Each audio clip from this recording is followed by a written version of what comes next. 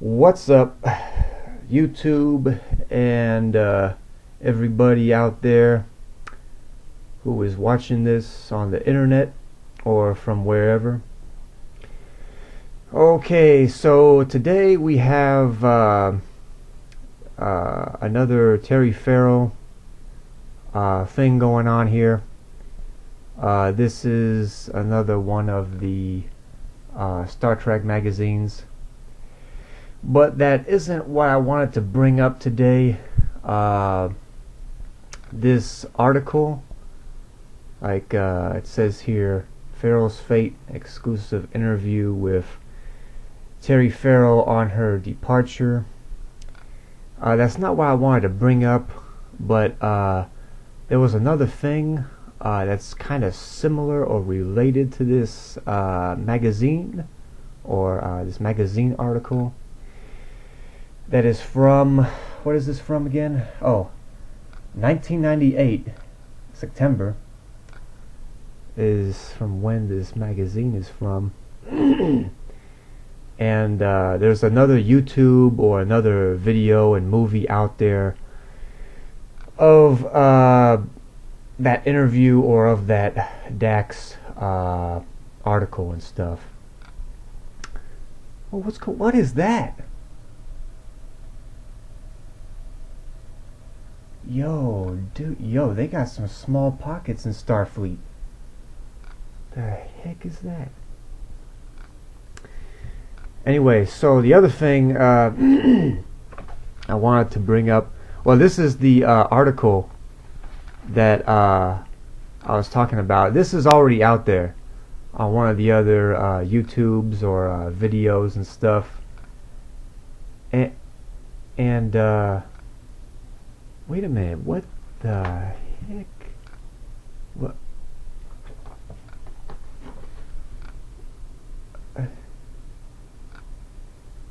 Wait a minute, what? What?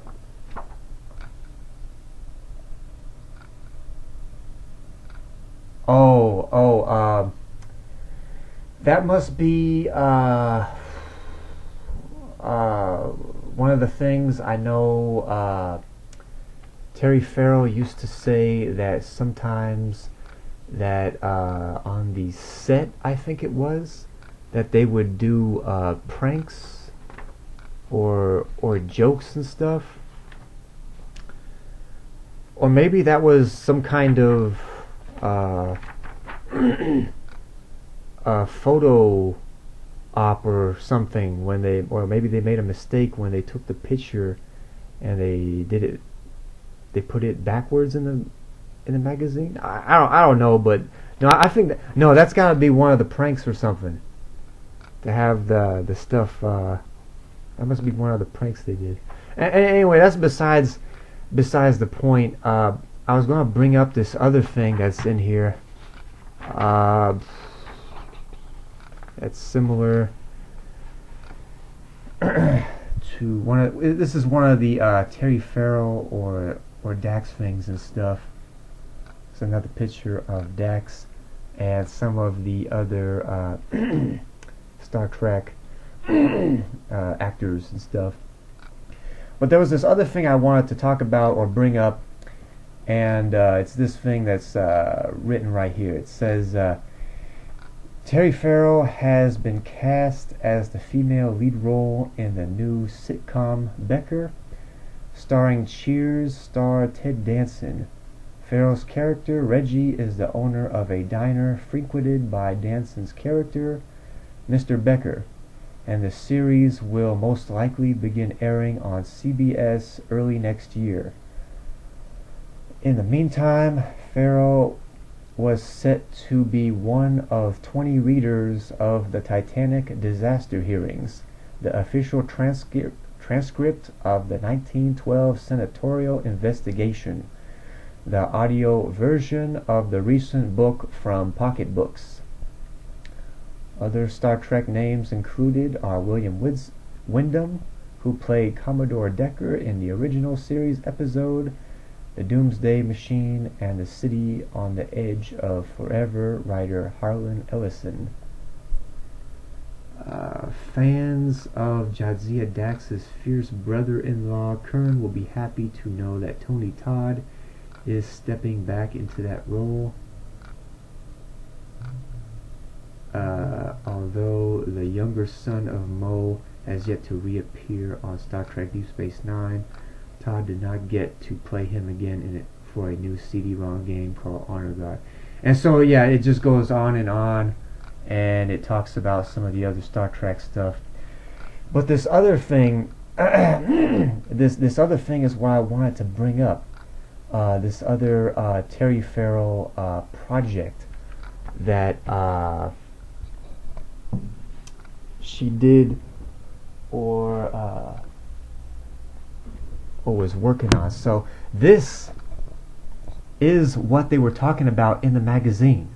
These are the actual 90s tapes, and this is the recording they did, the Titanic disaster hearings, the official transcripts of the 1912 Senate investigation, edited and with an introduction by Tom Coots, a 20-reader multicast recording. Eyewitness accounts from survivors taken just days after their rescue at sea. And this is from Dove Audio. And to let you see how ancient or how old this is, it says here 4 cassettes. Now, for those of you who don't know or are not really sure about what this stuff was, these are the ancient and very old audio cassettes, or the cassette tapes that they used to have. Now this is real old school right here. This just shows you how ancient and how old and how 90s this stuff was. But yeah, but back in the 90s, this is what they had, these cassette tapes and stuff, and they would have like music and stuff like this on them or whatever, and they have the little the little like ticker tape and the wheels and stuff. So there are 4 of these. And yeah, you're not gonna see these anymore. That's for sure. You're not gonna see this stuff anymore. This is ancient. You're looking at ancient technology here from the 90s. We're talking about like 1 or 2 decades ago. And this thing is really something, because this project that Terry Farrell did, this is 6 hours. So this recording is 4 cassettes, and it's 6 hours, and this was produced by New Star Media. So this was made this is from LA, ancient LA technology. And like, it doesn't really say here, like it doesn't really say who the cast is or who the or what characters or what role they're playing. So I don't know what character or what role Terry Farrell does in this, but somewhere in this, or somewhere in one of these, I guess Terry Farrell is in one of these tapes somewhere. And if I'm not mistaken, I might be wrong, I'm not sure, but I think some of the other Star Trek actors were in this. I think Siding El Fadil was in one of the roles in one of these, but I'm not totally sure. Like, again, it doesn't really say, and I don't know. So this is from 1998, and oh, that's kind of a weird name. I guess this originally was in a library. Kalamazoo? Kalamazoo. I don't know, that's a really weird name for a library, but yeah, these are the Titanic disaster hearing tapes, and this is going to be quite a long YouTube or 6 hours and stuff of tapes. Okay, so let's get this started then.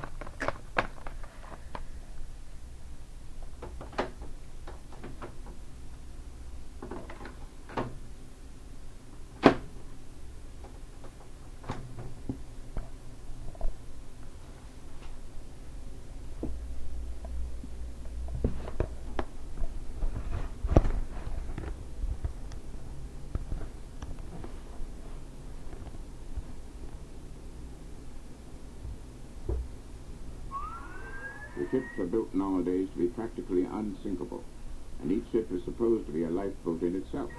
The ship was specially constructed so that she would float with any two compartments full of water. Yes, sir. And then this explosion, or whatever it was, took place. Certainly, I think it was the boilers exploded. There was a terrific blast of air and water, and I was blown out clear. The men in our boat were anything but human, with the exception of one man. The women all rowed, every one of them. Did you hear any cries of distress? Oh, yes. What were they? Cries for help? Crying, shouting, moaning. From the ship or from the water? From the water, after the ship disappeared. No noises before. Our concern now was to get out of the wreckage and to get away from the swimmers in the water before they tried to get on the boat, and all of us would be lost. You do not want the details of that, nor the horrors of it. That does not concern you. Dove Audio presents The Titanic Disaster Hearings, the official transcripts of the 1912 Senate investigation, edited and with an introduction by Tom Kuntz.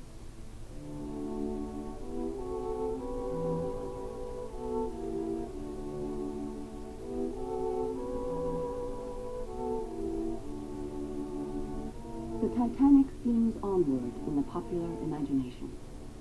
For decades after its sinking in 1912, the lure of the doomed White Star liner remained powerful as its wreckage lay lost and undisturbed 2 miles beneath the surface of the North Atlantic.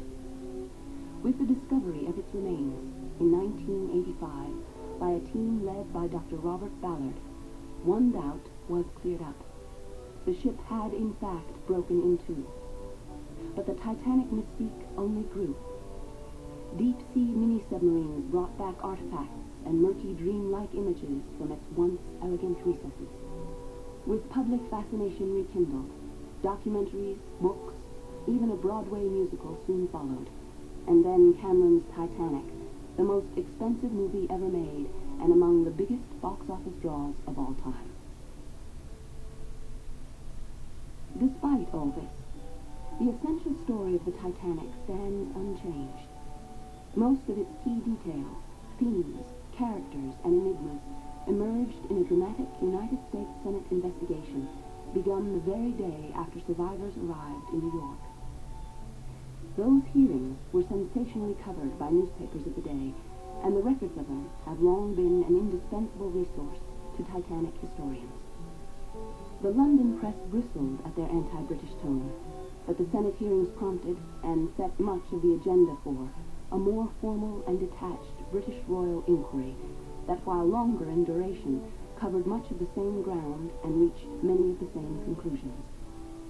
Without question, the portrait of the disaster that first emerged in the 1912 Senate Titanic hearings informs all narratives and dramatizations of the catastrophe since then, from Walter Lord's classic, A Night to Remember, to, yes, Titanic, the movie. This is the background. On the night of April 14th and 15th, 1912, the RMS Titanic, a mammoth new British liner of incomparable luxury, 3 football fields long and 11 stories high from its bottom, struck an iceberg and sank on its maiden voyage from Southampton to New York, with a loss of more than 2/3 of the more than 2,200 people aboard, claiming aristocrats and immigrants alike.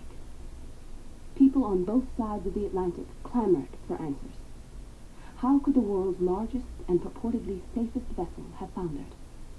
What about the ice warnings undoubtedly available to its captain, and the well-known threat of icebergs at that time of year?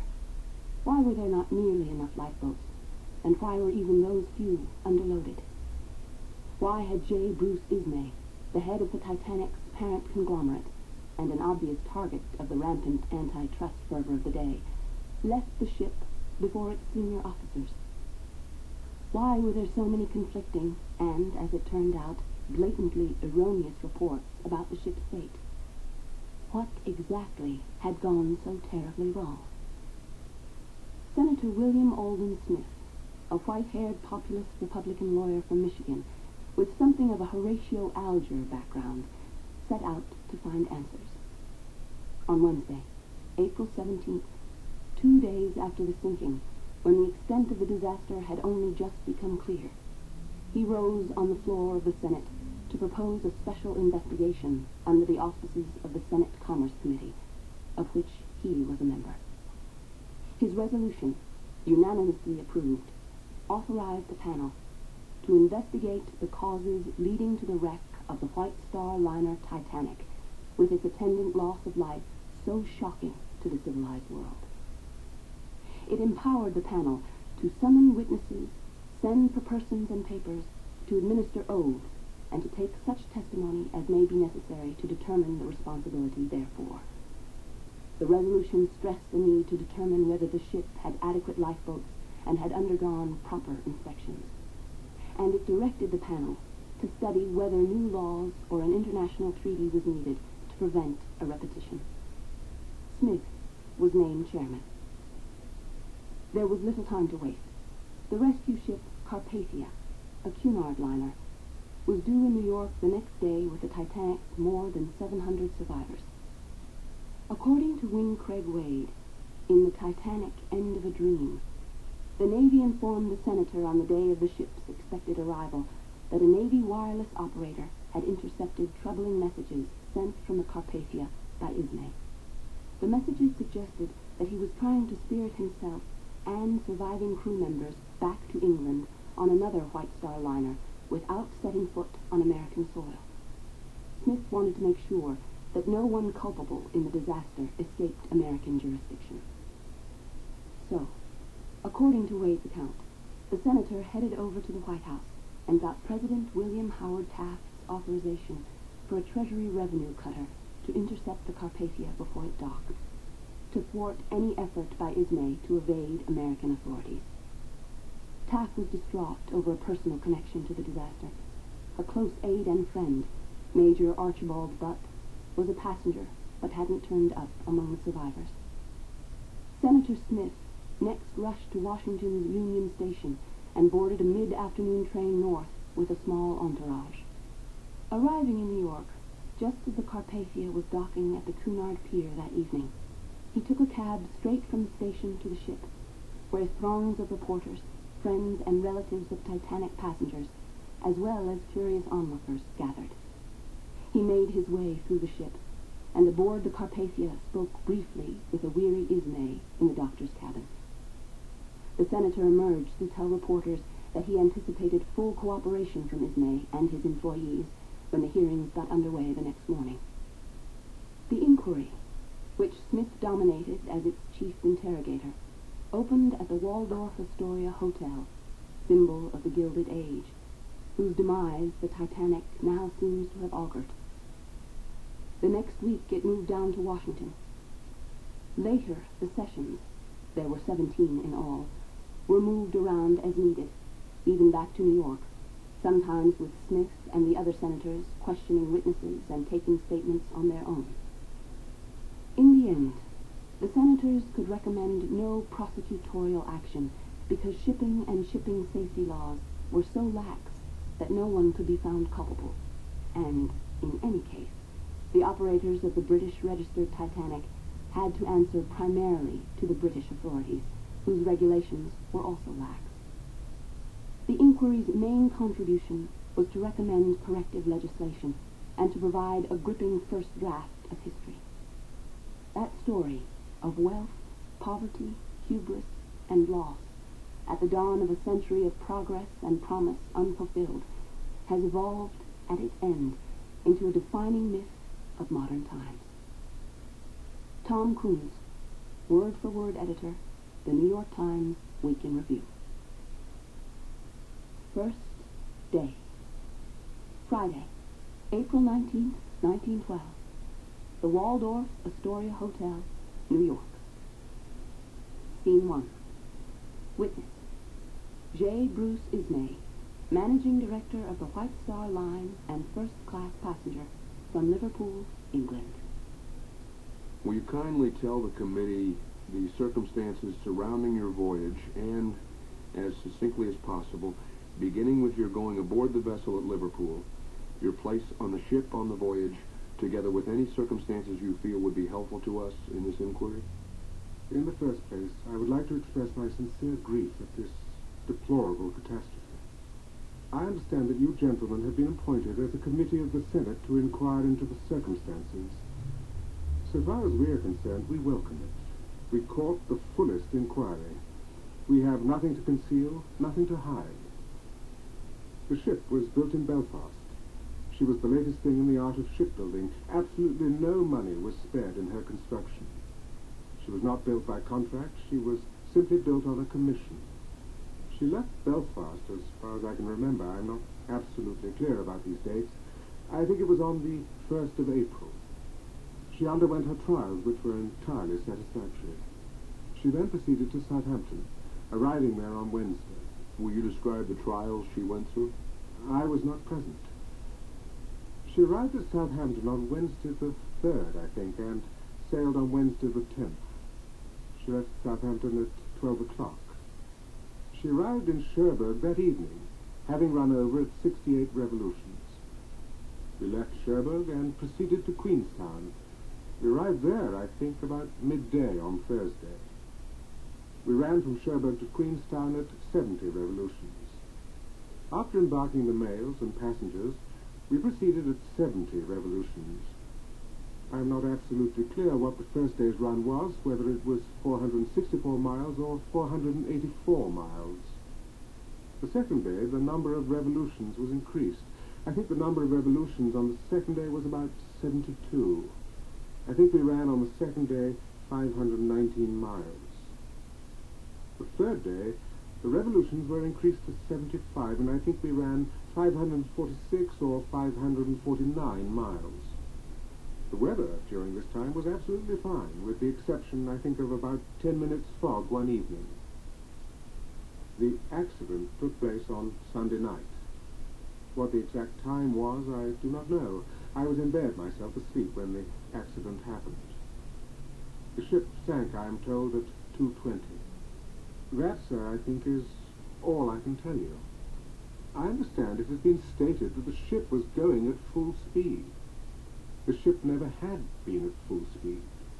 The full speed of the ship is 78 revolutions. She works up to 80. So far as I'm aware, she never exceeded 75 revolutions. She had not all her boilers on. None of the single-ended boilers were on. It was our intention, if we had fine weather on Monday afternoon or Tuesday, to drive the ship at full speed. That, owing to the unfortunate catastrophe, never eventuated. Will you describe what you did after the impact or collision? I presume the impact awakened me. I lay in bed for a moment or two afterwards, not realizing probably what had happened. Eventually I got up and walked along the passageway and met one of the stewards and said, "What has happened?" He said, "I do not know, sir." I then went back into my room, put my coat on, and went up on the bridge where I found Captain Smith. I asked him what had happened, and he said, "We have struck ice." I said, "Do you think the ship is seriously damaged?" He said, "I'm afraid she is." I then went down below, I think it was, where I met Mr. Bell, the chief engineer, who was in the main companionway. I asked if he had thought the ship was seriously damaged, and he said he thought she was, but was quite satisfied the pumps would keep her afloat. I think I went back onto the bridge. I heard the order given to get the boats out. I walked along to the starboard side of the ship, where I met one of the officers. I told him to get the boats... What officer? That I could not remember, sir. I assisted as best I could, getting the boats out and putting the women and children into the boats. I stood upon that deck practically until I left the ship in the starboard collapsible boat, which is the last boat to leave the ship, as far as I know. More than that, I do not know. Did the captain remain on the bridge? That I could not tell you, sir. Did you leave him on the bridge? Yes, sir. His first statement to you was that he felt she was seriously damaged? Yes, sir. And the next statement of the chief engineer was what? To the same effect. To the same effect? Yes. But that he hopes the pumps might keep her afloat? Yes. Did you have any talk with any officer other than the captain or the chief engineer and the steward that you met? Not that I remember. Did the officers seem to know the serious character of this collision? That I could not tell, sir, because I had no conversation with them. Did any officer say to you that it evidently was not serious? No, sir. All the officers with whom you talked expressed the same fear, saying that it was serious. I did not speak to any of them, sir. Except the captain. Except the captain and the chief engineer. I have already stated that I had spoken to them, but to no other officer that I remember. You went to the bridge immediately after you had returned to your room? After I put on my coat, I went up to the bridge. And you found the captain there? The captain was there. You say that the trip was a voluntary trip on your part? Absolutely. For the purpose of viewing this ship in action, or did you have some business in New York? I had no business to bring me to New York at all. I simply came in the natural course of events, as one is apt to, in the case of a new ship, to see how she works, and with the idea of seeing how we could improve on her for the next ship which we are building. Were there any other executive officers at the company aboard? None. Was the inspector or builder on board? There was a representative of the builders on board. Who was he? Mr. Thomas Andrews. In what capacity was he?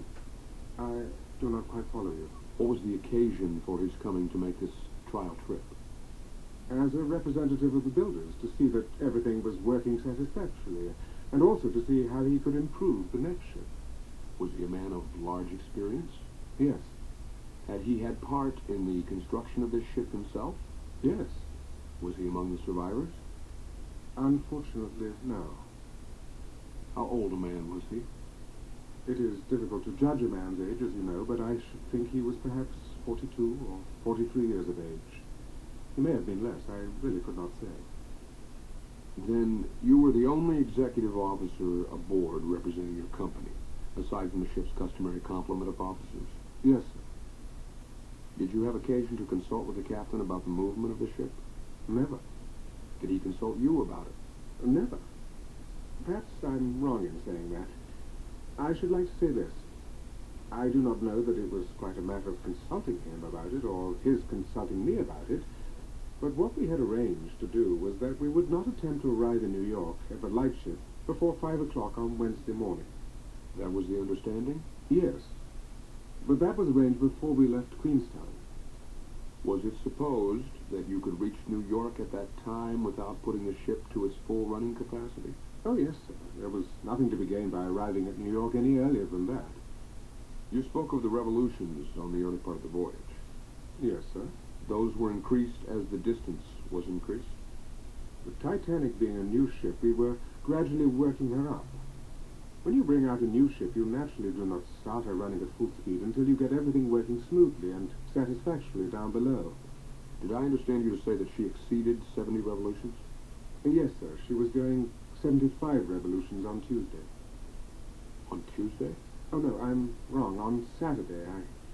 I'm mixed up as to the days. The day before the accident? The day before the accident. That, of course, is nothing near her full speed. During the voyage, do you know of your own knowledge of your proximity to icebergs? Did I know that we were near icebergs? Yes. No, sir, I did not. I know ice had been reported. Ice had been reported? Yes. Did you personally see any icebergs or any large volume of ice? No, not until after the accident. Not until after the wreck. I had never seen an iceberg in my life before. You never saw one before? No, sir. Had you ever been on this so-called northern route before? We were on the southern route, sir. On this Newfoundland route? We were on the long southern route, not on the northern route. You were not on the extreme northern route? We were on the extreme southern route for the westbound ships. What was the longitude and latitude of this ship, do you know? That I could not tell you. I am not a sailor. Were you cognizant of your proximity to icebergs at all on Saturday? On Saturday? No, sir. Do you know anything about a wireless message from the America to the Titanic? No, sir. Saying that the America had encountered ice in that latitude? No, sir. Were you aware of the proximity of icebergs on Sunday? On Sunday? No, I did not know on Sunday. I knew that we would be in the ice region that night sometime. That you would be or were? That we would be in the ice region on Sunday night. Did you have any consultation with the captain regarding the matter? Absolutely none. Or with any other officer of the ship? With no officer at all, sir. I was absolutely out of my province. I am not a navigator. I was simply a passenger on board the ship. Do you know anything about the working of the wireless service on this ship? In what way? We had wireless on the ship. Had you taken any unusual precaution to have a reserve power for this wireless? I believe there was, but I have no knowledge of that myself. Do you know how long the wireless continued to operate after the blow or collision? No, sir, I do not. Did you, at any time, see the operator of the wireless? I did not. Did you attempt to send any messages yourself? I did not. Were you outside on the deck or on any deck when the order was given to lower the lifeboats? I heard Captain Smith give the order when I was on the bridge. You heard the captain give the order? Yes, sir. Will you tell us what he said? It is very difficult for me to remember exactly what was said, sir. As nearly as you can. I know I heard him give the order to lower the boats. I think that is all he said. I think he simply turned around and gave the order. Was there anything else said as to how they should be manned or occupied? No, sir. Not that I heard. As soon as I'd heard him give the order to lower the boats, I left the bridge. You left the bridge? Yes. Did you see any of the boats lowered? Yes, sir. How many? Certainly 3. Will you tell us, if you can, how they were lowered? They were swung out. People were put into the boats from the deck, and then they were simply lowered away down to the water. Was there any order or supervision exercised by the officers of the ship in loading these lifeboats? Yes, sir. I wish you would tell us just what that was. That I could not say. I could only speak from what I saw for myself. That is all I wish you to do. The boats that were lowered where I was were in charge of the officer and were filled and lowered away. They first put men into the boats for the purpose of controlling them? We put in some of the ship's people. Some of the ship's people? Yes. How many? That I could not say. About how many? I could not say. About 3 or 4? The officer who was there will be able to give you that information, sir. My own statement would be simply guesswork. His statement would be reliable. In the boat in which you left the ship, how many men were on board? 4. Besides yourself? I thought you meant the crew. I did mean the crew. There were 4 of the crew. What position did these men occupy? I do not know, sir. Were any of them officers? No. Or seamen? I believe one was a quartermaster. One was a quartermaster? I believe so, but I do not know. You saw 3 of the boats lowered yourself? Yes. And 3 of them loaded? Yes. As they were loaded, was any order given as to how they should be loaded? No. How did it happen that the women were first put aboard these lifeboats? The natural order would be women and children first. Was that the order Oh, yes. that was followed? As far as practicable. So far as you observed. So far as I observed. And were all the women and children accommodated in these lifeboats? I could not tell you, sir. How many passengers were in the lifeboat in which you left the ship? I should think about 45. 45? That is my recollection. Was that its full capacity? Practically. How about the other two boats? The other three, I should think, were fairly loaded up. The three besides the one you were in? Yes. They were fairly well filled? Yes. Was there any struggle or jostling? I saw none. Or any attempt by men to get into the boats? I saw none. Were these women passengers designated as they went into the lifeboats? No, sir. Those that were nearest the lifeboat were taken in? We simply picked the women out and put them in the boat as fast as we could. You picked them from among the throng? We took the first ones that were there and put them in the lifeboats. I was there myself and put a lot in. You helped put some of them in yourself? I put a great many in. Were children shown the same consideration as the women? Absolutely. Did you see any lifeboat without its complement of oarsmen? I did not. Did you see the first lifeboat lowered? That I could not answer, sir. I saw the first lifeboat lowered on the starboard side. What was going on the port side, I have no knowledge of. It has been intimated, Mr. Ismay, that the first lifeboat did not contain the necessary number of men to man it. As to that, I have no knowledge, sir. And that women were obliged to row the boat. That is the second lifeboat, sir. The second lifeboat. And that women were obliged to row that boat from 10:30 o'clock at night until 7:30 o'clock the next morning. The accident did not take place until 11... Well, from after 11:30 o'clock at night until between 6 and 7 o'clock the next morning. Of that I have no knowledge. Until the Carpathia overtook them. You have no knowledge of that? Absolutely none, sir. So far as your observation went, would you say that was not so? I would not say either yes or no, but I did not see it. When you first went onto the deck, you were only partially clothed? That is all, sir. And, as I understand, you went as far as to encounter an officer or steward? Yes, sir. And then returned? That is right. How long were you on the ship after the collision occurred? That is a very difficult question to answer, sir. Practically until the time... almost until she sank. How long did it take to lower and load a lifeboat? I could not answer that. Can you approximate it? It is not possible for me to judge the time. I could not answer that. Were you on the Titanic an hour after the collision? Oh, yes. How much longer? I should think it was an hour and a quarter. An hour and a quarter? I should think that was it. Perhaps longer. Did you, during this time, see any of the passengers that you knew? Well, I really do not remember. I saw a great many passengers, but I do not think I paid very much attention to who they were. I do not remember recognizing any of them. Did you know Charles M. Hayes? Yes, sir. Did you know of the presence of other Americans and Canadians of prominence? No, sir. I knew Mr. Hayes was on board the ship. You knew he was on the ship? Yes. I've known him for some years. But you did not see him after the accident occurred? I never saw him after the accident, no. And he is unaccounted for? Yes, sir. He was not among the saved? No, sir. What were the circumstances, Mr. Ismay, of your departure from the ship? In what way? Did the last boat that you went on leave the ship from some point near where you were? I was immediately opposite the lifeboat when she left. Immediately opposite? Yes. What were the circumstances of your departure from the ship? I ask merely that the boat was there. There was a certain number of men in the boat, and the officer called out asking if there were any more women, and there was no response. And there were no passengers left on the deck. There were no passengers on the deck? No, sir. And as the boat was in the act of being lowered away, I got into it. At that time, the Titanic was sinking? She was sinking. Where did the ship collide? Was it a side blow? I have no knowledge myself.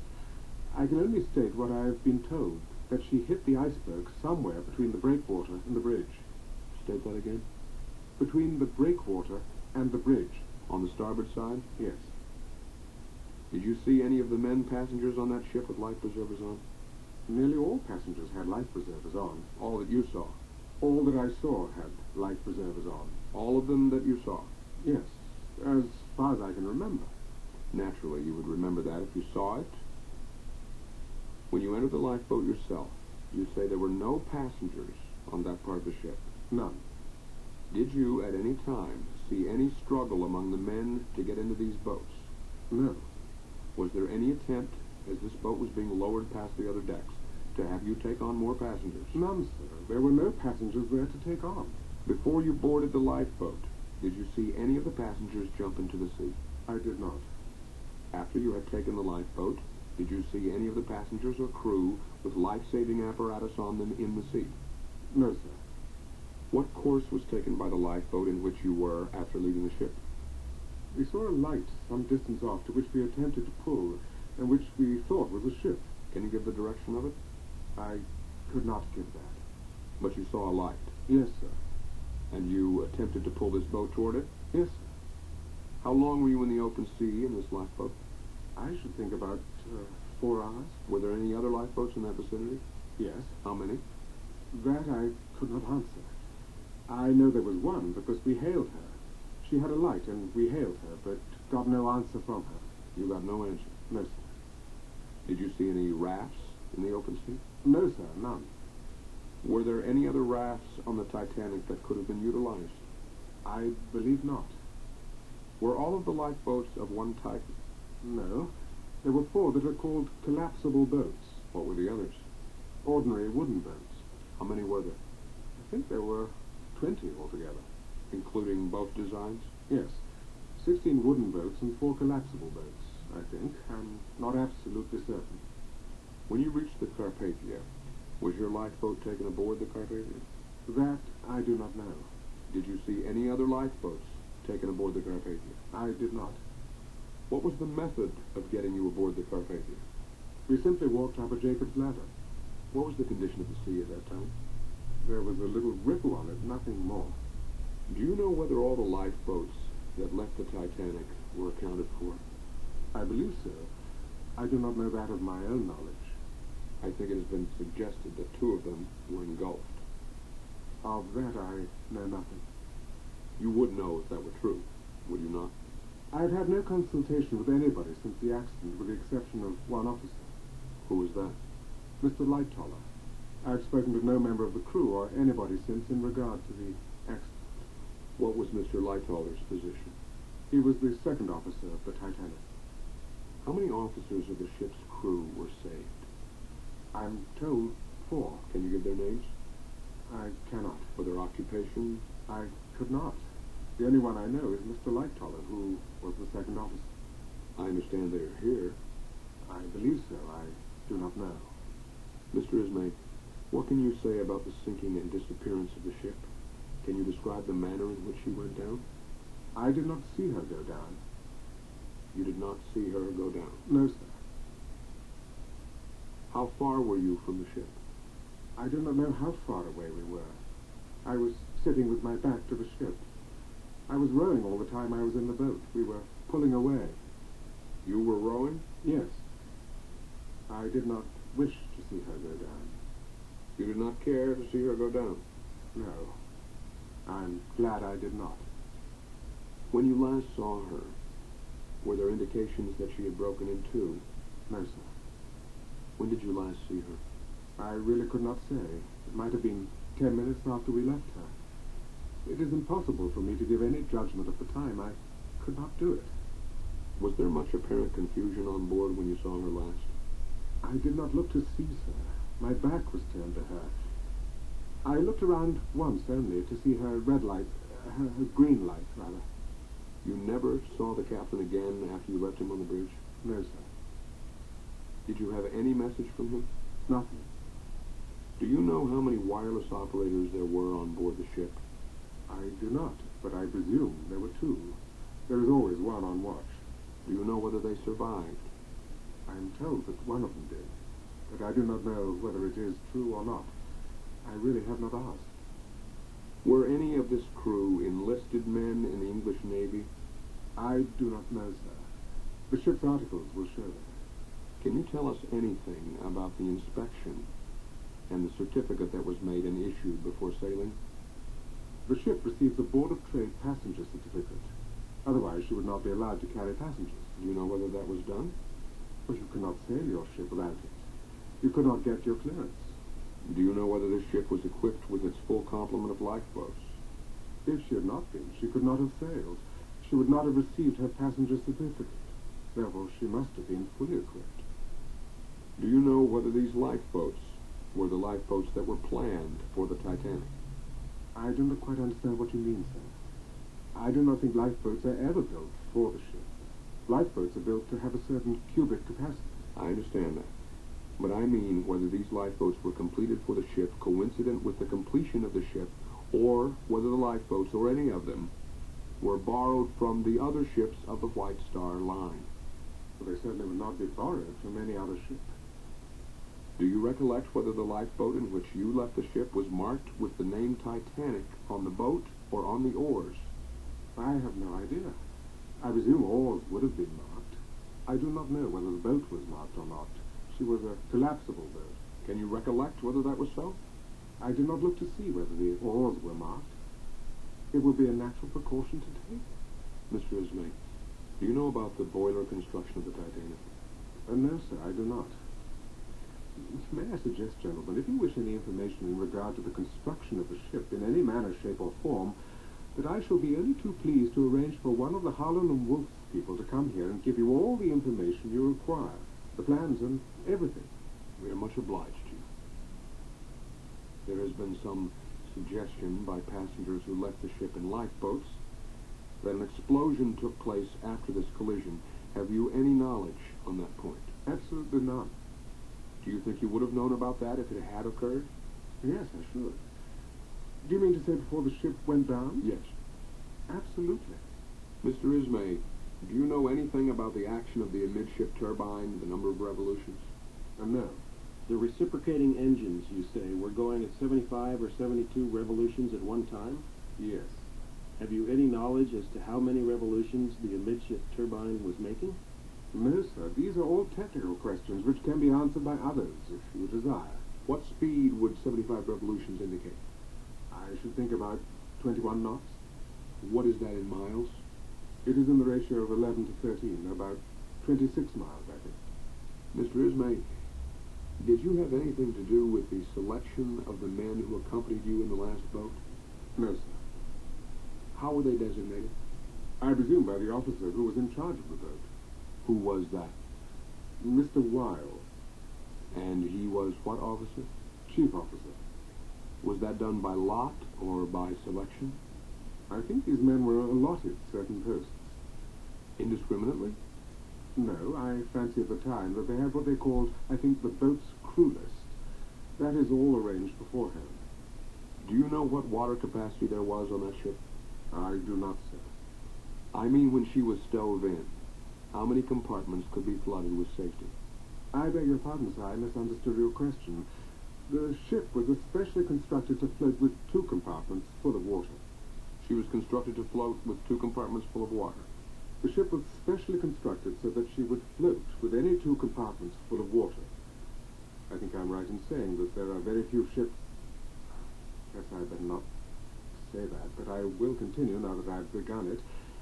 Believe there are very few ships today of which the same could be said. When we built the Titanic, we had that especially in mind. If this ship had hit the iceberg stem on, in all human probability, she would have been here today. If she had hit the iceberg head on, in all probability she would be here now. I say in all human probability, that ship would have been afloat today. How did the ship strike the iceberg? From information I've received, I think she struck the iceberg a glancing blow between the end of the forecastle and the captain's bridge, just after the foremast, sir. I understood you to say a little while ago that you were rowing with your back to the ship. If you were rowing and going away from the ship, you would naturally be facing the ship, would you not? No. In these boats, some row facing the bow of the boat and some facing the stern. I was seated with my back to the man who was steering, so that I was facing away from the ship. You have stated that the ship was specially constructed so that she could float with 2 compartments filled with water? Yes. Is it your idea, then, that there were no 2 compartments left entire? That I cannot answer, sir. I am convinced that more than 2 compartments were filled. As I tried to explain to you last night, I think the ship's bilge was ripped open. The ship had 16 compartments? I could not answer that, sir. Approximately? Approximately. That information is absolutely at your disposal. Our shipbuilders will give it to you accurately. She was so built that if any two of these compartments should be filled with water, she would still float? Yes, sir. If any two of the largest compartments were filled with water, she would still float. Mr. Ismay, what time did you dine on Sunday evening? At 7:30? With whom? With the doctor. Did the captain dine with you? He did not, sir. When you went to the bridge after this collision, was there any ice on the decks? I saw no ice at all, and no icebergs at all until daylight Monday morning. Do you know whether any people were injured or killed from ice that came to the decks? I do not, sir. I heard ice had been found on the decks, but it is only hearsay. I think I asked you, but in case it appears that I have not, I will ask you again. Were all of the women and children saved? I'm afraid not, sir. What proportion were saved? I have no idea. I have not asked. Since the accident, I've made very few inquiries of any sort. Did any of the collapsible boats sink, to your knowledge, after leaving the ship? No, sir. What was the full equipment of lifeboats for a ship this size? I could not tell you that, sir. That is covered by the Board of Trade regulation. She may have exceeded the Board of Trade regulations for all I know. I could not answer that question. Anyhow, she had sufficient boats to obtain her passenger certificate, and therefore she must have been fully boated, according to the requirements of the English Board of Trade, which I understand are accepted by this country. Is that not so, General? Yes. Mr. Ismay, did you in any manner attempt to influence or interfere with the wireless communication between the Carpathia and other stations? No, sir. I think the captain of the Carpathia is here, and he will probably tell you that I was never out of my room from the time I got on board the Carpathia until the ship docked here last night. I never moved out of the room. How were you dressed? Were you completely dressed when you went into the lifeboat? I had a suit of pajamas on, a pair of slippers, a suit of clothes, and an overcoat. How many men, officers and crew, were there on this boat? There were no officers. I mean the officers of the ship. How many officers were there on the ship? Yes, and how many in the crew? I think there were 7 officers on the ship. And how many in the crew? I do not know the full number of the crew. There were 7 officers or 9 officers. There are always 3 officers on watch. And how many men were in the lifeboat with you? Oh, I could not tell. I suppose 9 or 10. Do you know who they were? I do not. Mr. Carter, a passenger, was one. I do not know who the others were. 3rd-class passengers, I think. In fact, all the people on the boat, as far as I could see, were 3rd-class passengers. Did they all survive? And were they all taken aboard the Carpathia? They all survived, yes. Scene 2.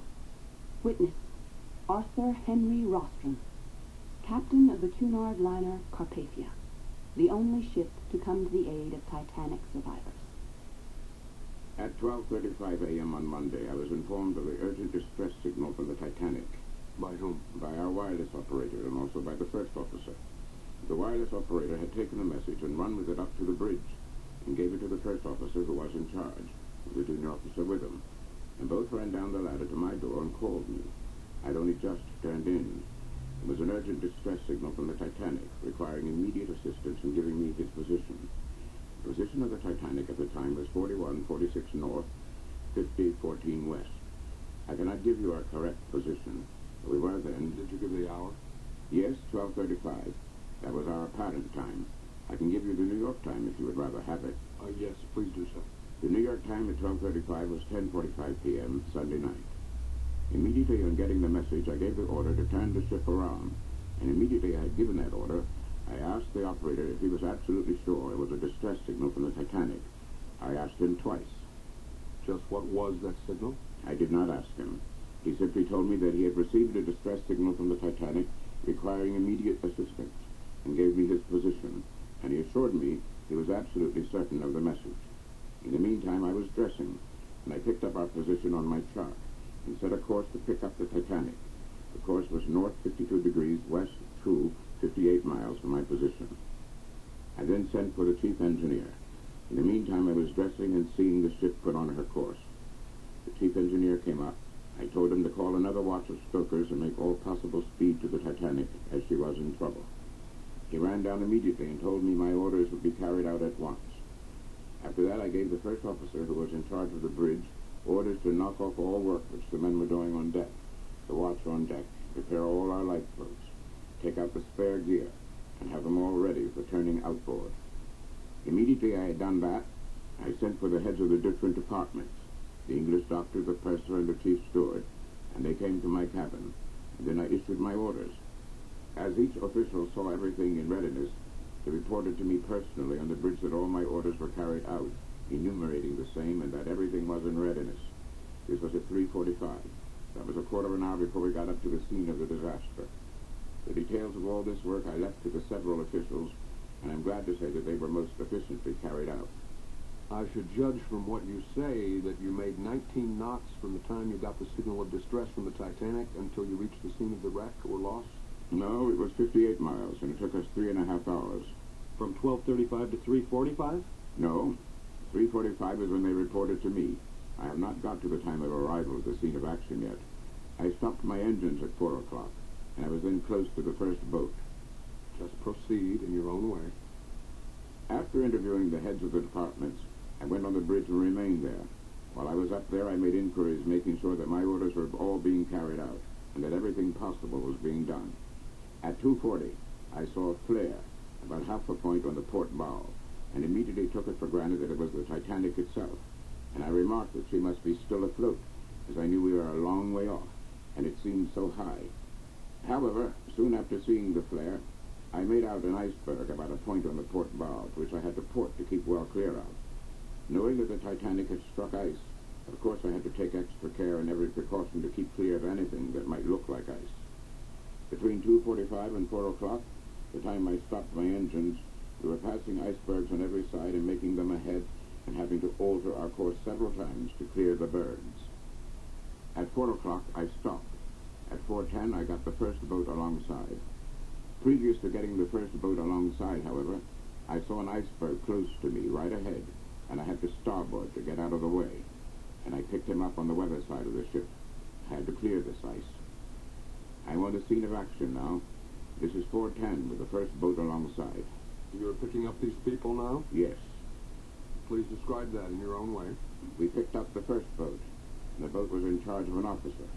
I saw that he was not under full control of this boat, and the officer sung out to me that he only had one seaman in the boat, so I had to maneuver the ship to get as close to the boat as possible, as I knew well it would be difficult to do the pulling.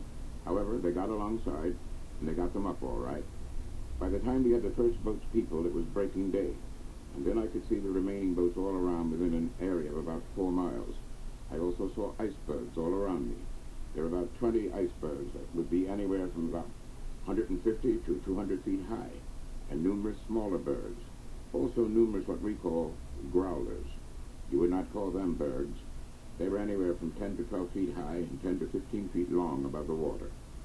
I maneuvered the ship, and we gradually got all the boats together. We got all the boats alongside and all the people up aboard by 8:30.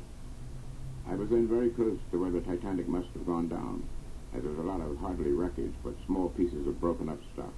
Nothing in the way of anything large. At 8 o'clock, the Leland line steamer Californian hove up, and we exchanged messages. I gave them the notes by semaphore about the Titanic going down, and that I had got all the passengers from the boats. But we were then not quite sure whether we could account for all the boats. I told them, think one boat's still unaccounted for. He then asked me if he should search around, and I said, yes, please. It was then 10:50. I want to go back again a little bit. At 8:30, all the people were on board. I asked for the purser and told him that I wanted to hold a service, a short prayer of thankfulness for those rescued and a short burial service for those who were lost. I consulted with Mr. Ismay. I ran down for a moment and told them that I wished to do this, and Mr. Ismay left everything in my hands. I then got an Episcopal clergyman, one of our passengers, and asked him if he would do this for me, which he did, willingly. While they were holding the service, I was on the bridge, of course, and I maneuvered around the scene of the wreckage. We saw nothing except one body. Floating? Floating, sir. With a life preserver on? With a life preserver on. That is the only body I saw. Was it male or female? Male. It appeared to me to be one of the crew. He was only about 100 yards from the ship. We could see him quite distinctly, and saw that he was absolutely dead. He was lying on his side, and his head was awash. Of course, he could not possibly have been alive and remain in that position. I did not take him aboard. For one reason, the Titanic's passengers then were knocking about the deck, and I did not want to cause any unnecessary excitement or any more hysteria among them. So I steamed past, trying to get them not to see it. From the boats, we took 3 dead men who had died of exposure.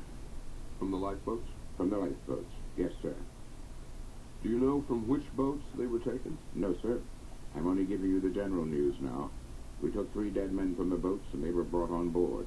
Another man was brought up, I think. He was one of the crew who died that morning about 10 o'clock, I think. And he, with the other 3, were buried at 4 o'clock in the afternoon. At sea? At sea. Did they have anything on their persons by which they could be identified? One of my own officers and the Titanic's officers identified the bodies as far as possible, and took everything from them that could be of the slightest clue or use. Nothing was left but their clothes. There was very little taken, of course, but as regards details, I cannot give you much. I've been too busy. Did you see any bodies afloat, except as you have described? Only one. No more, no others. Did you have any information as to whether the passengers or crew of the Titanic had made use of their life preservers? I had very little opportunity of being amongst the passengers or any of them. They had all been supplied with life belts. I assume that you kept watch to see whether there was any of these people afloat? Precisely. I was cruising all around the vicinity of the disaster. How long did you cruise around there? In the actual vicinity of the disaster? Yes. Half an hour.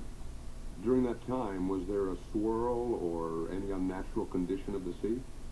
Nothing whatever. The wind and sea were then beginning to get up. There was a moderate breeze blowing then and a little slop of the sea.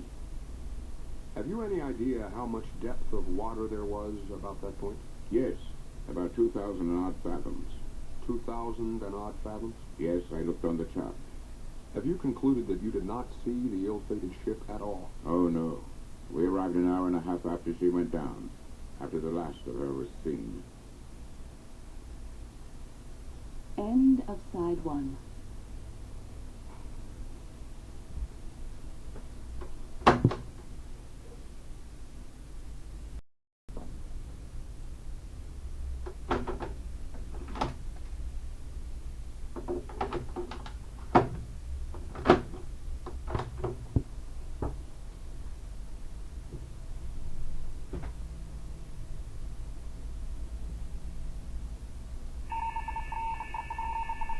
We return to Scene 2, continuing testimony of Arthur Henry Rostron, captain of the Carpathia. Would you regard the course taken by the Titanic in this trial trip as appropriate and safe and wise at this time of the year? Quite so. What would be a safe, reasonable speed for a vessel of that size on such a course and in proximity of icebergs? Of course, I do not know the ship. I know absolutely nothing about her. How would you have felt yourself about it? Suppose you had been taking that course with your ship. How fast would you have felt it prudent to go in such a situation? I can only tell you this, gentlemen. I knew there was ice about. How did you know it? From the Titanic. From the Titanic's message? Precisely. He told me he had struck ice. Did you know it any other way? No, sir. That was the first intimation I had that there was ice there. You did not know it until you saw it yourself? I knew the Titanic had struck ice. Therefore, I was prepared to be in the vicinity of ice when I was getting near him. Because if he had struck a berg and I was going to his position, I knew very well that there must be ice about. I went full speed, all we could. You went full speed? I did, and doubled my lookouts and took extra precautions and exerted extra vigilance. Every possible care was taken. We were all on the TV. You had a smaller ship, however, and it would respond more readily to a signal? No. Would it not? No, sir, it would not. I do not maintain that for one moment. How many men were on the bridge, on the lookout, so to speak, in that situation on your ship? There were 3 officers with me, a quartermaster, 1 man in the crow's nest, and 2 men in the eyes of the ship. That is, right forward on the deck, nearer to the water than the crow's nest. Was that the ordinary complement, or did you put them there because of that danger? I put an extra lookout on forward. An extra lookout? Yes. The officer came up extra with me. I had another officer up with me, extra.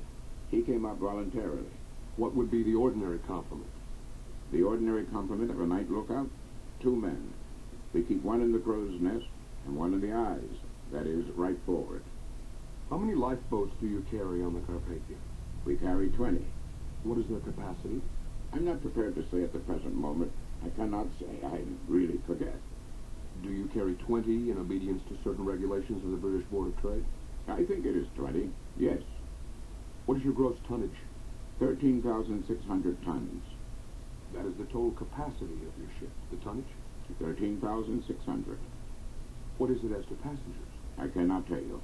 I've not come here with any data. I've not looked up anything and was absolutely unprepared for any questions. I've been too busy. What did you say was the tonnage of your ship? 13,600 tons. What was the tonnage of the Titanic? It was 45,629 tons. Are these regulations of the British Board of Trade new regulations or old regulations? They are of recent date. The fact that under these regulations you are obliged to carry 20 lifeboats, and the Titanic was only obliged to carry 20 with her additional tonnage, indicates either that these regulations were prescribed long ago... No, sir. It has nothing to do with that. What it has to do with is the ship itself. The ships are built nowadays to be practically unsinkable, and each ship is supposed to be a lifeboat in itself. The boats are merely supposed to be put on as a standby. The ships are supposed to be built, and the naval architects say they are, unsinkable under certain conditions. What the exact conditions are, I do not know, as to whether it is with alternate compartments full, or what it may be. That is why in our ship we carry more lifeboats, for the simple reason that we are built differently from the Titanic, differently constructed. You say the captain of a ship is vested ordinarily with absolute control and discretion over the movements of his vessel? Absolutely. I wish to qualify that, however. By law, the captain of the vessel has absolute control. But suppose we get orders from the owners of the vessel to do a certain thing and we do not carry it out. The only thing is then that we are liable to dismissal. I shall give you an illustration of what I mean by that, as regards receiving orders and so on. When I turned back to New York, I sent my message to the Cunard Company, telling them that I was proceeding to New York unless otherwise ordered. You see what I mean there? I said, for many considerations, consider New York most advisable. And you immediately reversed your course? I came right around for New York immediately, and returned to New York. Would you like to know my reasons for coming back to New York? Yes. The first and principal reason was that we had all these women aboard, and I knew they were hysterical and in a bad state. I knew very well also that you would want all the news possible. I knew very well, further, that if I went to Halifax, we could get them there all right, but I did not know how many of these people were half dead, how many were injured, or how many were really sick, or anything like that. I knew also that if we went to Halifax, we would have the possibility of coming across more ice, and I knew very well what the effect of that would be on people who had had the experience these people had had. I knew what that would be the whole time we were in the vicinity of ice. I took that into consideration. I knew very well that if we went to Halifax, it would be a case of railway journey for these passengers, as I knew they would have to go to New York, and there would be all the miseries of that. Furthermore, I did not know what the condition of the weather might be, or what accommodation I could give them in Halifax, and that was a great consideration, one of the greatest considerations that made me turn back. You say, Captain, that you ran under a full head of steam? Yes. Toward the Titanic? Yes, sir. Would you have done so in the nighttime? It was in the nighttime. I can confess this much, that if I had known at the time there was so much ice about, I should not. But I was right in it then. I could see the ice. I knew I was perfectly clear. There was one other consideration. Although I was running a risk with my own ship and my own passengers, I also had to consider what I was going for. To save the lives of others? Yes, I had to consider the lives of others. You were prompted by your interest in humanity? Absolutely. And you took the chance? It was hardly a chance. Of course it was a chance, but at the same time I knew quite what I was doing. I considered that I was perfectly free, that I was doing perfectly right in what I did. I suppose no criticism has been passed upon you for it? No. In fact, I think I may say for my associates that your conduct deserves the highest praise. I thank you, sir. How far can you communicate? Under good conditions, 200 miles. We only reckon under ordinary conditions on 150 miles. Fog, mist, haze, snow, or any other unfavorable weather conditions make it so that we may not get more than 90 to 100 miles. It was rather accidental, then, that you happened to be within the radius of your instrument when you got the Titanic? Yes, we were only 58 miles away then. It was providential? The whole thing was absolutely providential. I will tell you this, that the wireless operator was in his cabin at the time, not on official business at all, but just simply listening as he was undressing. He was unlacing his boots at the time. He had this apparatus on his ear, and a message came. That was the whole thing. In 10 minutes, maybe, he would have been in bed, and we would not have heard the message. It was a very remarkable coincidence. Scene 3. Witness, Charles Herbert Lightoller, 38. Titanic's second officer, from Hampshire, England. When you came on watch at 6 o'clock, was the captain on the bridge, or did you see him? I didn't see him at 6 o'clock. When did you next see him? About 5 minutes to 9 was the next time I saw him. About 5 minutes to 9? Yes, In his absence, who was on the bridge? myself. Did you relieve him? The captain? Yes. No, sir. The first officer. I beg your pardon. I relieved the chief. You relieved the chief Yes, sir. and went to the bridge? I relieved the chief. The chief's watch was from 2 until 6. I relieved the chief officer at 6 o'clock and carried on the watch until 10. Did you remain on the bridge? Yes, sir. From 6 until 10 o'clock. Yes, sir. Who was there, and where were they stationed? 2 men in the crow's nest, 1 man at the wheel, 1 man standing by. What was the weather that night? Clear and calm. Were you at all apprehensive about your proximity to these icebergs? No, sir. And for that reason you did not think it necessary to increase the official lookout? No, sir. From 6 until 10 o'clock, was the captain on the bridge at all? Yes, sir. When did he arrive? 5 minutes to 9. 5 minutes to 9. Yes, sir. But he was not there from 6 o'clock until 5 minutes of 9. I did not see him, sir. You would have seen him if he had been there, would you not? If he had been actually on the bridge, yes, I should have seen him. You did not see him. I did not see him And you were there during all that time. during all that time. When he came to the bridge at 5 minutes of 9, what did he say to you, or what did you say to him? Who spoke first? I could not say, sir. Probably one of us said good evening. But you do not know who? No. Was anything else said? Yes, we spoke about the weather, calmness of the sea, the clearness, about the time we should be getting up toward the vicinity of the ice and how we should recognize it if we should see it, freshening up our minds as to the indications that ice gives of its proximity. We just conferred together, generally, for 25 minutes. For 20 or 25 minutes? Yes, sir. Was any reference made at that time to the wireless message from the America? Captain Smith made a remark that if it was in a slight degree hazy, there should be no doubt we should have to go very slowly. Did you slow up? That I do not know, sir. Do you know where you were at the hour that you turned over the watch to Mr. Murdoch? Not now, sir. Did you know at the time? Yes, sir. Can you give us any idea?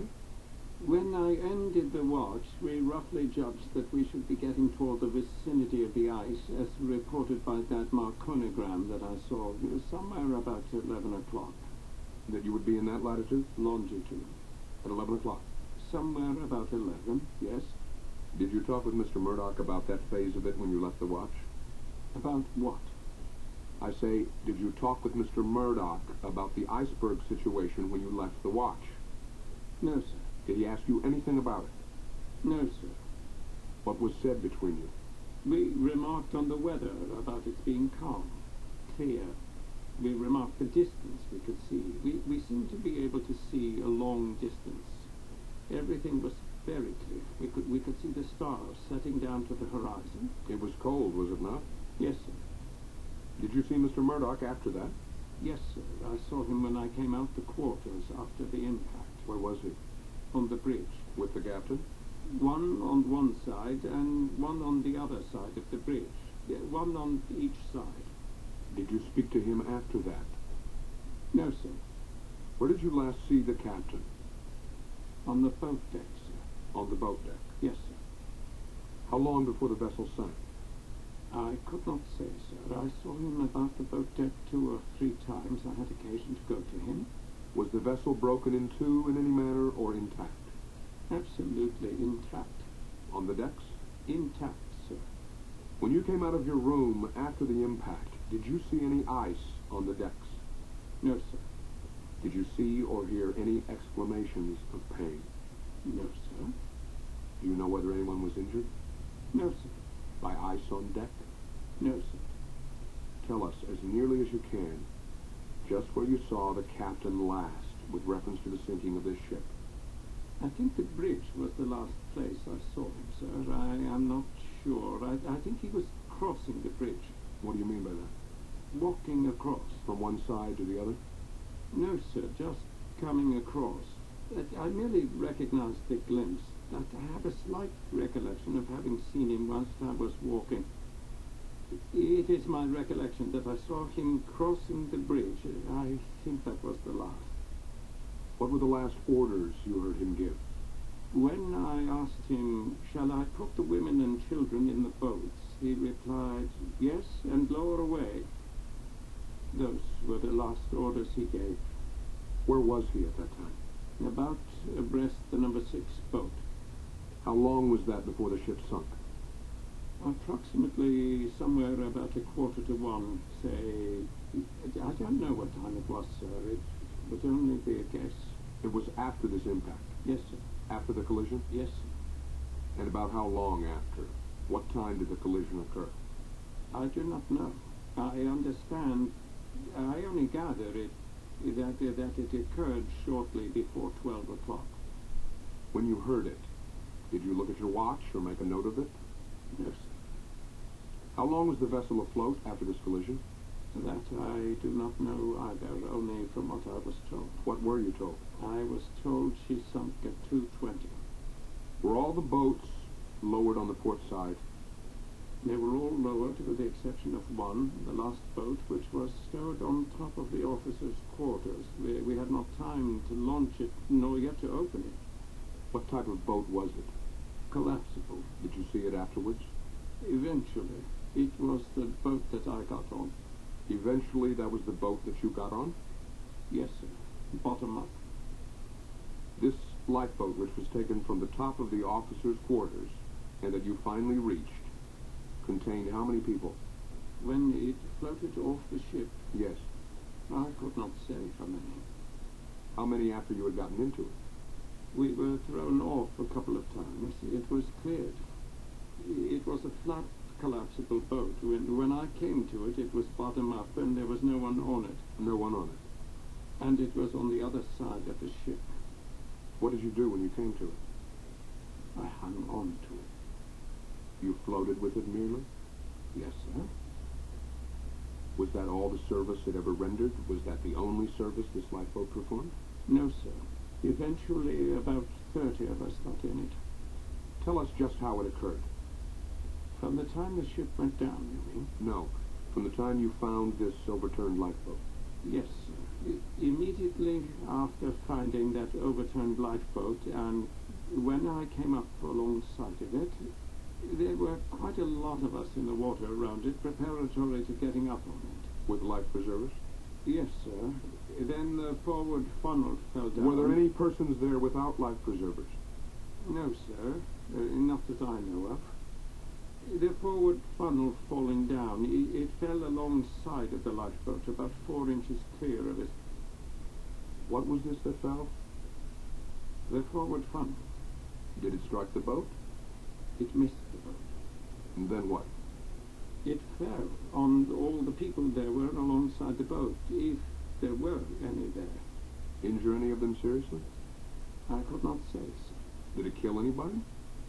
I could not say, sir. Was this vessel sinking pretty rapidly at that time?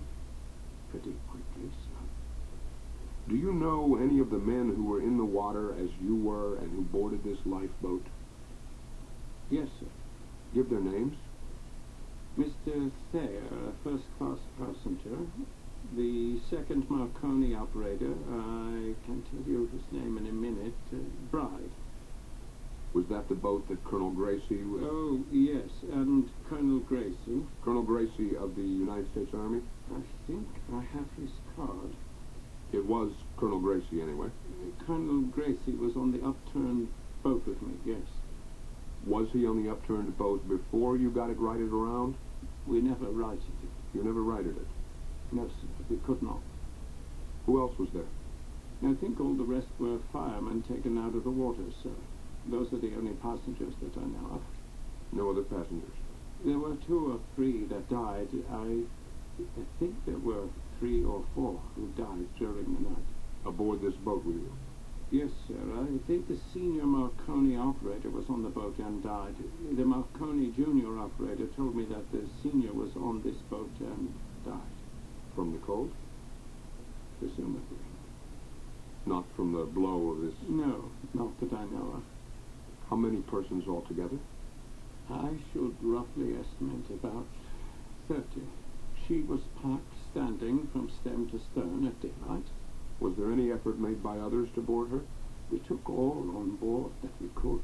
I understand, but I wanted to know whether there was any effort made by others to get aboard. Not that I saw. There must have been a great number of people in the water. But not near us. They were some distance away from us. How far? It seemed about half a mile. Was this not the only raft or craft in sight? It was dark, sir. Yes, but this was the only thing there was to get on at that time. With the exception of the wreckage. With the exception of what floated off the ship? Yes, sir. In the form of wreckage? Yes, sir. When you left the ship, did you see any women or children on board? None whatever. Could you give us any estimate, whatever, as to the number of first and second class passengers that were on board when the ship went down? No, sir. Were there any on the so-called boat deck? Yes, sir. Were there quite a number, in your opinion? A number of people. What they were, first, second, or third, crew or firemen, I could not say, sir. But there were many people still on the ship? Yes, sir. And so far as you could observe, could you tell whether they were equipped with life preservers? As far as I could see, throughout the whole of the passengers, or the whole of the crew, everyone was equipped with a life preserver, for I looked for it especially. Were the passengers on those decks instructed at any time to go to one side or the other of the ship? Yes. What do you know about that? When the ship was taking a heavy list, not a heavy list, but she was taking a list over to port, the order was called, I think, by the chief officer, everyone on the starboard side to straighten her up, which I repeated. How long before you left the ship? I could not say, sir. About how long? Half an hour or 3/4 of an hour. Before you left? Yes. How were these passengers selected in going to the lifeboats? By their sex. Whenever you saw a woman? Precisely. Altogether, there were how many lifeboats actually used? 19. How many actually picked up by the Carpathia? All accounted for. One, however, was badly injured, and another lifeboat took the passengers from it, did they not? That was the upturned one that I was on. That was the upturned one that you were on? Yes, sir. And they took you into another lifeboat? Yes, sir. All of those who were with you? Yes, sir. Was the lifeboat full at that time? I counted 65 heads, not including myself or any that were in the bottom of the boat. I roughly estimated about 75 in the boat. Was the boat safe with that number of people in? Safe in smooth water only. How many of those lifeboats did you help load? All except 1 or 2 on the port side. Who determined the number of people who should go into the lifeboats? I did. How did you reach a conclusion as to the number that should be permitted to go in? My own judgment about the strength of the tackle. How many did you put in each boat? In the first boat I put about 20 or 25, 20, sir. How many men? No men. How many seamen? 2. In the first boat? Yes, sir. What happened to that lifeboat, the first one loaded? It was loaded and sent away from the ship. Did it not return to the ship because it was only half loaded? Not to my knowledge, sir. As a matter of fact, it was not much more than half loaded, was it? You mean its floating capacity? Yes. Floating capacity? No. How did it happen you did not put more people into that boat? Because I did not consider it safe. In a great emergency like that, where there were limited facilities, could you not have afforded to try to put more people into that boat? I did not know it was urgent then. I had no idea it was urgent. You did not know it was urgent? Nothing like it. Supposing you had known it was urgent, what would you have done? I would have acted to the best of my judgment then. Tell me what you would have thought wise. I would have taken more risks. I should not have considered it wise to put more in, but I might have taken risks. As a matter of fact, are not these lifeboats so constructed as to accommodate 40 people? 65 in the water, sir. 65 in the water, and about 40 as they are being put into the water? No, sir. How? No, sir. It all depends on your gear, sir. If it were an old ship, you would barely dare to put 25 in. But this was a new one. And therefore I took chances with her afterwards. You put 25 in? In the first. And 2 men? And 2 men. How were those 2 men selected? Arbitrarily by you? No, sir. They were selected by me, yes. Who were they? I could not say, sir. How did you happen to choose those particular men? Because they were standing near. Did they want to go? I did not ask them. You did not call for volunteers? They went by my orders. Were the people ready to go? Perfectly quiet and ready. Any jostling or pushing or crowding? None whatever. The men all refrained from asserting their strength and crowding back the women and children? They could not have stood quieter if they had been in church. How many women were you caring for? How many did you have aboard the ship? I could not say. Do you know whether they were all cared for? I could not say, sir. All that would go? In the case of the last boat I got out, I had the utmost difficulty in finding women. It was the very last boat of all, after all the other boats were put out, and we came forward to put out the collapsible boats. In the meantime, the forward emergency boat had been put out by one of the other officers, so we rounded up the tackles and got the collapsible boat to put that over. Then I called for women and could not get hold of any. Somebody said, "There are no women." With this, several men... Who said that? I do not know, sir. On what deck was that? On the boat deck.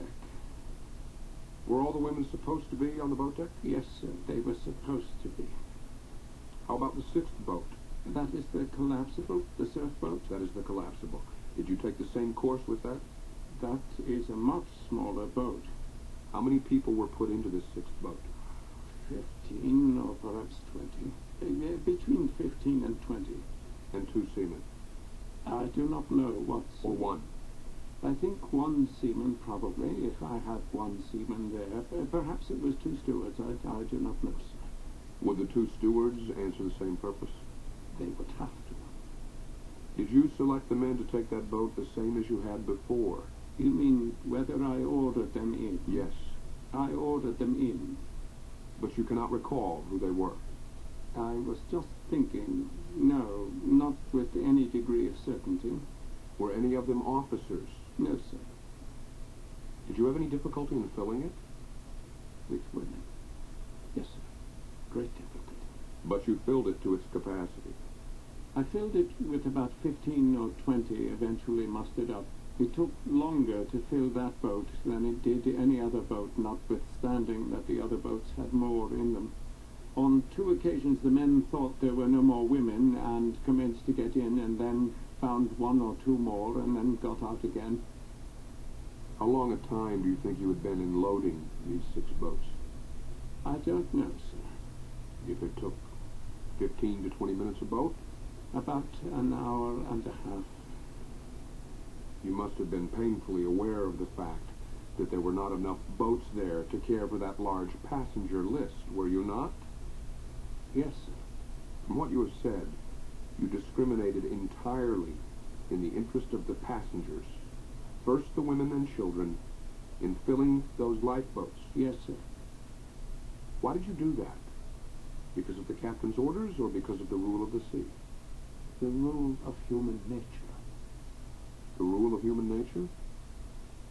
And there was no studied purpose, as far as you know, to save the crew? Absolutely not.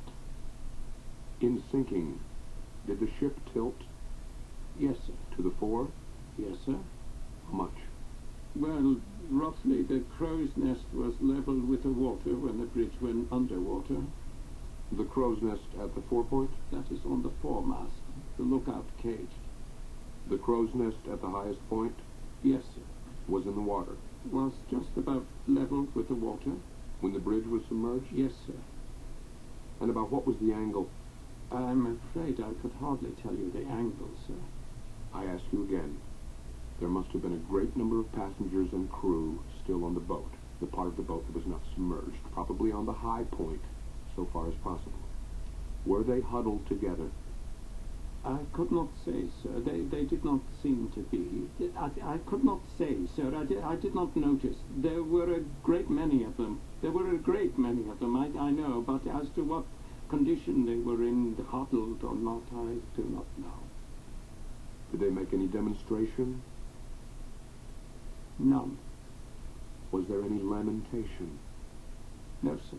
Not a sign of it. There must have been about 2,000 people there on that part, the unsubmerged part of the boat. All the engineers and other men and many of the firemen were down below and never came on deck at all. They never came on deck? No, sir. They were never seen. That would reduce it by a great number. After this impact, did you hear any explosion of any kind? None whatever, sir. What would be the effect of water at about zero? At about freezing. What would be the effect of water at about freezing on the boilers? It is an open question. I have heard it said that they will explode, and others say they will not. Have you ever known of a case? Of a case in point. Where they've exploded? I was sucked down, and I was blown out with something pretty powerful when the ship went down. After the ship went down? Yes. Just describe that a little more fully. You were sucked down? I was sucked against the blower, first of all. As I say, I was on top of the officers' quarters, and there was nothing more to be done. The ship then took a dive, and I turned face forward and also took a dive. From which side? From on top, practically amidships, a little to the starboard side where I had got to, and I was driven back against a blower, which is a large thing that faces forward to the wind and which then goes down to the stokehole. But there is a grating there, and it was against this grating that I was sucked by the water and held there. Was your head above water? No, sir. You were underwater? Yes, sir. And then this explosion, or whatever it was, took place. Certainly, I think it was the boilers exploded. There was a terrific blast of air and water, and I was blown out clear. Was there any debris that was blown above the surface? That I could not say. At least you took your head out of the water? I came up above the water, yes. And how far from the sinking ship did it throw you? Barely threw me away at all. Barely threw me away at all, because I went down again against these fiddly gratings immediately abreast of the funnel over the stokehole. Was anybody else sucked down at this time? Colonel Gracie, I believe, was sucked down identically in the same manner. He was sucked down on the fiddly gratings. There must have been considerable suction. That was the water rushing down below as she was going down. Going down into the ship? Exactly. How did you get released from that? Oh, I don't know, sir. I think it was the boilers again, but I do not distinctly remember. I do not know. Where did you next find yourself? Alongside of that raft. Where? Alongside of that upturned boat that had been launched on the other side. Were there any watertight compartments in that ship? Yes, sir. How many? I could not tell you offhand, sir. 40 or 50. Nearly 50? I say 40 or 50. I cannot tell you offhand. How were they constructed? They were divisional bulkheads, watertight doors operated by electricity or mechanically. Were those watertight compartments known to the passengers or crew? They must have been. How would they know it? By the plans distributed about the ship. Were they advised at any time that there were watertight compartments? About how many? 40 or 50. Were they advised that there were 40 or 50 watertight compartments? I could not say, sir. You heard nothing of that kind and gave no such warning yourself? No, sir. Are you able to say whether any of the crew or passengers took to these upper watertight compartments as a final last resort? I mean, as a place to die? I am quite unable to say, sir. Is that at all likely? No, sir. Very unlikely. As for yourself, you preferred to take your chance in the open sea? Undoubtedly. Scene 4. Witness, Alfred Crawford, 41. A bedroom steward in first class, from Southampton, England. Where were you when this collision occurred? I was right forward in B deck. Where is that? 2 decks underneath the boat deck. Tell what you experienced. I was on watch until 12 o'clock, and I was waiting for my relief to come up. I was to be relieved at 12 o'clock.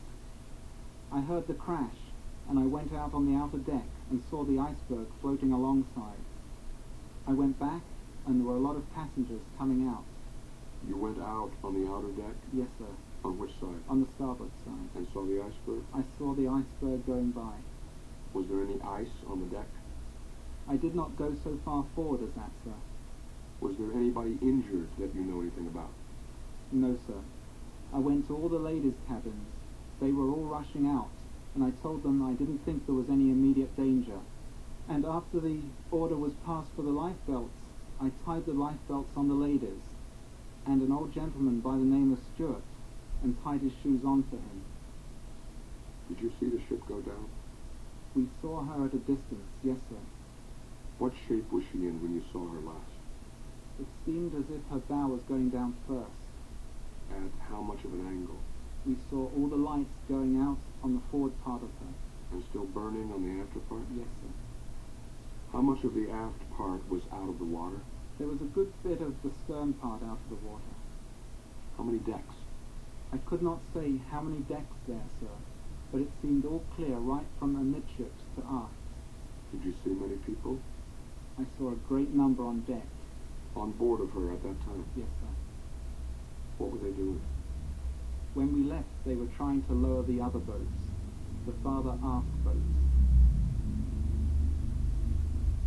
Second day. Saturday, April 20th. The Waldorf Astoria Hotel, New York. Scene 5. Witness, Harold S. Bride of London, 22. Only surviving Marconi wireless operator from the Titanic, and among the last to leave the ship. Were you on duty when the wireless message was received from the America regarding the proximity of icebergs in that longitude? I have no knowledge of the wireless message received from the America regarding any iceberg. They may have been received by Mr. Phillips, but I did not see one myself. Have you heard that such a message was received? No, sir. Did Mr. Phillips say that such a message had been received? No, sir. Did you ever talk with the captain about such a message? There was a message delivered to the captain in the afternoon, sir, late in the afternoon, regarding... Of Sunday? Yes, sir. Go ahead. Regarding the ice field. From whom? From the Californian, sir. At what hour Sunday? It may not have been the California, but I can give you the call signal of the ship. It is MWL. You can ascertain that later. Go ahead. I received that message myself and delivered it to the captain. It stated that there were 3 large icebergs that the ship had just passed, and it gave their position. What was the hour of the day? Late in the afternoon, but I cannot say the hour of the day. Now, I would like to know just what that message said. In the first place, the Californian had called me, sir, with an ice report. It was rather busy just for the minute, and I did not take it. She did not call again. She transmitted the ice report to the Baltic, and as she was transmitting it to the Baltic, I took it down. I took it to the captain, but it was not official because it was not intended for me afterwards. Was the attempt made first upon you? First on me, yes, sir. And being unable to get you, they tried to get the Baltic? It was about half an hour after that they transmitted it to the Baltic. Why were they unable to get you? I was doing some writing at the time, sir. You mean you were taking some messages? No, sir, I was writing some accounts. You were writing some accounts? Yes, sir. Where? On the operating table. On the operating table? Yes, sir. Did you have this instrument off your head at the time? No, sir. Were you aware that the Californian was trying to get you? Yes, sir. You continued your work on the accounts, if I understand you correctly? Yes, sir. And did not respond to the Californian's call? No, sir. For 30 minutes? I do not think it was quite 30 minutes. How long a time was it? It may have been. It would have been somewhere between 20 and 30 minutes. I cannot say definitely. Just what hour was this? Late in the afternoon. Of Sunday? Yes, sir. I should say it was about 5 o'clock. About 6 hours before that calamity occurred? Yes, sir. Did your work continue for about 20 or 30 minutes on the accounts?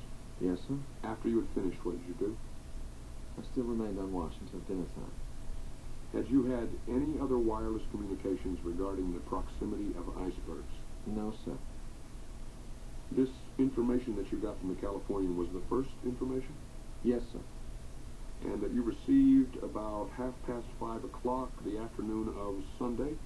I should say it was nearer 5 o'clock, sir. When you took it? Yes, sir. Then, when the first call was made, it must have been about 4:30? Yes. The ship being under steam and moving all the time? Yes, sir. When you got this call from the Californian, which was intended for the Baltic, what did you do? I simply waited until she informed the Baltic. It was an ice report. Then I knew it would be the same one that she had for me, so I took it down. And delivered it? Yes, sir. I acknowledged it to the Californian before I delivered it. You acknowledged it? I acknowledged the receipt of it. Now, once more, I would like to have you tell the exact language of that message. It stated the Californian had passed 3 large icebergs and gave their latitude and longitude.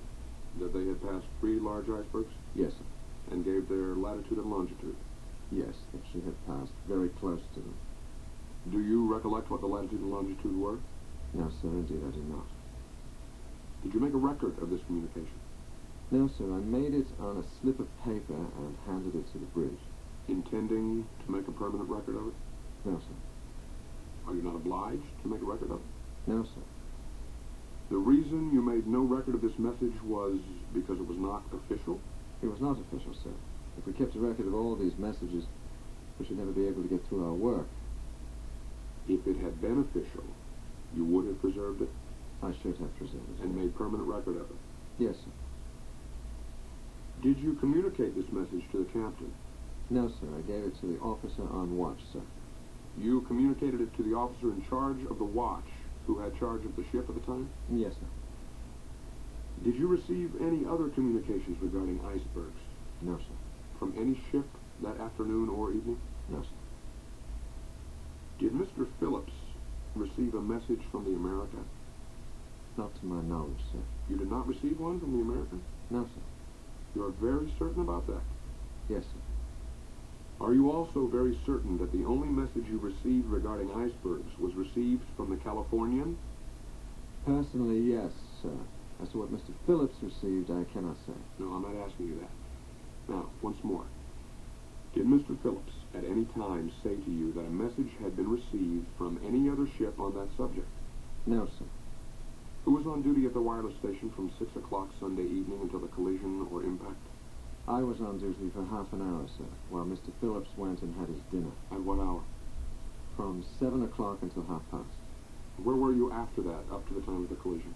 At the time of the collision, Up to the time of the collision. I was in bed. You had retired? Yes, sir. In a room adjacent to the apparatus?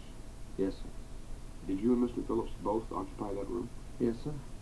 How far was it from the apparatus? Just next door, sir. With the door between? There was a door between, yes, sir. Could you enter immediately from the apparatus or operating room to the bedroom? Yes, sir. You retired at what time? It was just about 8 o'clock. Were you in bed when this collision occurred? Yes, sir. Were you asleep? Yes, sir. Were you awakened by it? No, sir. How were you awakened? I woke up of my own accord. No one aroused you after the impact? No, sir. How long did you lie in bed after the collision? I could not tell you, sir. Did Mr. Phillips not arouse you? No, sir. Or attempt to do so? No, sir. Do you know what time you arose from your bed? It must have been about 11:45, sir. About 5 minutes to 12 ship's time. 5 minutes to 12 ship's time? Yes, sir. What time did the collision occur? I could not say, sir.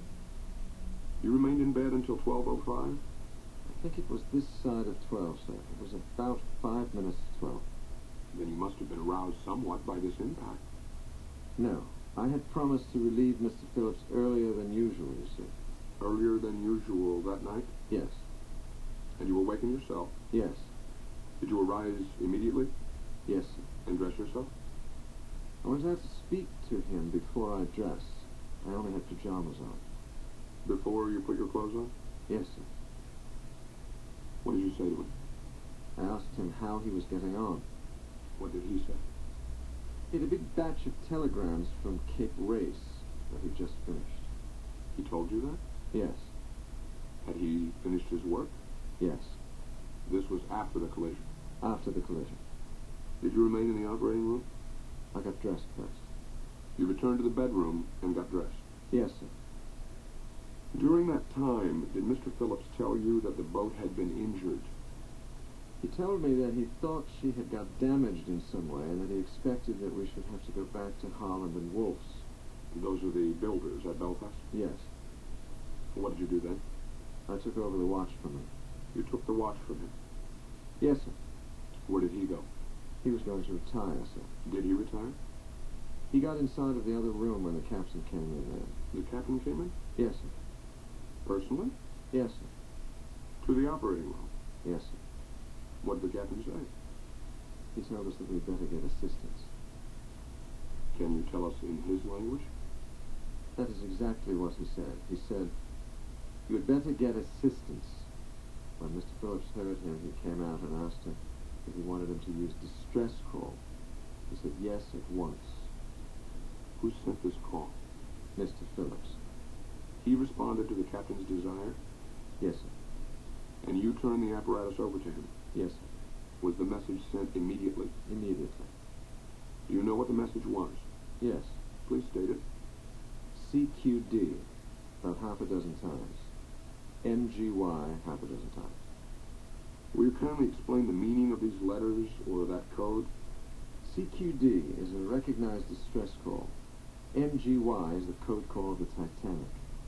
Is CQD in itself composed of the first letters of 3 words or merely a code? Merely a code call, sir. But one recognized by operators as important and as a distress call? Yes, sir. How long after that call was sent out was it before you got a reply? As far as I know, immediately, sir. Within 2 or 3 minutes? You see, I could read what Mr. Phillips was sending, but I could not get the answers because he had the telephones. You knew what he had sent, but you did not know what he received in reply? No, sir. Right at this point, I am going to ask Mr. Marconi if he will tell us what CQD means, literally. It is a conventional signal. You mean it is in accordance with the International Convention? No, it is not. It is a conventional signal which was introduced originally by my company to express a state of danger or peril of a ship that sends it. It is an arbitrary signal? It is arbitrary, but it is conventional. Everyone understands it. CQ means all stations. Does it not, Mr. Bryan? Yes, sir. CQ is the call for all stations. If you call CQ on a ship, it means all other stations stand at attention and reply. I did not make the signal originally. I presume the object was to indicate in a certain way to all stations the danger that existed. Or distress? Or distress, yes. I should add that the international danger signal introduced or decided on by the Berlin Convention is SOS. What does that mean? I do not know what it means. It denotes danger or distress. I believe that was sent to from the Titanic. But, of course, Mr. Bride will tell you if it is the fact. What is the silent signal? I do not know it personally. Under the International Convention, I mean. I do not know it. It is DDD. DDD. That is the silent signal? Yes, sir. That means shut up. All other stations must cease? All other stations must cease. But the danger signal, CQD, is the recognized signal for a ship in distress? Yes. You received a reply within 3 or 4 minutes, but you only know that from what you Mr. heard. Phillips told me. Just what did he tell you? He told me to go to the captain and report the Frankfurt. What do you mean by the Frankfurt? He was in communication with the Frankfurt, sir. He had sent the Frankfurt out position. Was the Frankfurt the first ship that picked up the CQD? Yes, sir. And you delivered that message to the captain? Yes, sir. Personally? Yes, sir. Where was he at the time? He was on the boat deck, sir. On the boat deck? Yes, sir. Not on the bridge? No, sir. The boat deck being the sun deck? Or upper deck? Being the decks where the boats are. Where the lifeboats are? Yes, sir. What did he say in reply when you handed in this message? He wanted to know where she was, sir. Her latitude? And longitude, sir. I told them we would get that as soon as we could. What did you do then? I went back to the cabin with Mr. Phillips. What did you tell him? I told him I had reported to the captain. And the captain wished that the position of the boat should be ascertained? Mr. Phillips was waiting for the position of the boat then, sir. What was the next message received by Mr. Phillips? A reply from the Carpathia. A reply to the CQD call? Yes, sir. From the Carpathia? Yes, sir. Did the Carpathia give her location? Yes, sir, after she'd obtained it from the bridge. What did the Carpathia message say? She said her latitude and longitude and told him she was coming along as quickly as possible. She turned around and was steaming full speed, or worse to that effect. That she had reversed her course? Yes, sir. And was steaming at full speed toward the Titanic? Yes, sir. What was done with this message? It was taken to the captain, sir. I took it to the captain. Where did you find him then? He was in the wheelhouse. What? In the wheelhouse, upon the bridge. In the pilot house? The wheelhouse. The wheelhouse? Yes, sir. On the bridge? Yes, sir. He could enter the wheelhouse from the bridge? Yes, sir. End of side 2.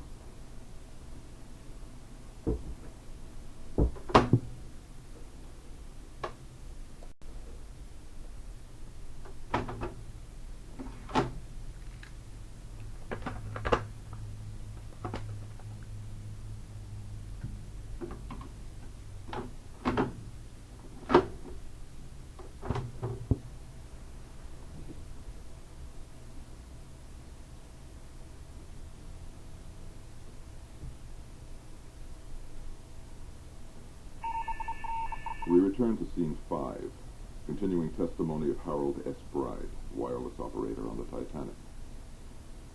What did the captain say when you delivered that message?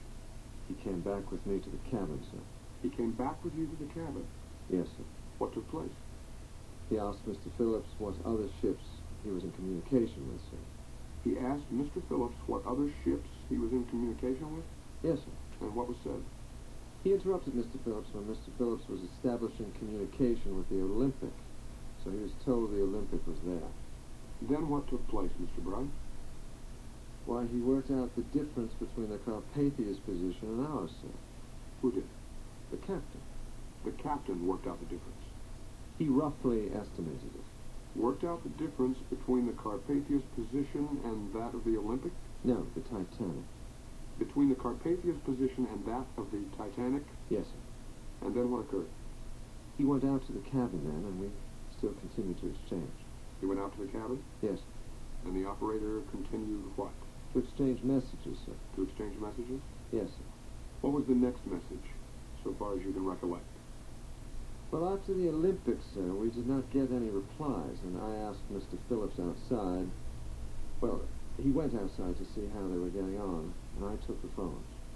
I understand from you that the first response to the CQD call of distress was from the Frankfurt? Yes, sir. What line of boats? German line, as far as I can remember, sir. Did you receive any other communication from the Frankfurt? Not then, sir. We had transmitted to the Frankfurt our position, but we had received nothing from him in return. You transmitted to the Frankfurt your position in the sea? Yes, sir. And never received any further acknowledgement? He told us to stand by, sir. That means to wait. The Frankfurt told you to stand by? Yes, sir. Does that mean, I am coming? It means wait. He is coming back again. Where was the Frankfurt headed for? I believe she was bound east, sir, but I cannot say for certain. Had you been in communication with the Frankfurt during that day or the preceding day?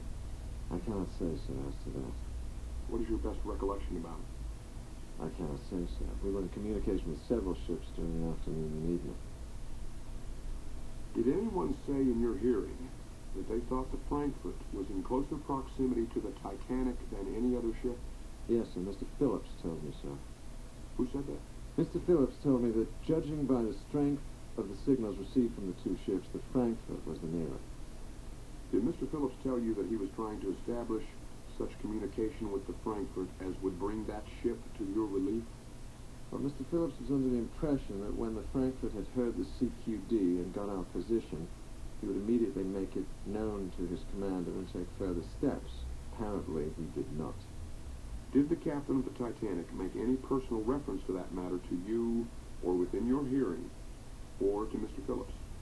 No, sir. He asked us where the Frankfurt was, but we told him we could not tell him. Did any officer on the Titanic at any time express the hope that the Frankfurt would come first to their relief? No, sir. Did you have any other communication with the Frankfurt after that ship responded to the distress call? Yes, sir. What was it? He called us up at a considerably long period afterward and asked us what was the matter. How long after? I should say it would be considerably over 20 minutes afterwards. 20 minutes after the message giving your position, the position of the Titanic, And the CQD. and the CQD distress call, you got another message from the Frankfurt saying, "What is the matter?" Yes, sir. Did they say anything else? He merely inquired, sir, as to what was the matter with us. To that message, what did you say? I think Mr. Phillips responded rather hurriedly. What did he say? I would like to know. Well, he told him to the effect that he was a bit of a fool. Just give it in his language. Well, he told him he was a fool, sir. Is that all? Yes, sir. Did he preface that word with anything more severe? No, sir. Did Mr. Phillips then tell him what was the matter? No, sir. Did he have any further communication with the Frankfurt? No, sir. He told him to stand by, sir, finish. In the interim, you had got into communication with the Carpathia And the Olympic. and the Olympic, Yes, sir. both of whom assured you they were coming Yes, sir. to your relief. Yes, sir. To what line does the Olympic belong? White Star, sir. And the Carpathia belongs to the Cunard line? The Cunard, yes, sir. Did you ever learn the position of the Frankfurt No, sir. after she had first responded to your call? No, sir. Did Mr. Phillips ask for it? Yes, sir. How often? When she first answered our CQD, he said, "Go and get your position." The Frankfurt replied, "Stand by." Did the Frankfurt at that time know your position? Yes, sir. What was your interpretation of stand by in that connection? To wait for his position and what he was going to do about the matter. Did you ever get the position of the Frankfurt? No, sir. Did Mr. Phillips? No, sir. Did you and Mr. Phillips talk about it? Yes, sir. What did you say to one another about it? We expressed our opinions of the operator on the Frankfurt. Was it critical Yes, sir. and uncomplimentary? Very. Was it based upon any knowledge or suspicion that the operator was personally derelict in his duty? Yes, sir. Was it based upon any suspicion that the Frankfurt had not responded to this distress call as that ship should have done? Yes, sir. Was it a matter of deep regret between you and Mr. Phillips? Well, it was at the time when the Frankfurt asked us what the matter was with us, because we realized then that we were getting into... We realized what had happened to the ship. But you realized at that time that all the lives on that ship depended upon getting relief from some other vessel? At the time the Frankfurt asked us what was the matter with us, yes, sir. After you told him that he was a fool, did you tell him the ship was going down? No, sir. We told him to stand by, sir. To keep out of it. Keep out of what? Not to interfere with his instruments, sir, because we were in communication with the Carpathia, and we knew that the Carpathia was the best thing doing. Did you tell that to the operator of the Frankfurt? No, sir. When you said keep out of it, could that be interpreted as in any way changing the first distress call? I merely told him not to interfere with our communications. He had not responded as you felt he ought to respond? Yes, sir. He had not indicated that they were coming? No, sir. He had impressed you with the lack of appreciation for your situation? Stop me if I am not interpreting you correctly. I am summarizing what you have said. Am I correct about that? It struck me so that he did not seem to be able to realize the position we were in. And you are quite sure that you gave him all the information necessary? He made it very clear to me. You mean in referring to the condition you were in? You referred to the sinking of the Titanic? If you call CQD and give your position, then there is no necessity for another ship to inquire further into the matter if he's coming to your assistance, because you could not call CQD unless you were in need of assistance. Now, CQD was the strongest language that you could use under your wireless regulations to apprise any station that you needed help immediately. Is that right? Any operator hearing a CQD giving a ship's position when on the job would immediately, without inquiring further into the matter, go to his captain and inform his captain. It would be a waste of time asking anything about it. The less time spent in talking, the more time can be spent in getting to the ship. After you told this operator he was a fool, and 20 minutes had gone by, did you tell him that your ship was sinking? No, sir. Did you give him any additional information? No, sir. He ought not to have wanted any in the first place. Upon the information you did give him, are you ready to say whether the ship responded or not? There ought not to have been any doubt about the information we gave him at all, sir. He ought to have known what to do with it immediately. So far as you know, the Frankfurt did not respond? No, sir. Will you tell us what confirmation you have that the operator of the Frankfurt received your CQD distress call correctly? Mr. Phillips had the telephones on at the time, sir. He called CQD. The Frankfurt answered. He gave the Frankfurt our position. He said, come at once. The Frankfurt said, stand by. We waited, and that is the last we heard of the Frankfurt until he said, what was the matter with you? A considerable period afterwards. After he said, what was the matter with you, then what was said? We told him he was a fool, sir. Is that the last thing you said to him? To the Frankfurt, yes, sir. You recall that you said later to him to keep out, not to interfere with your insulation, or... We told him to keep out and not interfere with our communication. Was that all in the one message? That was all in the one message. You are a fool. Keep out and do not interfere with our communication. Yes, sir. That was all in the one message? Yes, sir. And that was the last thing you said to the Frankfurt? Yes, sir. Now, did you see the Frankfurt in the vicinity of the wreck of the Titanic, or after you were taken on board the Carpathia? The only ship I saw, sir, was the Carpathia. Mr. Bride, do you know whether the operator on the Frankfurt understood the English language? There was no necessity for him to understand the English language, sir. Because this call was an international and CQD call. means the same in the German language and the French language and the English language? Yes, sir. And is the international code signal of distress? Yes, sir. Under the Berlin Convention? I cannot say, sir. Under the regulations of the Marconi Company? It is recognized by all ship's operators as being a signal of distress. Mr. Bride, I want this record to be as complete as possible, and I desire to know why. After a message was received from the Frankfurt asking, what is the matter? You did not reply, we are sinking and the lives of our passengers and crew are in danger. You see, it takes a certain amount of time to transmit that information, sir. If the man had understood properly, as he ought to have, CQD would have been sufficient, sir. CQD is the whole thing in a nutshell, you see. Yes, but it did not seem to move him. Well, he did not know his business, that is all, sir. But in such an emergency, do you not think that a more detailed statement might have been sent? Take, for instance, the message from the Titanic to the Carpathia that the boiler rooms were filling with water and the ship sinking. That could have been sent with perfect propriety to a boat that was in proximity, could it not? No, sir, I do not think it could have been, under the circumstances. Do you mean to say that the regulations under which you operate are such that in a situation of this character, you have such discretionary power that you may dismiss an inquiry of that character without further word? You use your common sense, and the man on the Frankfurt apparently was not using his at the time. I know, but the theory upon which you were angered was that the Frankfurt was closer to you than any other ship. The Frankfurt was the first one. We had not got the position. We could not say he was nearer. The signals were stronger. Now, Mr. Bride, I would like to ask you whether your dismissing the somewhat tardy inquiry of the Frankfurt was due to the fact that you were in constant communication with the Carpathia. Understand me? Well, it appeared to Mr. Phillips and me, sir, that the Carpathia was the only thing we could hope for at the time we told the Frankfurt to keep out of it. In other words, you held on to a certainty rather than an uncertainty. Yes, sir.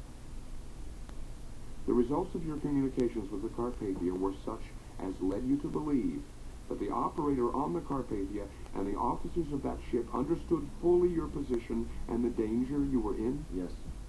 And were coming toward you at full speed? Yes, sir. In that situation, if the Frankfurt had been 20 miles nearer the Titanic than the Carpathia, would you still have thought, from what you knew of the ship's condition, that it was wise to confine your communications to the Carpathia? Had we known the Frankfurt's position, having already got the Carpathia's position, we should have used our judgment.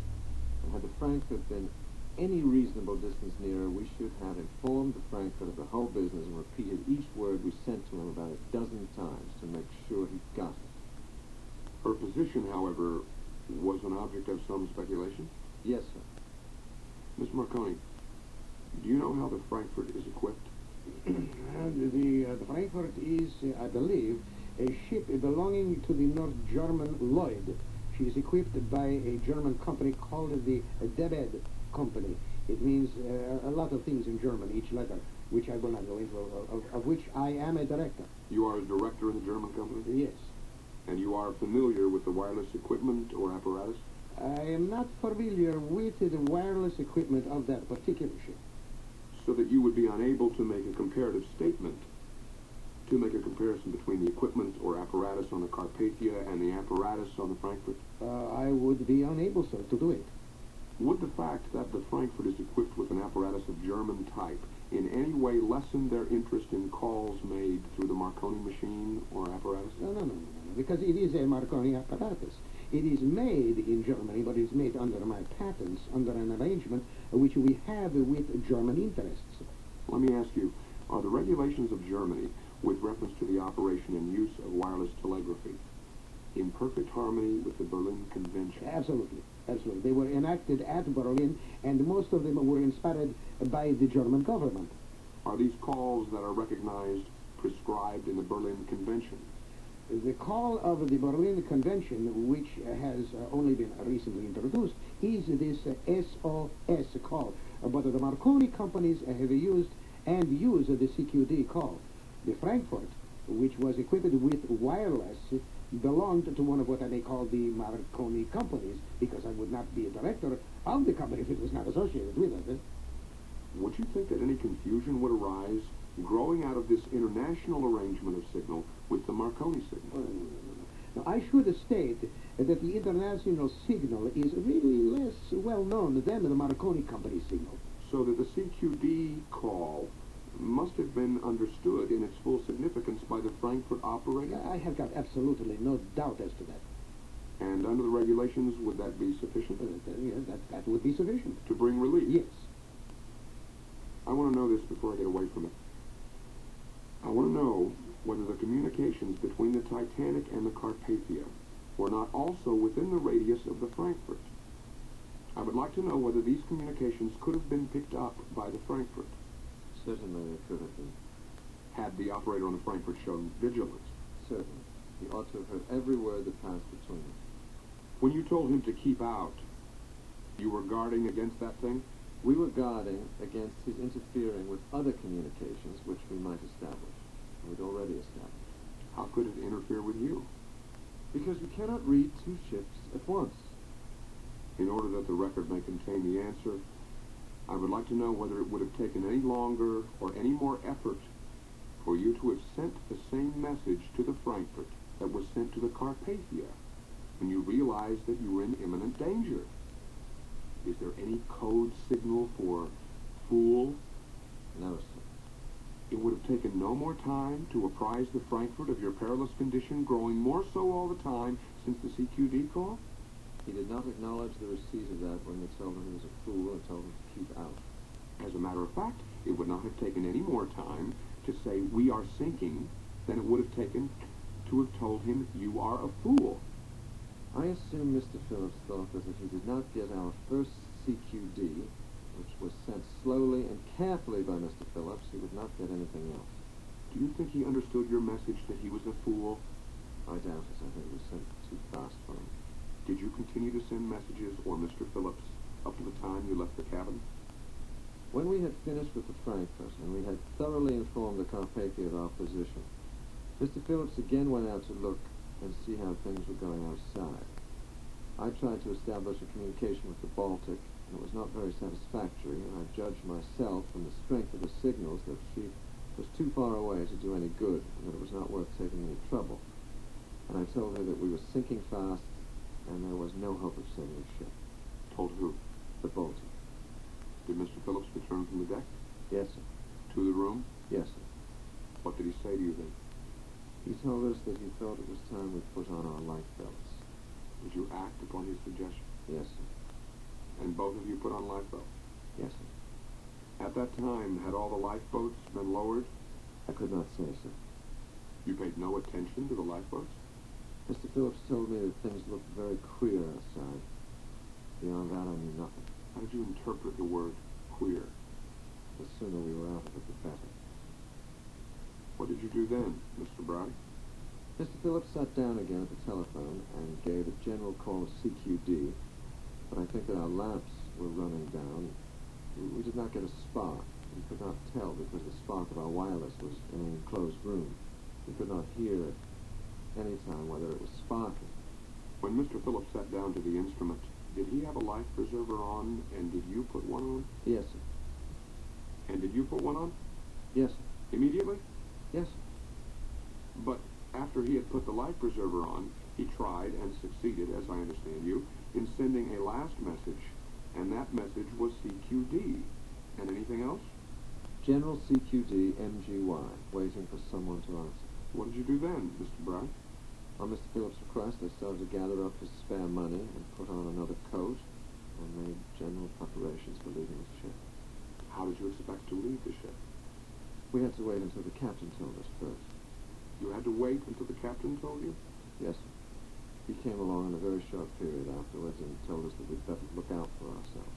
You waited until the captain told you that you could leave the ship? Yes, sir. How long was that before the ship disappeared? I should say it was just about a quarter of an hour. About 15 minutes? About 15 minutes. And the captain said you had better take care of yourselves? Yes, sir. Did he indicate what he was going to do? No, sir. Where was he when he said this? He came around to the cabin to tell us. Was there anyone else on the deck? Oh, there were other people on the deck. With you? Yes, they were running around all over the place. How running around? The officers' quarters were situated together with the Marconi cabin, the officers' rooms and other places, and the people were running around through these cabins. We had a woman in our cabin who had fainted. A woman in your cabin who had fainted? And we were giving her a glass of water there in a chair. We set her down on a chair, which she wanted badly, and then her husband took her away again. You gave her a glass of water and revived her, and her husband took her away? Yes, sir. Did they have on life preservers? Yes, sir. But some of these passengers or persons were without life belts at that time and were looking for them? Yes. You and your assistant had on life belts, and after this final message, CQD and MGY, that was the last you saw of the wireless apparatus? Yes. Did you see any lifeboats after that? No, sir. Do you know whether there was any on the ship at that time? There were no big lifeboats on the ship at that time. There was a collapsible boat on the top deck at the side of the forward funnel. You mean over the officers' quarters? Over the officer's cabin, sir. Do you know what was done with that? Yes, sir. What was done with it? It was pushed over onto the boat deck. What was done then with it? Went over the side. You never saw it? Yes, I went over with it. I understand what the second officer said about it. I want to know whether you saw it again. Yes, sir. It went over the side of the ship. It was washed off by a wave. It was washed over the side of the ship by a wave? Yes, sir. And fell into the water? Yes. Bottom side upward? Yes, sir. And how far were you from the water when you saw this boat fall? I was in the boat. You were in the boat? Yes. It fell the bottom side upward? Yes, sir. What became of you? I was inside the boat. You were under the boat? Yes. How long did you remain in the boat? I could not say. About how long? It seemed a lifetime to me, really. I understand, but I would like to know, if possible, if at any time you got on top of the boat. I got on top of the boat eventually. Eventually? Yes, sir. Before anyone else got on top of it? No, sir. Who was on top of the boat when you got on? There was a big crowd on top when I got on. I had to get away from under the bottom. You remained under the boat how long? I should say about 3/4 of an hour, or a half. Was there breathing space under the boat when it was turned over in that way? Yes. So that you got away from it as quickly as you could? Yes, sir. You got out free from it? Or did you cling to it, pulling yourself up to the side? I freed myself from it and cleared out of it. How did you get back to it then? Swam back eventually. Which side of the boat was that on, port or starboard? On the port side of the Titanic. You say there were a number of people on the boat, on the bottom of the boat, that was bottom up when you got there? Yes. You know any of them? I heard afterwards that the senior operator was on board. Mr. Phillips? Mr. Phillips. Was on the boat? Yes, I heard so afterwards. He did not survive, however. He did not survive. Do you know whether he died going from the Titanic to the Carpathia? He died on the way, yes. He died on board the upturned boat. What became of his body?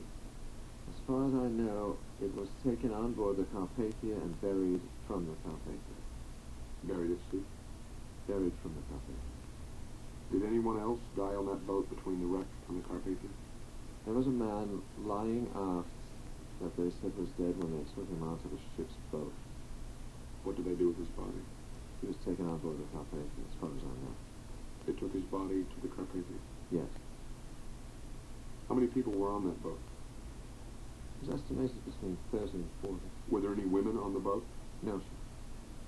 How many people were in the boat or on the boat when it fell from the upper deck onto the lower deck? There was not anybody in this. It was pushed over intentionally. Was it fastened to the boat davits? No, sir. It was resting on a proper bed there for it. How did you get in it? When it was pushed over onto the A deck, we all scrambled down onto A deck again. You all scrambled in? We did not scramble in. We scrambled down onto A deck, and we were going to launch it properly. And then what happened? It was washed overboard before we had time to launch it. Then you went down with it? I happened to be nearest it, and I grabbed it. You grabbed it and went down with it? Yes, sir. Did anyone else grab it? No, sir. You went down with it alone? Yes, sir. It fell in such shape that you were under it. Yes, sir. You say there were no women on that boat? No, sir. When it reached the Carpathia or at any other time? No, sir. And there were about 35 or 40 people altogether? Yes, sir. Do you know any of the people that were on that boat besides Mr. Phillips and yourself? There was an officer, I believe, on the boat. An officer? And there was a passenger. I could not see whether he was first, second, or third. What kind of a looking man? I could not say, sir. Have you learned who it was? No, sir. I heard him say at the time he was a passenger. Was it Colonel Gracie? I could not say. He merely said he was a passenger. Where did he get on? I could not say. I was the last man invited on board. Were there others struggling to get on? Yes, sir. How many? Dozens. Dozens. In the water. Yes. With life preservers on? Yes. Was this one man the only passenger? I could not say. Did anyone say to you that anyone else was a passenger? No, sir. We did not have much to say to each other. You did not talk to one another? No, sir. Do you know whether the other occupants of that boat were officers or seamen or stewards or employees? I should judge they were all employees. They were all part of the boat's cruise. They were all in the water. They had all been in the water sometime or other. They had been in the water at some time when they got onto the upturned boat? Yes. When did you last see the captain? When he told you to take care of yourself? The last I saw of the captain, he went overboard from the bridge, sir. Did you see the Titanic sink? Yes, sir. And the captain was at that time on the bridge? No, sir. What do you mean by overboard? He jumped overboard from the bridge. He jumped overboard from the bridge when we were launching the collapsible lifeboat. I should judge from what you've said that this was about 3 or 4 minutes before the boat sank. Yes, it would have been just about 5 minutes before the boat sank. About 5 minutes? Yes. Do you know whether the captain had a lifebelt on? He had not when I last saw him. He had not? No, sir. Did the bridge go underwater at about the same time? Yes, sir. The whole of the ship is practically underwater to the forward funnel. And when I saw her go down, the stern came out of the water and she slid down, fore and aft. The captain at no time went over until the vessel sank? No, sir. He went with the vessel? Practically speaking, yes, sir. I would like to ask you, before I forget it, whether as this vessel went down, there was much suction there. No, sir. There was not? No, sir. The fact that so few of the passengers and crew were picked up by the Carpathia with life preservers on would seem to indicate that they were sucked under these waves or this water as the ship disappeared. What is your judgment about that?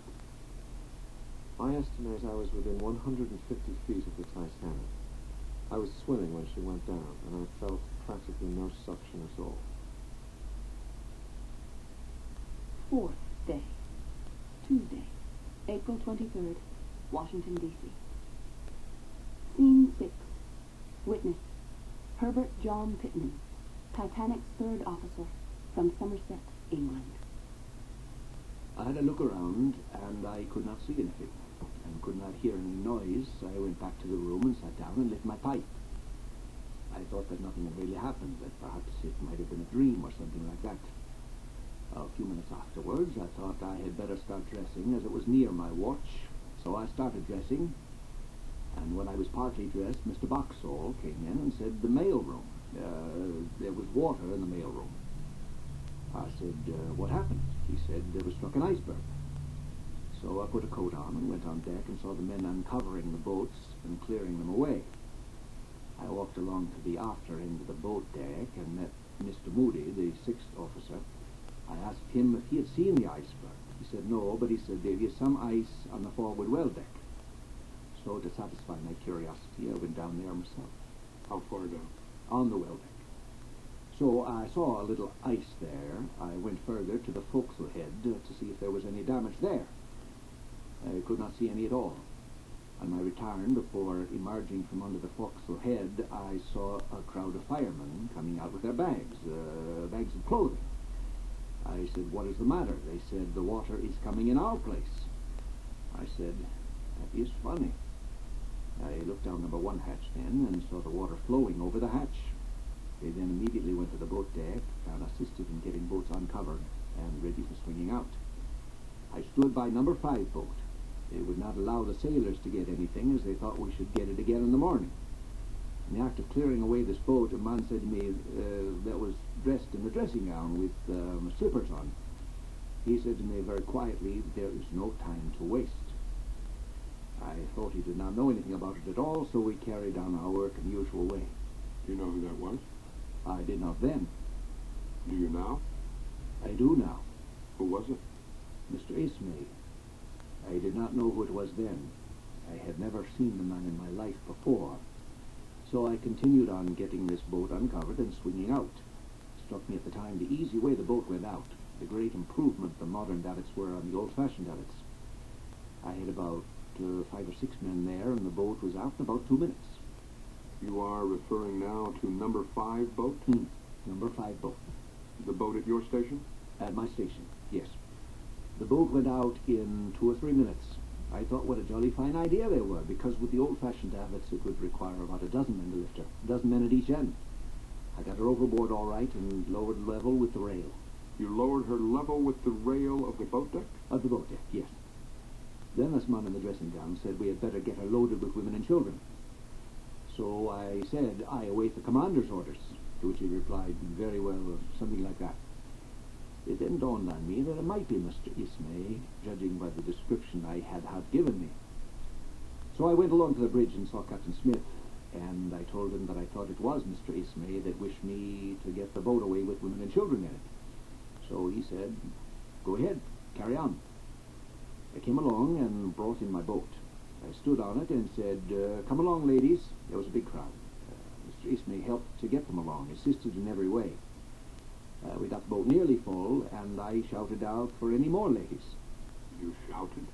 Yeah, I shouted, and none were to be seen. So I allowed a few men to get into it. Then I jumped on the ship again. So Murdoch said, you go in charge of this boat. Murdoch said that to you? Yes, he said, you go away in this boat, old man, and hang around the after gangway. I did not like the idea of going away at all, because I thought it was better off on the ship.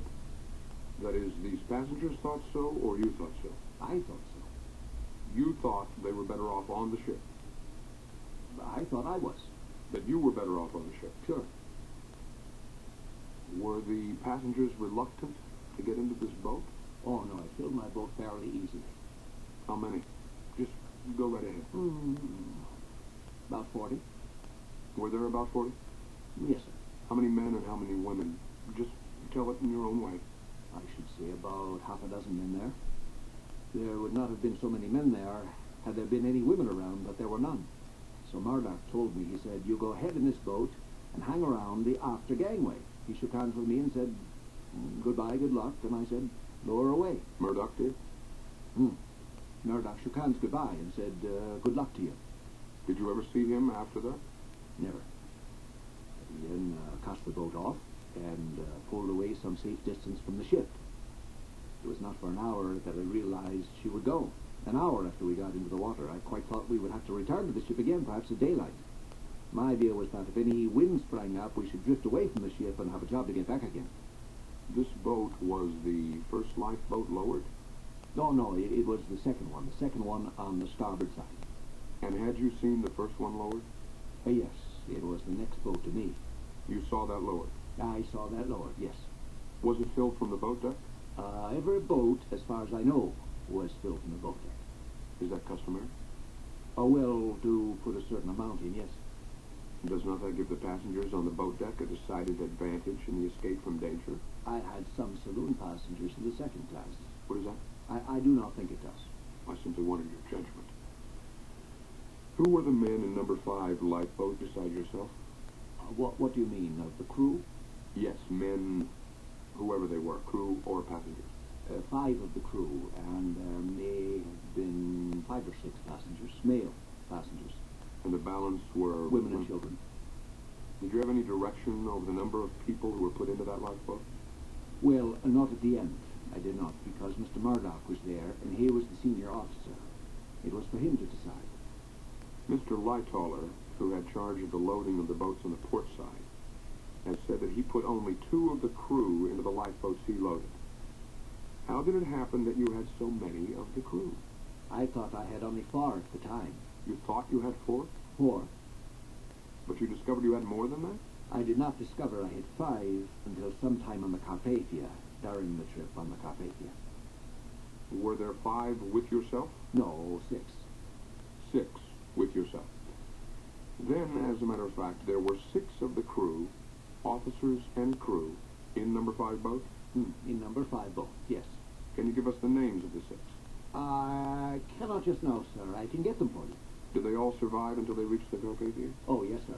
Besides those, you had about 30 passengers? I had about 40 passengers. Besides the crew? Yes. This was a large lifeboat, was it? Yes, sir. Was that lifeboat equipped with food? Yes, it had biscuits and water in it. Did you have occasion to use either? No. How do you know they were in? Did you see them?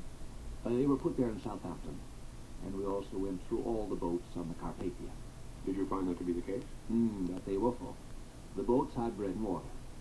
Did you have any lights on number 5 lifeboat? I did not have a light in my boat, no. Do you know of any boats that did have lights on them? Yes, there were several of them that had. But they did not all have lights? No. Do the regulations of the British Board of Trade prescribe lights? Yes, sir. You say you got into this boat, and it was lowered, and you were told to go? To stand by the after gangway. Did you do it? I did it as near as possible. I kept within a safe distance of the ship if anything did happen. You kept far enough away so that if anything happened, you would not be involved in it? Is that the idea? Exactly. What did you expect to happen? I thought she still had about 3 of the compartments and still would remain afloat. And if she did not float and went down, were you expecting a suction that would draw the lifeboats down? Well, yes, I thought we might get into a bit of a wash. And that you were seeking to avoid? Seeking to avoid, yes. Did any persons, men, women, or children, attempt to get into your lifeboat in the water? No. Did any attempt to get out of it? Not whatever, sir. And I had no trouble whatever with my boat. The women all behaved admirably. Did any of the women pull on the oars or handle the tiller? No, sir, although they wanted to. Row? Yes, to keep themselves warm. It was very cold that morning? It was chilly, yes. 0 weather? Oh, no. How cold was it? It may have been 40, 35 to 40. Did you ever return to the side of the Titanic? No, we did not. Did you see the Titanic go down? Yes, sir. Describe, if you can, how she sank. Judging by what I could see from a distance, she gradually disappeared until the forecastle head was submerged to the bridge. Then she turned right on end and went down perpendicularly. At about what angle? She went straight. Right, straight down? Absolutely. That was the last I saw of her. Did she seem to be broken in two? Oh, no. Or was she entirely intact? Did you hear any explosions? Yes. 4 reports. What kind of reports? They sounded like the reports of a big gun in the distance. What did you assume they were? I assumed it was bulkheads going, myself. Did you hear anything like boiler explosions? Yes. I heard a lot of people say that, but I have my doubts about that. I do not see why the boiler should burst, because there was no steam there. They should have been stopped about 2 hours and a half. The fires had not been fed, so there was very little steam there. Are we to understand that you do not believe that boilers exploded? I do not believe it. And from the distance you were from the ship, you would have known it if that had occurred? I think so. As the ship went down, what did you observe on the afterdeck or decks? I could not see that, sir. You could not see the people? No, no. From what you saw of the people aboard this ship when you went down and after you got to the water, and when you went around close to the stern of the ship, were they fitted with life belts? Everyone I saw before I left the ship had a life belt on. Did you see anyone without a life belt? There may have been a stray one of the crew without one. But that was a rare thing? Yes. I did not have one myself. I did not want it. How long before going down were there explosions or noises? Not until she was submerged. Not until she was entirely submerged? Yes. The after part of the ship as well as the forward part? Yes, the whole of her. She had gone underwater before these explosions were heard? Yes, sir. And you were quite sure that the explosions you heard came from the ship? Oh, yes. Perfectly sure. When did you last see the captain? When I went to the bridge and asked him if I should fill number 5 boat with women and get her away. And what did he tell you? Carry on, or words to that effect. Did you ever see him again? No, sir. Was he visible when the boat went down? I was not there till the last, sir. You were unable to see from your point of view? Yes, sir. When you shook hands with Murdoch and bade him goodbye, did you ever expect to see him again? Certainly, I did. Do you think from his manner he ever expected to see you again? Apparently not. I expected to get back to the ship again, perhaps 2 or 3 hours afterwards. But he, from his manner, did not expect that? Apparently not. Did you take leave of any other officers in a similar way? No, I did not, sir. When you were passing from the side of the Titanic to the Carpathia, did you see any people in the water? Men, women, or children? None, sir. When you went around the after part of the ship? After? I did not go around the stern. You did not go back there? No. What did Murdoch tell you to go back there for? Do you know? Just to be handy, I suppose. To be handy to pick up? To pick up again. To pick the boat up again. And you saw no people in the water? None, sir. Did you hear any cries of distress? Oh, yes. What were they? Cries for help? Crying, shouting, moaning. From the ship or from the water? From the water. After the ship disappeared. No noises before. There were no noises from the ship's crew or officers or passengers just preceding the sinking? None. Immediately following the sinking of the ship, you heard these cries of distress? Yes. But, as I understand you, you were not in close proximity to those who were uttering the cries. I may have been 300 or 400 yards away. 400 or 500 yards away. Did you attempt to get near them? As soon as she disappeared, I said, "Now, men, we will pull toward the wreck." Everyone in my boat said it was a mad idea, because we'd far better save what fuel we had in my boat than go back to the scene of the wreck and be swamped by the crowds that were there. As a matter of fact, do you not know your boat would have accommodated 20 or 25 more people? My boat would have accommodated a few more, yes, certainly. According to the testimony of your fellow officers, My boat would have held your more. boat would have held about 60 or 65 people. About 60. Tell us about your fellow passengers on that lifeboat. You say they discouraged you from returning or going in the direction of these cries? They did. I told my men to get their oars out and pull toward the wreck, the scene of the wreck. Yes. I said, we may be able to pick up a few more. Who demurred to that? The whole crowd in my boat, a great number of them did. Women? I could not discriminate whether women or men. They said it was rather a mad idea. I ask you, if any woman in your boat appealed to you to return to the direction from which the cries came? No one. You say that no woman passenger in your boat urged you to return? None. It would have capsized the boat, Senator. Pardon me, I am not drawing any unfair conclusion from this. One of the officers told us that a woman in his boat urged him to return to the side of the ship. I want to be very sure that this officer heard no woman asking the same thing. Who demurred now that you can specifically recall? I could not name anyone in particular. The men with the oars? No, they did not. No. They started to obey my orders. You were in command. They ought to have obeyed your orders. So they did. They did not if you told them to pull toward the ship. They commenced pulling toward the ship. And the passengers in my boat said it was a mad idea on my part to pull back to the ship, because if I did, we should be swamped with the crowd that was in the water, and it would add another 40 to the list of drowned, and I decided I would not pull back. Officer, you really turned this number 5 boat around to go in the direction from which these cries came? I did. And were dissuaded from your purpose by your crew? No, not crew. Passengers. One moment. By your crew and by the passengers in your boat? Certainly. Then, did you turn the boat toward the sea again? No. Just simply took our oars in and lay quiet. You mean you drifted? When they've gone a little bit. Drifted on your oars? We may have drifted along. We just simply lay there doing nothing. How many of these cries were there? Was it a chorus? I would rather you did not speak about that. I would like to know how you were impressed by it.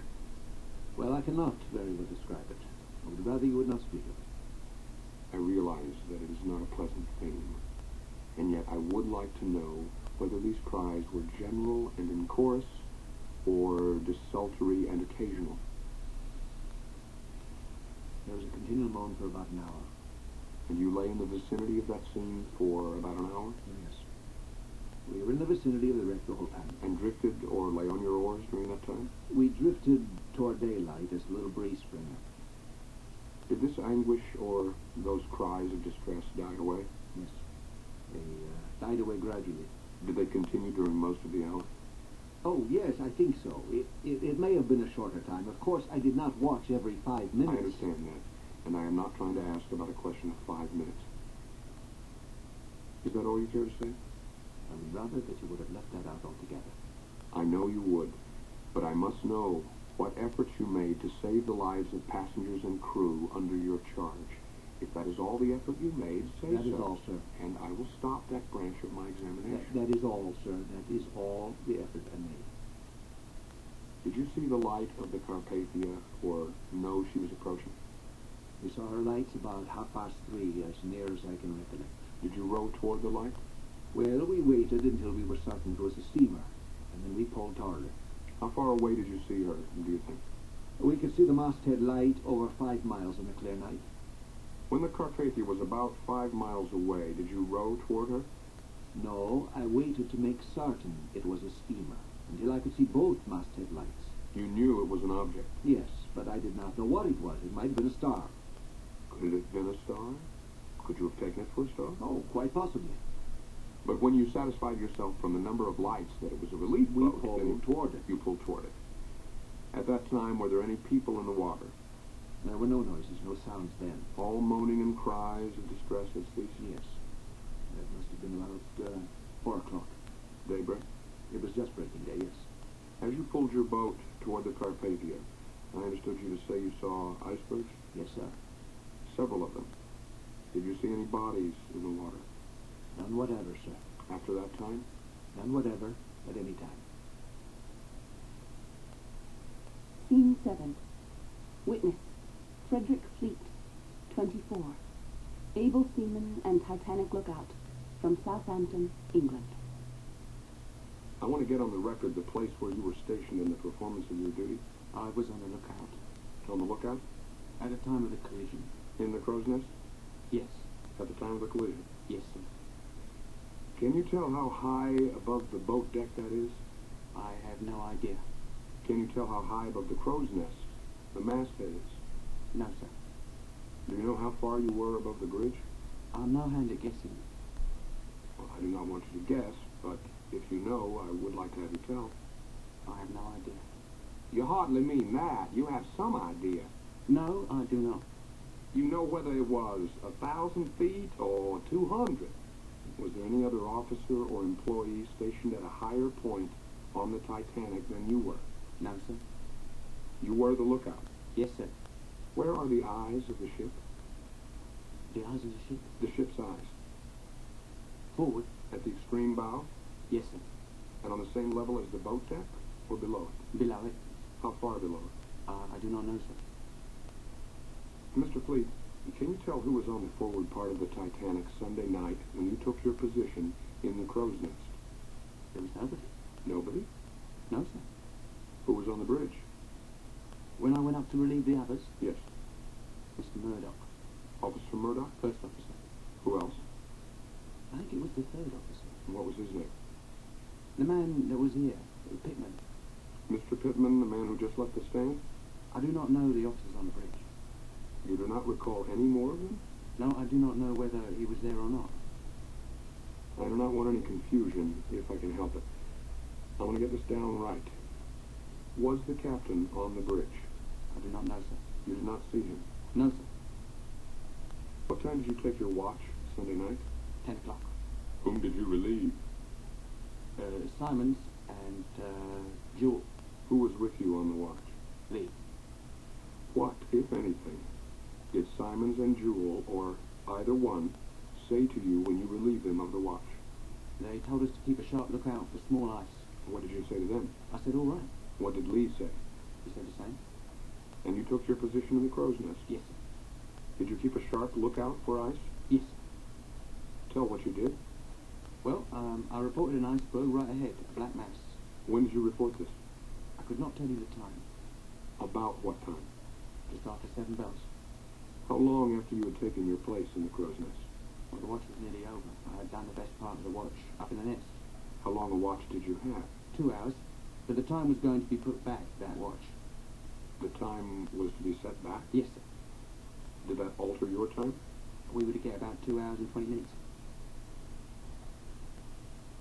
End of side 3.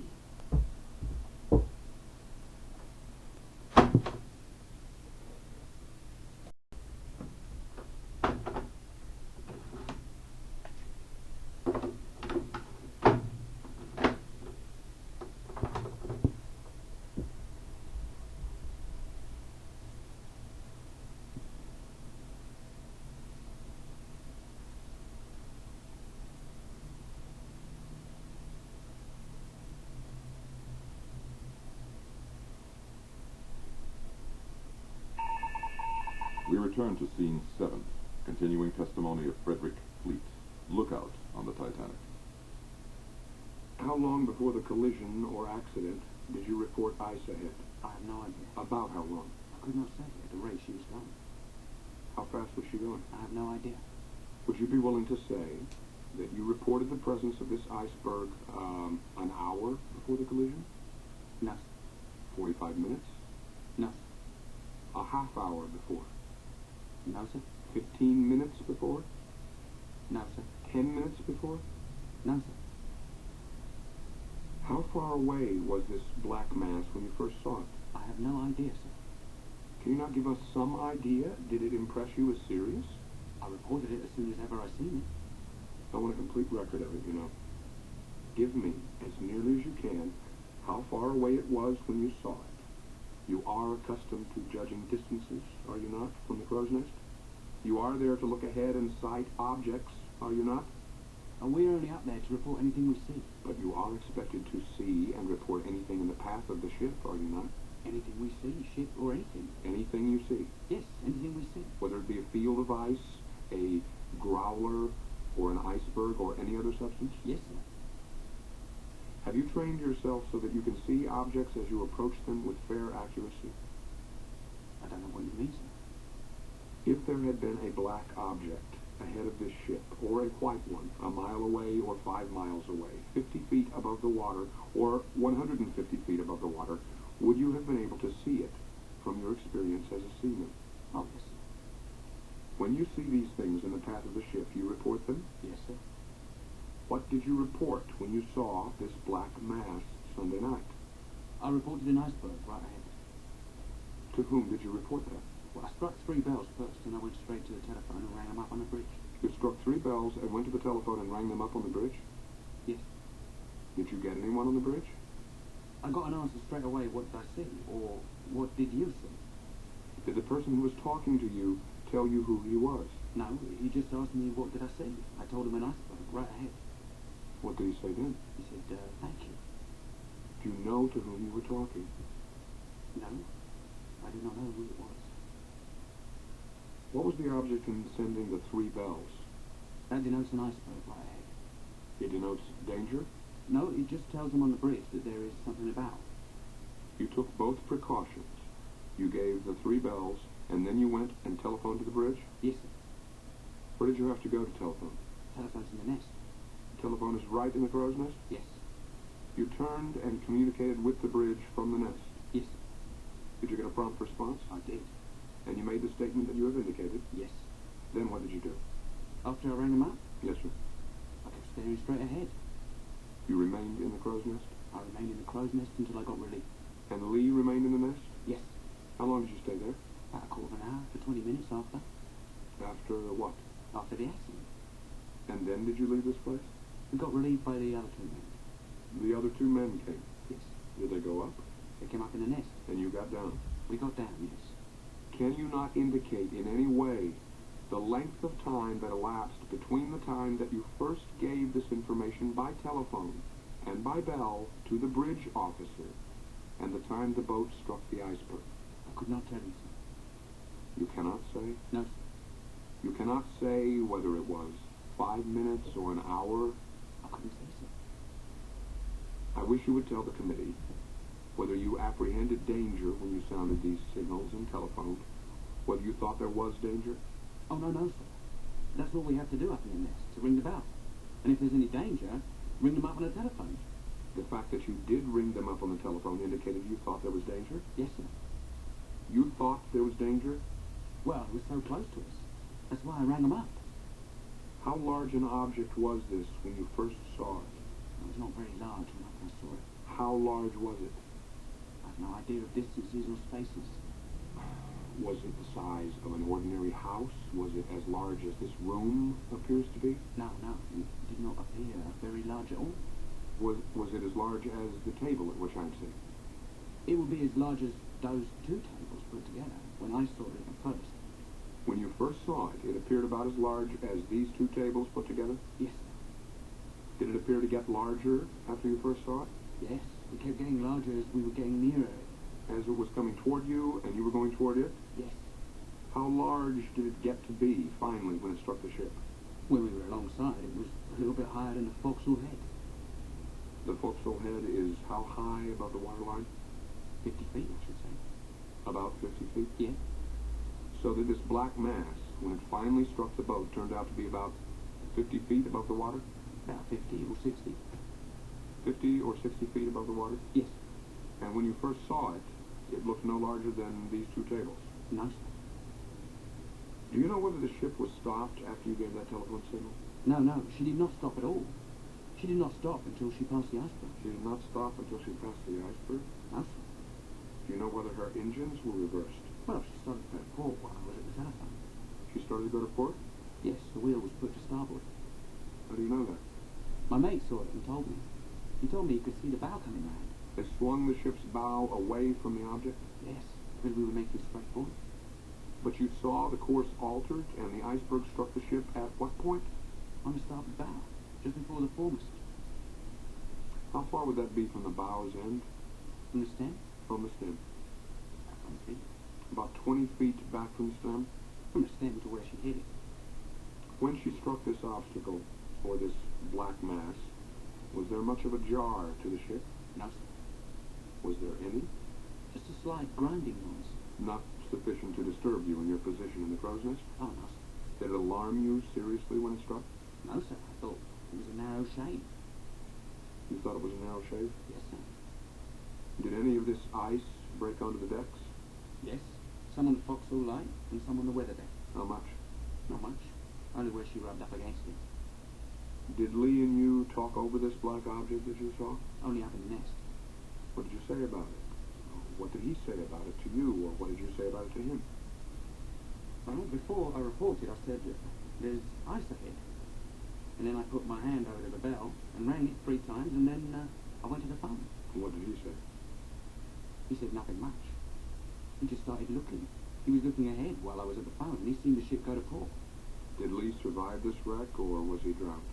He's one that survived it. You cannot recollect just what he said to you when she struck? No, sir. Nor when you first sighted this black mass? No, sir. Who sighted the black mass first, you or Lee? I did. I say I did, but I think he was just as soon as me. Were you both looking ahead? We were looking all over the place, all around. All over the sea? Yes, sir. Had you been especially directed to look carefully? Oh, yes, sir. By whom? By the mates we relieved. By the other 2 lookout men. Were you told to do so by Officer Murdoch? No, sir. We got our order from Mr. Lightoller and passed it on to the lookouts as they get relieved. Mr. Lightoller gave the order to your mates? And they passed it on to us. Is that usual? Oh, yes, sir. As we get relieved, we pass it on to the other men. If any orders come in the meantime to you, you pass them on? To the next 2 lookout men. Do you know what time it was when you saw that iceberg? I have no idea, sir. Did you carry a watch? Oh, no, sir. You made no record of it in any way? No, sir. Was that a cold night, Sunday? Yes, sir. What protection against the weather have you in the crow's nest? Well, we have nothing ahead, and there are just 2 bits of screen behind us. Canvas? Yes, sir. And nothing ahead? Nothing in front. So your view is unobstructed? Yes, sir. Are you given glasses of any kind?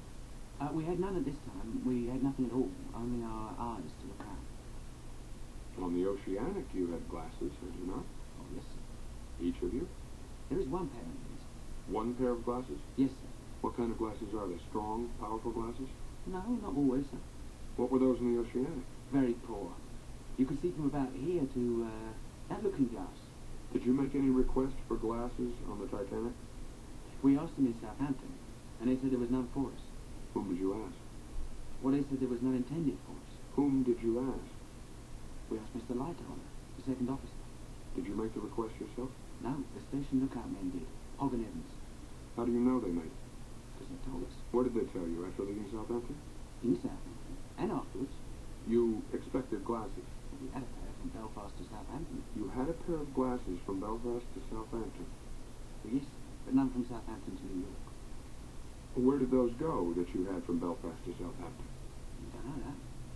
We only know we never got there. And you had none from Southampton to the place of this accident? No, sir. Suppose you had glasses such as you had on the Oceanic, or such as you had between Belfast and Southampton. Could you have seen this black object a greater distance? We could have seen it a bit sooner. How much sooner? Well, enough to get out of the way. Tell the committee what you did after you left the crow's nest that night. I went down below, and I found there was nobody there. And the quartermaster had come down and said we were all wanted on the bridge. Did you go up to the bridge? I went up on the boat there. What did they say to you up there? I didn't see anyone there. I seen them all at the boats, getting them ready and putting them out. The lifeboats? Yes, sir. What did you do? I helped to get the port boat out. The fourth one? The port side lifeboat. I got number 6 out. How many of those boats did you help lower? I lowered number 6 to the rail. How many sailors or men of the crew were put into number 6? There was me and one quartermaster. Yourself and one quartermaster? Yes, sir. Was that all of the crew or officers that were in that boat? That is all. No officers, just us two. You and the quartermaster? Me and Quartermaster Hitchens. Did he survive? Yes, sir. He's staying in New York. After lowering the lifeboat to the boat deck, did he get in first or you? I was told by Mr. Lightoller to get in the boat and help the women in. You got in by direction of the second officer? Yes, sir. And helped the women in? Yes, sir. How many men were in that boat? 5. Who were they? 3 main passengers and 2 of the crew. Who were the passengers? I do not know. There was 1 steerage and 2 first. You do not know who they were? No, sir. Have you ever seen them since? No, sir. How many women or children were there in the boat? There were no children. They were all women. I could not tell how many because I didn't count them. Was the boat full? I was full up. But it could have took a few more for it, where I was. How many do you think you had in it altogether? About 30. Was it the regular lifeboat, the large size? One of the wooden lifeboats. You got about 30 people in there, and then it was lowered to the water? Yes, sir. And what did you do then?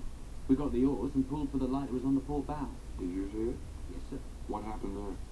We could not get up to it. Why not? But there were only 2 of us pulling. You could not get up to it? No, sir. How close could you get to it?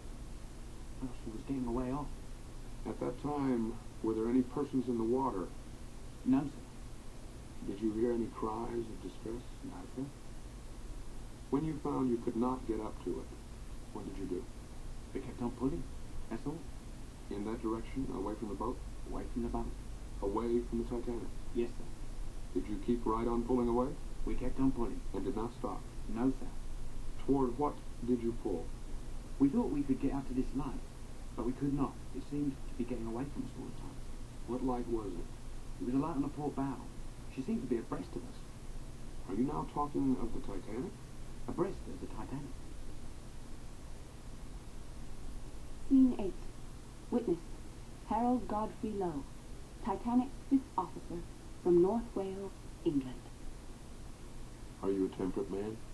I am, sir. I never touched it in my life. I am an abstainer.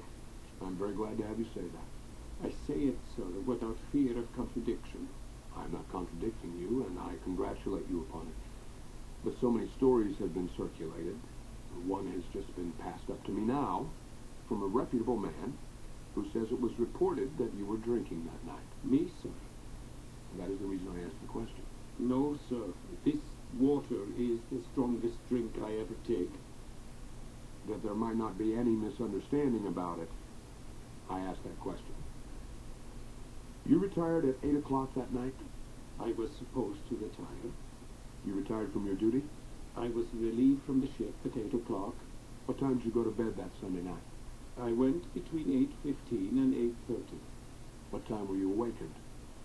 I do not know. I was awakened by hearing voices, and I thought it was very strange, and somehow they woke me up, and I realized there must be something the matter. So I looked out, and I saw a lot of people around, and I jumped up and got dressed and went up on deck. What did you find when you got there? I found that all the passengers were wearing belts. Life belts? Yes, sir. I also found that they were very busy getting the boats ready to go overboard. What did you do? I met somebody, and they said she had struck an iceberg, and I could feel by my feet that there was something wrong. What? Listing? No. I heard that term applied yesterday, and it is wrong. It is not listing, it is tipping. I suppose he meant tipping when he said listing. But did she tip? This is sideways. Could you feel her tip sideways? No, there was no listing. Listing is the side motion, and tipping is the end motion. She was by the bow. She was very much by the bow. She had a grade downhill, a grade like that. The bow, you say, was down? Down, and the stern was up. Could you tell at about what angle she was at that time? Do you want the perpendicular angle or the horizontal angle? The horizontal angle. I should say she was about 12 to 15 by the head. How long was that after the impact? I do not know, sir. You did not feel the impact? I never felt anything. You do not know how long that was? I have not the slightest idea of the time, sir, because I had Greenwich time on me and I did not look at my watch. You were not aroused from your slumber by anyone? No, sir. Mr. Boxall, the fourth officer, told me that we had struck an iceberg, but I do not remember it. You do not remember his telling you that? I do not remember his telling me that. That is, while you were... It must have been while I was asleep. You must remember that we do not have any too much sleep, and therefore, when we sleep, we die. Now, what did you do after you went out on the deck and ascertained the position of the ship in the water and saw what had occurred? I first of all went and got my revolver. What for? Well, sir, you never know when you will need it. All right, go ahead. Then I went and helped everybody all around. Let us see, I crossed over to the starboard side. I lowered away. The first boat I helped to lower was number 5, starboard boat. I lowered that boat away. You lowered number 5 boat? Yes, that is under the orders of Mr. Murdoch. Did Mr. Murdoch assist you? No, he was the senior officer. I was the junior. On that side of the ship? Yes. Was he superintending? He was superintending that deck. The loading? He was in charge of everything there. The loading and the lowering of the lifeboats? Yes, sir. How many officers or men were there to assist you with lifeboat number 5? I could not very well answer that, but I should say that there were about 6, no, more than 6. There must have been more than 6. There were about 10, I should say. All around the station? It takes 2 at each winch. Then there were 2 jumped in each boat. Then there were some clearing the falls. That is the ropes, and you can roughly estimate it at 10 men. Who got into the boat? Do you know? How do you mean? You say 2 got into the boat. Who were the 2? Oh, I do not know, sir. Do you know any of the men who assisted you in lowering that lifeboat? No, sir, I do not, by name. But there is a man here, and had he not been here, I should not have known that I had ordered Mr. Ismay away from the boat. Did you order Mr. Ismay away from the boat? I did, sir. What did you say to him? This was on the starboard side. I don't know his name, but I know him by sight. He is a steward. He spoke to me on board the Carpathia. He asked me if I knew what I had said to Mr. Ismay. I said, I don't know Mr. Ismay. Well, he said, you used very, very strong language with him. I said, did I? I said, I cannot help it if I did. He said, yes, you did. And he repeated the words. If you wish me to repeat them, I will do so. If you do not, I will not. I will first ask you this. What was the occasion for your using this harsh language to Mr. Ismay? The occasion for using the language I did was because Mr. Ismay was over-anxious and he was getting a trifle excited. He said, lower away, lower away, lower away, lower away. I said, well, let it be. Give us what you said. The chairman is examining me. Mr. Ismay, you asked the witness to give the language? I have no objection to his giving it. It was not very parliamentary. If the language is inappropriate. There is only one word that might be so considered. May I suggest that it be put on a piece of paper and given to you, Mr. Chairman, and you decide? All right, write it down. You may put that into the record. You said you wish me to repeat it, sir? You uttered this to Mr. Ismay? Yes. That was in the heat of the moment. What was the occasion of it? Because of his excitement? Because of his anxiety? Because he was, in a way, interfering with my duties, and also, of course, he did this because he was anxious to get the people away and also to help me. What did you say to him? Do you want me to repeat that statement? Yes, sir. I told him, if you will get to hell out of that, I shall be able to do something. What reply did he make? He did not make any reply. I said, do you want me to lower away quickly? I said, you will have me drown the whole lot of them. I was on the floor myself, lowering away. I want you to say what he did after you said this to him. He walked away, and then he went to number 3 boat. Alongside of yours? The next boat forward of mine, that is on the same side, and I think he went ahead there on his own hook, getting things ready there to the best of his ability. From what you saw, was the boat loaded carefully to its proper capacity that night? The lowering of that boat was not up to me. I am not asking that. I did not ask you that at all. Read the question. If you will answer my questions, we will make much better progress. From what you saw, was the boat loaded carefully to its proper capacity that night? You pull me up about going around explaining matters to you, so I do not see how I can very well get at it if you pull me up on it. I am not pulling you up. I say it is a matter of opinion whether that boat was properly filled or not. I want your opinion. And that depends on the man in charge of that said boat. Let me say this to you, Mr. Lowe. Nobody is on trial here, and this is not a court. This is an inquiry. You stood there and helped load this boat, and the man who had charge of it did not survive. Now I ask you whether in your judgment number 5 lifeboat was properly loaded to its capacity for safety, considering the condition of the weather and the condition of the sea. You certainly can answer that. Yes, she was. As regards lowering. What is the capacity of a lifeboat like that under the British regulations? 65.5. What do you mean by 0.5? Do you mean a little more? A buoy or something like that. Do you wish the committee to understand that a lifeboat whose capacity is 65 under the British regulations could not be lowered with safety, with new tackle and equipment containing more than 50 people?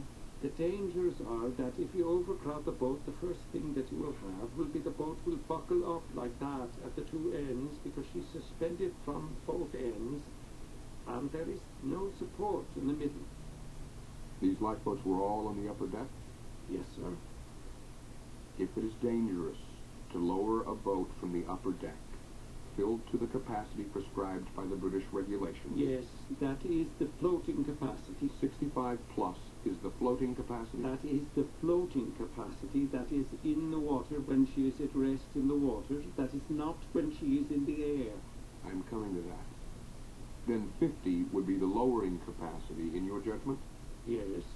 I should not like to put more than 50 in. Did you see families separated? I did. Do you know who they were? Yes. Was there anything special that occurred at such times? Well, when I was going in my boat, that is number 14, do you wish me to go on and tell it? No. I'm talking about number 3 and number 5, when they were being loaded and families were being separated. I did not see any at those boats, no. And was there any demonstration? No. Everything was quiet? Everything was quiet and orderly. Was there any weeping or lamentation? No, not that I heard. And with everything quiet and orderly, who selected the persons to fill these boats? Let us see. Mr. Murdoch was on number 5 and number 3. Then I took one. No, do not get away from these two. I will get to the other later. Was it a part of your duty to select the people who were to get into lifeboat number 3 and lifeboat number 5? Yes, I aided Mr. Murdoch generally, but... What did you do about it yourself? Did you arbitrarily select from the deck? You say select. There was no such thing as selecting. It was simply the first woman, whether first class, second class, third class, or 67th class. It was all the same. Women and children were first. You mean that there was a procession of women? The first woman was the first into the boat, and the second woman was the second into the boat, no matter whether she was a first-class passenger or any other class. So there was a procession... A procession at both ends of the boat. Coming toward these lifeboats? Yes. Did that extend beyond the upper deck? No. There were only little knots around the deck, little crowds. Now, as they came along, you would pass them one at a time into the lifeboat? What orders did you have? To pass women and children? I simply shouted, women and children first, men stand back. Do you know how many women there were on the boat? I do not, sir. You put them aboard as they came along, the first being served first? The first, second. Regardless of class? Regardless of class or nationality or pedigree. If it happened to be a stewardess? Yes, just the same if she was a woman. Or other woman employee? Any women. Or passenger? You made no distinction, but put them into the lifeboat? No distinction whatsoever. Even if we had wished to draw a distinction, to select them, as you might call it, we would not know who were the stewardesses and who were not. I have not asked you to go into that at all. I think you stated it very clearly that you took the first woman who came and asked no questions. Now, when you filled lifeboat number 5, did the women hesitate or demur about going in, or were they anxious to go? Well, I do not remember about that particular boat, but during the course of the evening I distinctly remember saying one more woman, or 2 more women, or 3 more women, and they would step forward and I would pass them into the boat. Did you not ever call for women passengers and not get any? Mr. Murdoch said, that will do, and it was stopped. Then lower away. But you feel quite confident that there were 50 people I do in lifeboat not, number? sir. I want you to understand, I cannot judge with any degree of accuracy how many people there were in it. Let it stand that way. We will not talk about it. We will just let it stand that way. That was simply as near as I can judge. In loading boat number 3, did you take the same course? Yes, the same proceedings. Did Officer Murdoch have charge of that boat? Yes, he was there up to the finishing of number 3. Did Mr. Ismay assist in filling that boat? Yes, he assisted there too.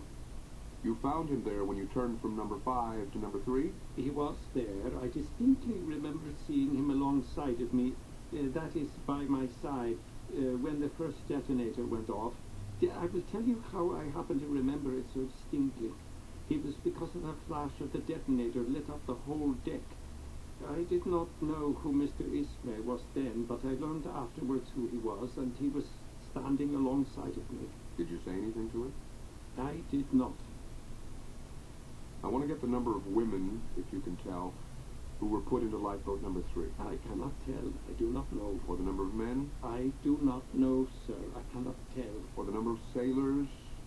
I know there must have been pretty nearly an equal percentage of men and women in number 3. How do you know that? Because there were not many women there. Not many women there to respond? No, sir. And so you took men? Yes, sir. So as to get the lifeboats away. And you do not know what men were in number 3? No, sir. Were there any officers in it? No, as I told you before, Mr. Pittman was either in number 3 or number 5. Which one, I do not know. But there were no other officers in lifeboat number 3? No, sir. It was about equally filled with men and women, you say? I should say so. Any children in lifeboat number 3? I do not know. I do not remember. Do you know whether any of those men who filled lifeboat number 3 were of the crew, or were they passengers? I cannot say.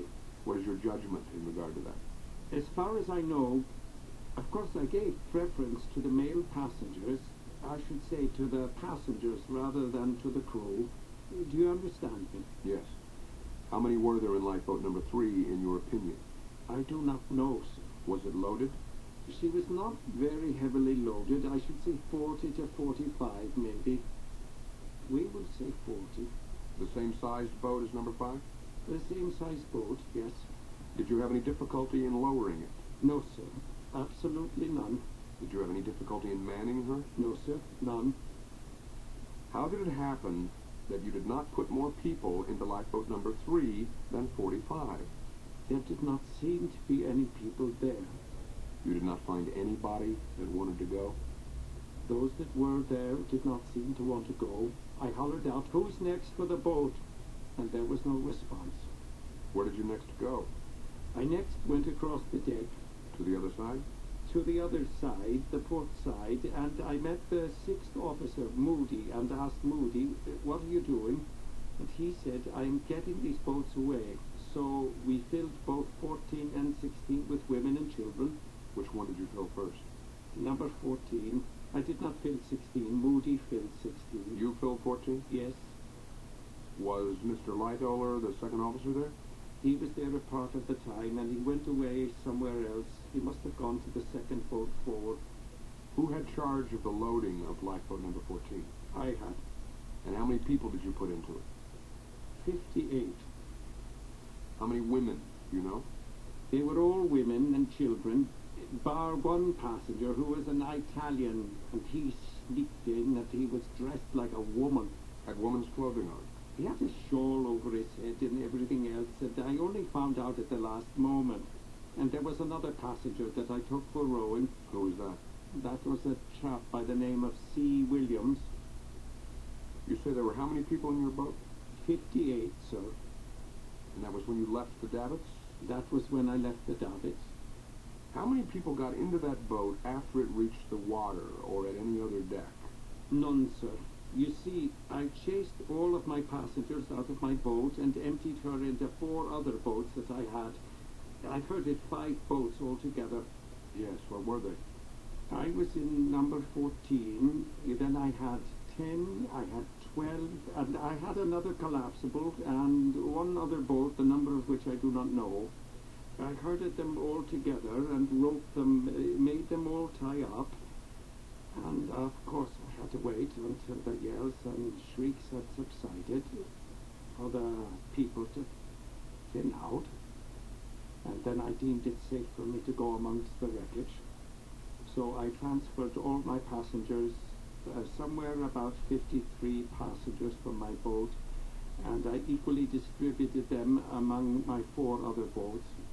Then I asked for volunteers to go with me to the wreck, and it was at this time that I found this Italian. He came aft, and he had a shawl over his head, and I suppose he had skirts. Anyhow, I pulled this shawl off his face and saw he was a man.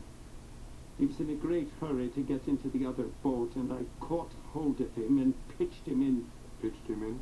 Yes, because he was not worthy of being handled better. You pitched him in among the women? No, sir, in the fore part of the lifeboat in which I transferred my passengers. Did you use some pretty emphatic language when you did that? No, sir, I did not say a word to him. Just picked him up and pitched him into this other lifeboat? Yes, then I went off and I rowed off to the wreckage and around the wreckage, and I picked up 4 people. Dead or alive? 4 alive. Who were they? I do not know. Have you ever found out? I do not know who these 3 live persons were. They never came near me afterwards either to say this, that, or the other. But one died, and that was Mr. Hoyt of New York, and it took all the boat's crew to pull this gentleman into the boat because he was an enormous man, and I suppose he had been soaked fairly well with water, and when we picked him up, he was bleeding from the mouth and from the nose.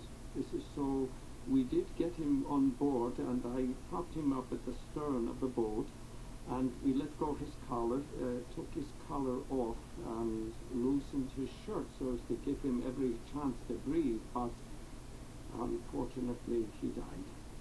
I suppose he was too far gone when we picked him up. But the other 3 survived. I then left the wreck. I went right round, and strange to say, I did not see a single female body. but not one around the wreckage. I want to take you back a moment. Before you transferred the 53 people from your lifeboat, number 14, to other lifeboats, including this Italian in woman's attire, you say you lay off a bit. Where? How far from the Titanic?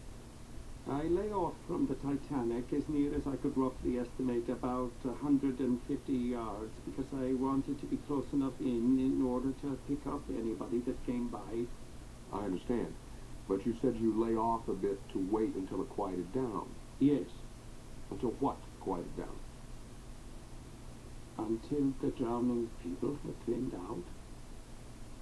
You lay off a bit until the drowning people had quieted down? Yes.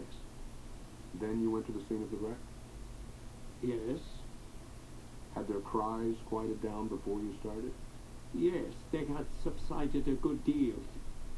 It would not have been wise or safe for me to have gone there before, because the whole lot of us would have been swamped, and then nobody would have been saved. But your boat had, according to your own admission, a water capacity of 65 people. Yes, but then what are you going to do with a boat of 65 where 1,600 people are drowning? You could have saved 15. You could not do it, sir. At least you made no attempt to do it. I made the attempt, sir, as soon as any man could do so, and I'm not scared of saying it. I did not hang back or anything else. I'm not saying you hung back. I am just saying that you said you lay by until it had quieted down. You had to do so. It was absolutely not safe. You could not do otherwise, because you would have hundreds of people around your boat, and the boat would go down just like that. About how long did you lay by? I should say about an hour and a half, somewhere under 2 hours. On your oars? No, we did not. We unshipped our oars, and I made the 5 boats fast together, and we hung on like that. Did you see the Titanic sink? I did, sir. How long after you left her side in the lifeboat did she sink? I suppose about half an hour. No, yes, somewhere about a half an hour. Then you laid an hour after she sank? An hour after she sank. Before going to the scene of the wreck? Before going to the scene of the wreck. You were about 150 yards off? I was just on the margin. If anybody had struggled out of the mass, I was there to pick them up, but it was useless for me to go into the mass. You mean for anybody? It would have been suicide. One more question, I will let you go. Did you hear any pistol shots? Yes. And by whom were they fired Sunday night? I heard them and I fired them. Where? As I was going down the decks, and that was as I was being lowered down. In lifeboat? Lifeboat number 14. What did you do? As I was going down the decks, I knew, or I expected every moment, that my boat would double up under my feet. I was quite scared of it, though of course it would not do for me to mention the fact to anybody else. I had overcrowded her, but I knew that I had to take a certain amount of risk. So I thought, well, I shall have to see that nobody else gets into the boat, or else it will be a case. That was as it was being lowered? Yes. I thought if one additional body was to fall into that boat, that slight jerk of the additional weight might part the hooks or carry away something. No one would know what. There were 101 things to carry away. Then I thought, well, I will keep an eye open. So as we were coming down the decks, coming down past the open decks, I saw a lot of Italians, Latin people, all along the ship's rail. Understand, it was open, and they were all glaring more or less like wild beasts ready to spring. And that is why I yelled out to look out and let go. Bang! Right along the ship's side. How far from the ship's side was the lifeboat you were in? I really do not know. I should say, 3 or 4 feet. And as you went down, you fired these shots? As I went down, I fired these shots, and without intention of hurting anybody, and also with the knowledge that I did not hurt anybody. You are positive of that? I am absolutely positive. How do you know? How do I know? Because I looked where I fired. It was a dark night, was it not? To see? Oh, but I could see where I was shooting. A man does not want to shoot over here and look over here, or to shoot here and look here, but to look where he shoots. I shot between the boat and the ship's side, so these people could hear and see the discharge. You shot this revolver through that 3-foot space? Yes. I think I fired 3 times. There were 3 decks. You are positive you did not hit anybody? I am absolutely positive I hit nobody. Scene 9. Witness. Guglielmo Marconi, late 30s. Wireless radio pioneer and head of an international communications monopoly. What is the pay of a wireless operator, generally speaking, in this country? I am not aware of the exact pay in this company. What is it in England? In England, it is from, I should say, beginning at $4 a week to $10 or $12 a week with board and lodging. Of course, you have not asked me this, but I might say that it is fairly easy to get operators on those terms in England because it is a rate of pay which is considerably higher than what they would get on the short telegraphs.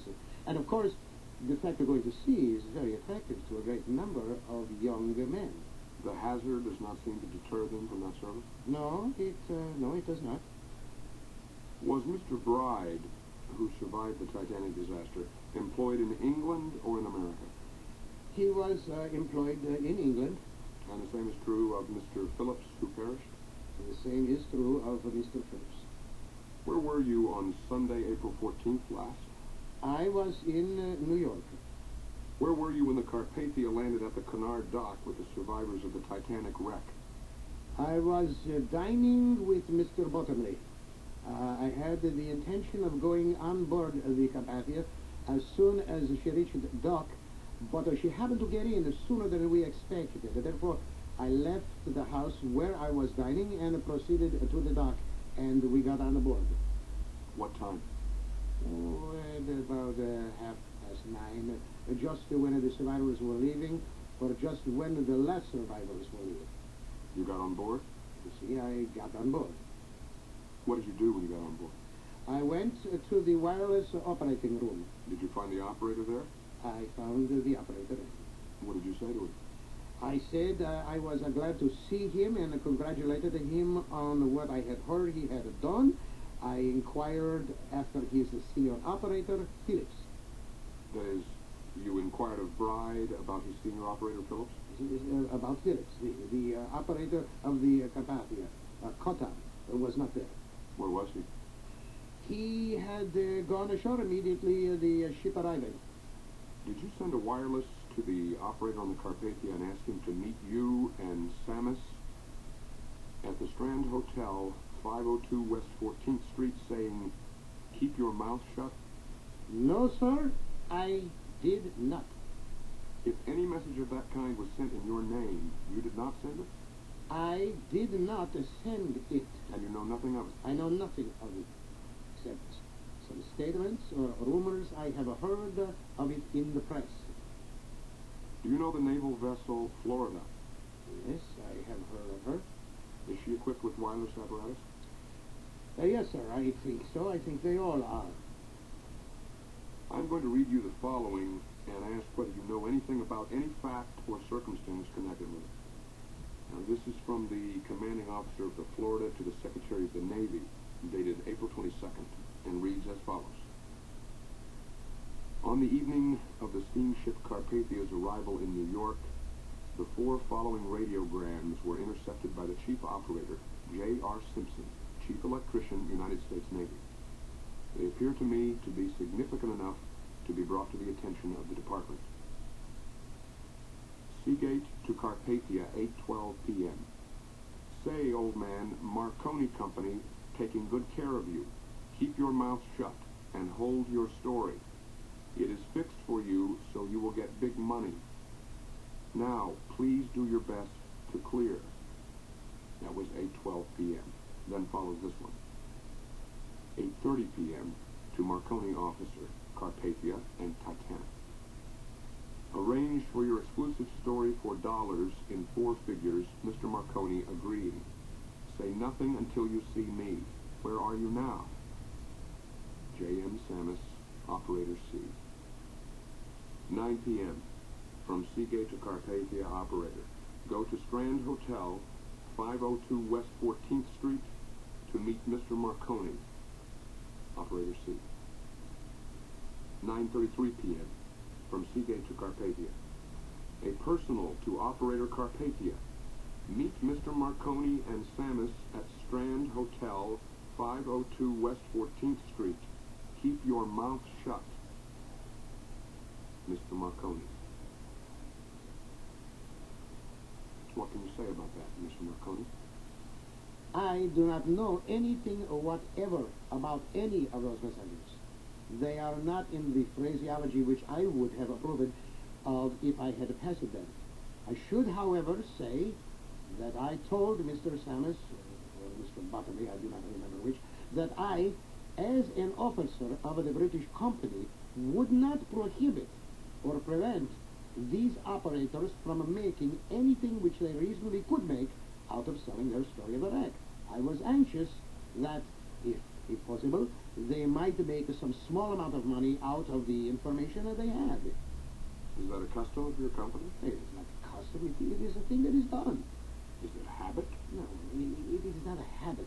It is done on very special occasions. Mr. Marconi, do you wish the committee to understand that you approved that method? Well, I was in favor of it, or at least I approved of or consented to his getting something out of this story. I know, but let me ask you this. With the right to exact compensation for an exclusive story detailing the horrors of the greatest sea disaster that ever occurred in the history of the world, do you mean that an operator under your company's direction shall have the right to prevent the public from knowing of that calamity, Mr. Marconi? No. Hold on a moment. From knowing of that calamity except through the exclusive appropriation of the facts by the operator who is cognizant of them? I say not at all. I gave no instructions in regard to withholding any information, and I gave no advice or instructions in regard to any exclusive story to anybody. The only thing I did say or did authorize was that if he was offered payment for a story of the disaster, he was permitted, so far as the English company went, to take that money. You have seen the rumors of this matter, have you not, in the paper? Yes. I have not seen these rumors, but after seeing those rumors, did you talk with Samus about the matter? I saw Mr. Samus for a few moments some time ago, and I told him, I said, you know that I did not authorize that message. When did you tell him that? I told him that since the survivors were landed. I do not remember the exact date. About what time? 4 days ago, I should say. Have you talked with him about it since? No, sir. I should state in explanation also of this matter. Please do. I would like to have you in your own way. I am not seeking to embarrass you at all. I simply feel it my duty to get the information I've asked for. What I meant, and intended when I stated to the operator that he could take something for a story or for an account of the disaster, was that newspapers and reporters would be so interested in what he had to say, and in himself personally, in view of the fact especially that Bride had behaved in such a brave and gallant manner that without withholding any general information, they would be ready to pay him an amount for a story or a description which he could give them. Have you finished? Yes, sir. Mr. Marconi, did you expect the operator to syndicate this information or to give it exclusively to one newspaper? I did not expect him to give it exclusively. Did you expect him to put the story up to the highest bidder? No, sir. If I understand you correctly, you did not seek to control the operator at all in what he would say or to whom he would say it? No, I did not. Do you know what the use of the words arranged for your exclusive story for dollars in 4 figures, Mr. Marconi agreeing, say nothing until you see me, J.M. Sammis, would indicate? What did he mean by 4 figures? I suppose it was something over $1,000. But if you'll allow me to repeat again... Please do. I wish you would say anything you want to about it. For the 4th, or 5th, or 6th time, I say that I know nothing whatever about those messages. And you understand I am not saying that you do. Thank you. I am simply inquiring. Do you know whether Cottam or Bride sold their story? I think they received remuneration for it, and that may be called sold, I presume. I mean that they were paid for it. Do you know how much they got? I do not know how much Cottam got. Do you know how much Bride got? I was told that Bride got $500. From whom? From the New York Times. Who told you that? I think it was Mr. Butterley. The general manager of your company? Yes, I should also say, I believe, that one of the editors of the New York Times, either Mr. Ox or Van Anda. Is any officer of the Marconi Company interested in the New York Times? I do not know. I do not think so, because if anyone was, I would probably hear of it in some way. Is any director of your company interested in the New York Times? No. Have you heard from any source, any statement given as to the amount Cottam received for his story? No, I have not. Did you see his story? I saw the headlines of his story. I did not read it through. In the New York Times? In the Times. End of side 4.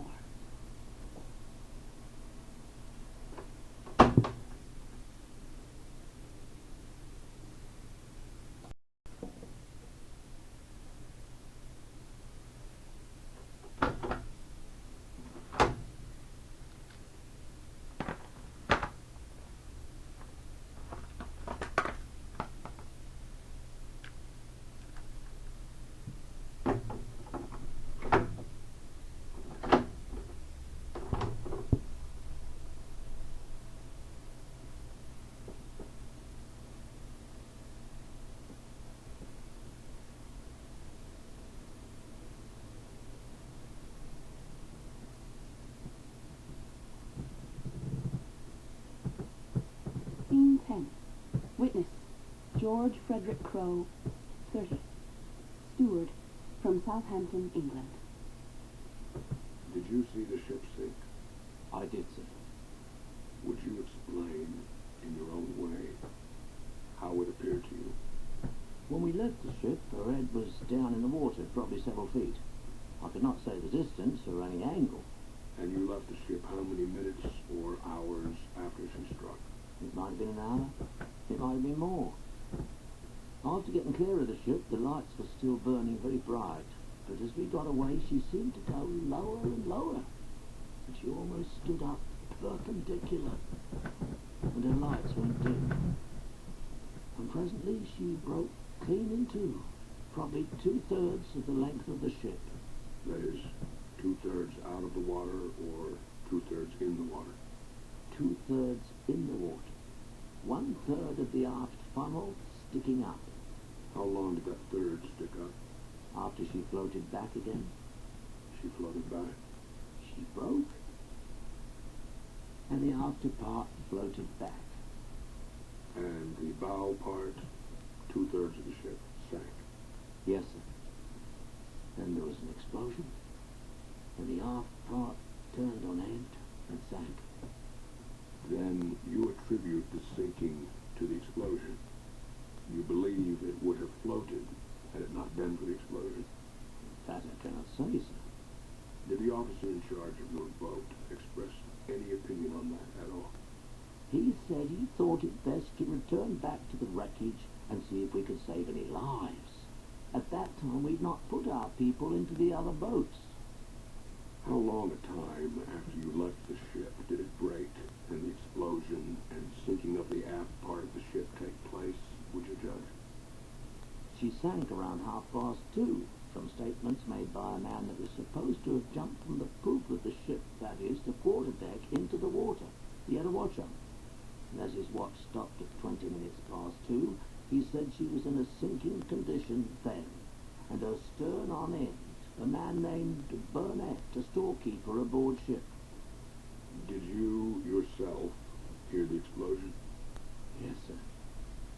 Was there one or more? There were several explosions. Were they loud, like a cannon? Not so loud as that, sir. Muffled? A kind of muffled explosion. It seemed to be an explosion at a very great distance, although we were not very far away. How far would you judge? About a quarter of a mile? About a mile. You were about a mile away? Yes, sir. Officer Lowe, you say, was in charge of your boat? Yes, sir, I'm certain of it. The fifth officer? The fifth officer, Mr. Lowe. Did Officer Lowe call for volunteers to return to the wreck? No, sir, he impressed upon us that we must go back to the wreck. Was there any protest? None whatever, sir. A second-class passenger named Williams, the champion racket player of England, returned with us. He volunteered his service? Yes, sir. He was not requested by Officer Lowe? Not at all, sir. He did so of his own volition? Yes. Scene 11. Witness, John Collins, 17. Assistant cook in the first-class galley, from Belfast, Ireland. We went up to the deck when the word came. Then I met a companion of mine, a steward, and I asked him what number my boat was, and he said number 16. So I went up to number 16 boat, and I seen sailors with their bags ready for number 16 boat. I said to myself, there's no chance there. And I ran back to the deck, ran to the port side on the saloon deck with another steward and a woman and my two children. And the steward had one of the children in his arms, and the woman was crying. I took the child off the woman and made for one of the boats. But then the word came round from the starboard side. There was a collapsible boat getting launched on the starboard side, and that all the women and children were to make for it. So me and another steward and the two children and the woman come round on that side, that starboard side. And when we got round there, we saw that it was full. We saw the collapsible boat taken off the saloon deck, and then the sailors and the firemen that were forward, seeing the ship's bow in the water, and seeing that she was intending to sink her bow. And they shouted out for all we were to go aft. And the word came there was a boat getting launched, so we were to go aft. And we were just turning around and making for the stern end when the wave washed us off the deck. It washed us clear of it, and the child was washed out of my arms. But the wreckage and the people that was around me, they kept me down for at least 2 or 3 minutes under the water. 2 or 3 minutes? Yes, I'm sure. Were you unconscious? No, not at all. It did not affect me much, the salt water. But you were under the water. You cannot stay under the water 2 or 3 minutes, can you? Well, it seemed that to me. I could not exactly state how long, but it seemed that to me. When I came to the surface, I saw this boat had been taken off. I saw a man on it. They had been working on it, taking it off of the saloon deck, and when the waves washed it off the deck, they clung to that. Then I made for it. When I came to the surface, I saw it, and I swam over to it. Did you have a life belt on? I had, sir. I was only about 4 or 5 yards off it, and I swam over to it, and I got onto it. How many were on the collapsible boat? Oh, well, sir, I could not exactly say, but I'm sure there were more than 15 or 16. Did those who were on help you get on? No, sir. They were all watching the ship. I had not much to do. All I had to do was to give a spring, and I got onto it, and we were drifting about for 2 hours in the water. When you had the child in your arms and went to this collapsible boat that you understood was being launched, why did you not get into it? Sir, we had not the time, sir. They had not got it off the deck until we were washed off the deck. After the ship struck, Did you see any lights over the water anywhere before any of your boats were lowered? No, sir. After the boats were lowered, did you see any lights that you believed was a ship coming to your relief? Yes, sir. There were 3 boats lowered. I do not mean of your own boats, but I mean any lights away from your own boats or your own ship. Did you see any lights in the distance? I had the child in my arms, and I looked back at her stern end, and I saw a green light. What did you think it was? One of your own boats? No, sir. I did not really think of what it was until the firemen and sailors came up and said that it was a boat. That is, a ship? Yes, sir. What became of it? Sir, it disappeared. How long was it visible? About 20 minutes or half an hour, I'm sure it was. How far away would you think from the Titanic? I guess it would be about 4 miles. I'm sure 3 or 4 miles. You say you were swept off the Titanic's deck by a wave? Yes, sir. How many of the hundreds that were washed off of the ship at the same time with you got into the collapsible boat with you? Well, sir, the boat was taken off the saloon deck, and the wave came up and washed the boat right off, and she was upside down, sir, and the water washed over her. She was turned over, and we were standing on her. You were standing on the bottom of the boat? Yes, sir. The boat being upset? Yes, sir. How many got onto the bottom of the boat with you? We lifted 4 people. There were 5 on there. 4 besides yourself? Oh, sir, there was more. There were probably 15 on there at the time you got on? Exactly, sir. Did the men on the bottom of the collapsible boat refuse to let others get on from the water? Only one, sir. If a gentleman had got on, we would all have been turned over. We were all on the boat. One was running from one side to the other to keep her steady. If this man had caught hold of her, he would have tumbled the whole lot of us off. Who prevented him? We were all telling him not to get on. He said, "That is all right, boys. Keep cool," he said. "God bless you." And he bid us goodbye, and he swam along for about 2 minutes, and we seen him, but we did not see him moving off. We saw his head, but we did not see him moving his hands. Then we were washed out of his road. There was only this one instance then when one tried to get on? There were others that tried to get on, but we would not let them on. A big foreigner came up. I think he was a Dutchman. He came up to the stern, and he hung on to me all the time. Was he saved? He was, sir. Then all those who wanted to get on and tried to get on got on, with the exception of only one? Only one, sir. That was when you had all on the boat that she could support?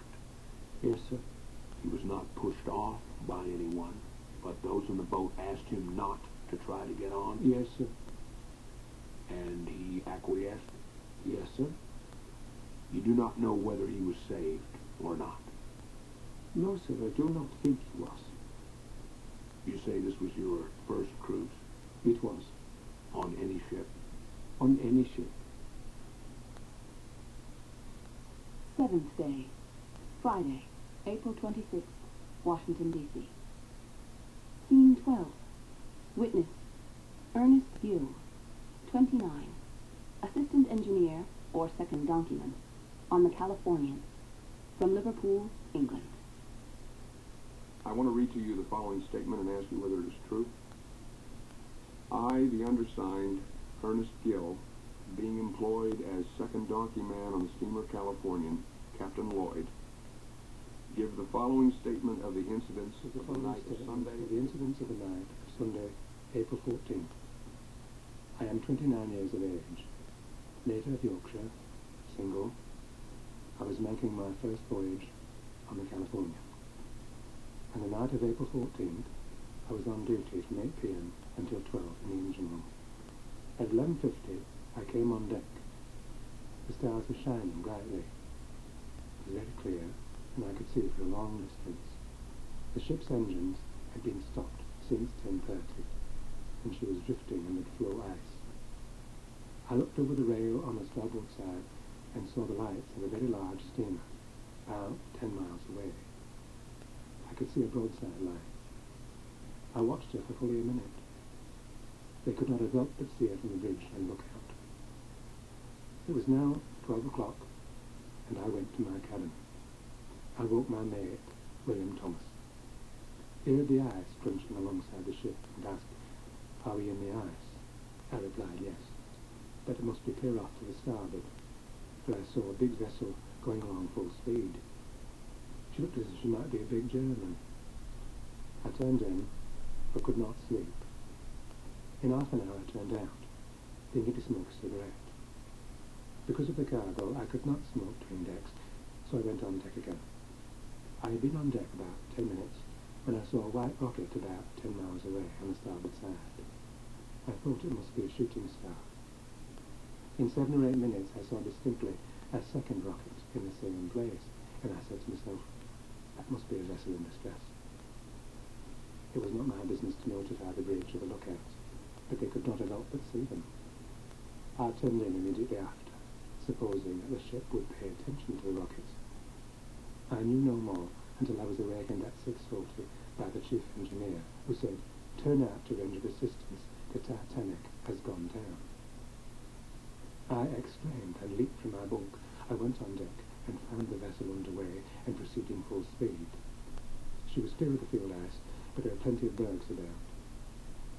I went down on watch and heard the second and fourth engineers in conversation.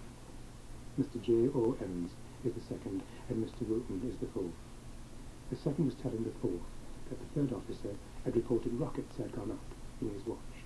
I knew then that it must have been the Titanic I had seen. The second engineer added that the captain had been notified by the apprentice officer, whose name I think is Gibson, of the rockets. The skipper had told him to moor the vessel in distress. Mr. Stone, the second navigating officer, was on the bridge at the time, said Mr. Evans. I overheard Mr. Evans say that more lights had been shown and more rockets went up. Then, according to Mr. Evans, Mr. Gibson went to the captain again and reported more rockets. The skipper told him to continue to Morse until he got a reply. No reply was received. The next remark I heard a second pass was, why in the devil they didn't wake the wireless man up. The entire crew of the steamer had been talking among themselves about the disregard of the rockets. I personally urged several to join me in protesting against the conduct of the captain, but they refused, because they feared to lose their jobs. A day or two before the ship reached port, the skipper called the quartermaster, who was on duty at the time the rockets were discharged, into his cabin. They were in conversation about 3/4 of an hour. The quartermaster declared that he did not see the rockets. I am quite sure that the Californian was less than 20 miles from the Titanic, which the officers report to have been our position. I could not have seen her if she'd been more than 10 miles distant, and I saw her very plainly. I have no ill will toward the captain or any officer of the ship, and I am losing a profitable berth by making this statement. I am actuated by the desire that no captain who refuses or neglects to give aid to a vessel in distress should be able to usher up the men. Ernest Gill, sworn and subscribed. Sworn and subscribed to before me this 24th day of April, 1912. Samuel Putnam, Notary Public. I will ask you, witness, whether this statement is true? Yes, sir. It is correct. What direction was the Californian going? We were headed for Boston, sir. In what direction were the rockets from the Californian when you first saw them? On the starboard side, forward. Was the Californian passed by the Titanic, her course being the same as the Titanic's course was originally? I think she must have passed the Titanic. The Titanic must have passed us first because we were floating, and that would take a lot out of our way. We were a slow boat. After the Titanic struck the iceberg, did the Californian pass by the Titanic? The only way I can account for this, we were stopped in the ocean, and it's not natural for the ship to keep her head one way all the time. She must have been drifting. How long after the rockets were sent up was it before the Californian got under steam and proceeded? I do not know what time she got underway, sir. It was somewhere about 5 o'clock, or in the vicinity of 5 o'clock. Was that about daylight? Yes, sir. Up to about that time, the Californian was drifting? Yes, sir. But her engine stopped. And you saw the rockets along about 2 o'clock or before 2? About 12:30, at one bell, sir. About 12:30 you began first to see the rockets? Yes, sir. At first, when I saw it, it was not very plain. Off on your starboard bow? Yes, sir. What kind of rockets were they? What did they look like? They looked to me to be pale blue or white. Or which? Pale blue or white? It would be apt to be a very clear blue. I would catch it when it was dying. I did not catch the exact tint, but I reckon it was white. Did it look as if the rocket had been sent up and the explosion had taken place in the air and the stars spangled out? Yes, sir. The stars spangled out. I could not say about the stars. I say I caught the tail end of the rocket. Did you see any lights on the steamer where the rockets were sent up? No, sir. No sign of the steamer at the time. You could not see any lights at all? No, sir. You did not see any Morsing from that steamer? No, sir. Did you hear any noise? Escaping steam or anything of that sort? No, sir. There was not much noise on the Californian at that time? No, sir. Not much noise on the ship. What sort of a night was it? It was a fine night. No fog? No, sir. A clear night. A very clear night. You estimate that the rockets went up not over 20 miles away from the Californian? It could not be 20 miles away, sir. I could not see 20 miles away. I seen the ship, and she had not had time to get 20 miles away by the time I got on deck again. As I understand, you never did see the ship, did you? No, sir. Not without the one I seen, the big ship. That I told my mate was a German boat. Not without that was the ship in question, the Titanic. You think it may have been the Titanic? Yes, sir. I am of the general opinion that the crew is that she was the Titanic. When did you first see her? At 4 minutes after 12, exactly. How do you know that? Because at 5 minutes to 12, I was working with the fourth engineer at a point that kicked, that would not work. And while we were interested in our work, we forgot the time. I looked up, and I said, "It is 5 minutes to 12. I haven't called my mate, Mr. Wooten. I will go call him." And I got to the ladder to climb out of the engine room and get on deck. That taking me 1 minute to get up there. Was this ship moving at that time? I did not take particular notice of it, sir, the rushing to call me mate. I went along the deck. It had taken me about a minute, going along the deck. To get to the hatch, I had to go down, and I could see her as I walked on the deck. Suppose I am going forward now. I could see her over there, a big ship, a couple of rows of lights, so that I know it was not any small craft, it was no tramp. I did not suppose it would be a star boat. I reckon she must be a German boat. So I dived down the hatch, and as I turned around in the hatch, I could not see her, so you can guess the latitude she was in. As I stood on the hatch, with my back turned, I could not see the ship. Then I went and called my mate, and that is the last I saw of it. How long after that was it before you saw the rockets go up? About 35 minutes, sir. A little over half an hour. Did you observe the rockets go up in the direction this ship was as you first saw her, from where the California was? It was more beam, sir. More broadside of the ship. In the meantime, the Californian, as I understand, was drifting? Yes, sir. She was not underway at all? No, sir. Was the ship too far away when you saw the rockets going up for you to see the lights on her? Yes, sir. No sign of the ship. What time was it when you heard these officers discussing this matter that was mentioned in the statement?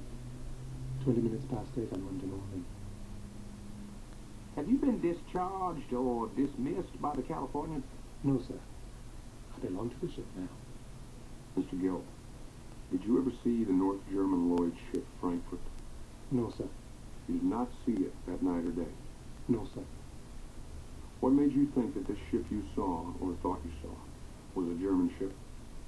Because the German ship would be heading to New York at about that time. Heading for New York? Or from New York. It is in that vicinity that we meet those boats. I think that is all.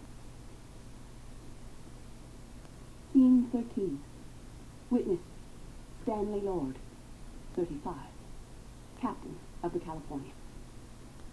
Did you attempt to communicate with the vessel Titanic on Sunday? Yes, sir. At what time of the day? 10 minutes to 11 A.M.? p.m. That is ship's time? At the ship's time for 4725 longitude. That was of longitude 4725 west? Yes, sir. What was that communication? We told them we were stopped and surrounded by ice. Did the Titanic acknowledge that message? Yes, sir. I believe he told the operator he had read it and told him to shut up or stand by or something, that he was busy. That was the Titanic's reply? Yes, sir. Did you have further communication with the Titanic? Not at all, sir. Did the Titanic have further communication with you? No, sir. Do you know the Titanic's position on the sea when she sank? I know the position given to me by the Virginian as the position where she struck an iceberg, 41, 56, and 5014. Figuring from the Titanic's position at the time she went down and your position at the time you sent this warning to the Titanic, how far were these vessels from one another? From the position we stopped in to the position at which the Titanic is supposed to have hit the iceberg, 19 to 19 miles south, 16 west, sir, was the course. Do you know what time the Titanic sent out this CQD call? No, sir, I do not. Did the Californian receive that call? No, sir. Either from the Titanic or any other ship? We got it from the Virginian. What time did you receive it? 6 o'clock, sir. A.M.? A.M. on the 15th. When you notified the Titanic that you were in the ice, how much ice were you in? Well, we were surrounded by a lot of loose ice, and we were about a quarter of a mile off the edge of the field. Were there any icebergs in view? No, I did not see that. Not then. This ice that you were in was field ice? Field ice. And how large an area, in your judgment, would it cover? Well, my judgment was from what I saw the next day, not what I saw that night. Exactly. But how large an area would it cover the next morning? I suppose about 25 miles long and from 1 to 2 miles wide. How badly were you interfered with by the ice on Sunday evening? How were we interfered with? Yes. We stopped altogether. What did you stop for? So we would not run over the top of it. You stopped your ship so that you might avoid the ice. To avoid the ice. And did you avoid it? I did. When did you notify the Titanic of your condition? What was your purpose? It was just a matter of courtesy. I thought he would be a long way from where we were. I did not think he was anywhere near the ice. By rights, he ought to have been 18 or 19 miles to the southward of where I was. I never thought the ice was stretching that far down. Do you know anything regarding the Titanic disaster of your own knowledge? Did you see the ship on Sunday? No, sir. Were any signals from her? Not from the Titanic. Was the Titanic beyond your range of vision? I should think so, 19 or 20 miles away. How long did it take you to reach the scene of the accident from the time you steamed up and got underway Monday morning? From the time we received the message of the Titanic's position? Yes. I will read this from the logbook. 6 o'clock, proceeded slow, pushing through the thick ice. 6:30, clear of thickest of ice, proceeded full speed, pushing the ice. 8:30, stopped close to steamship Carpathia. Was the Carpathia at that time at the scene of the wreck? Yes, sir. She was taking the last of the people out of the boats. I would like to ask you, Captain Lord, to tell the committee what kind of watch you kept on Sunday night after the engine stopped. Did you keep an unusual lookout on duty? No, not after we stopped the engines. Did you up to the time you stopped? Yes. Tell the committee of what that consisted. We doubled the lookout from the crew, put a man on the forecastle head, that is, right at the bow of the ship, and I was on the bridge myself with an officer, which I would not have been under ordinary conditions. What time did you increase the watch? When it got dark that night. As soon as it got dark? About 8 o'clock. I went on the bridge at 8 o'clock. And you remained on the bridge how long? Until 10:30. And this increased watch was maintained during all that time? Until 10:30. You thought that was necessary in your situation at that time?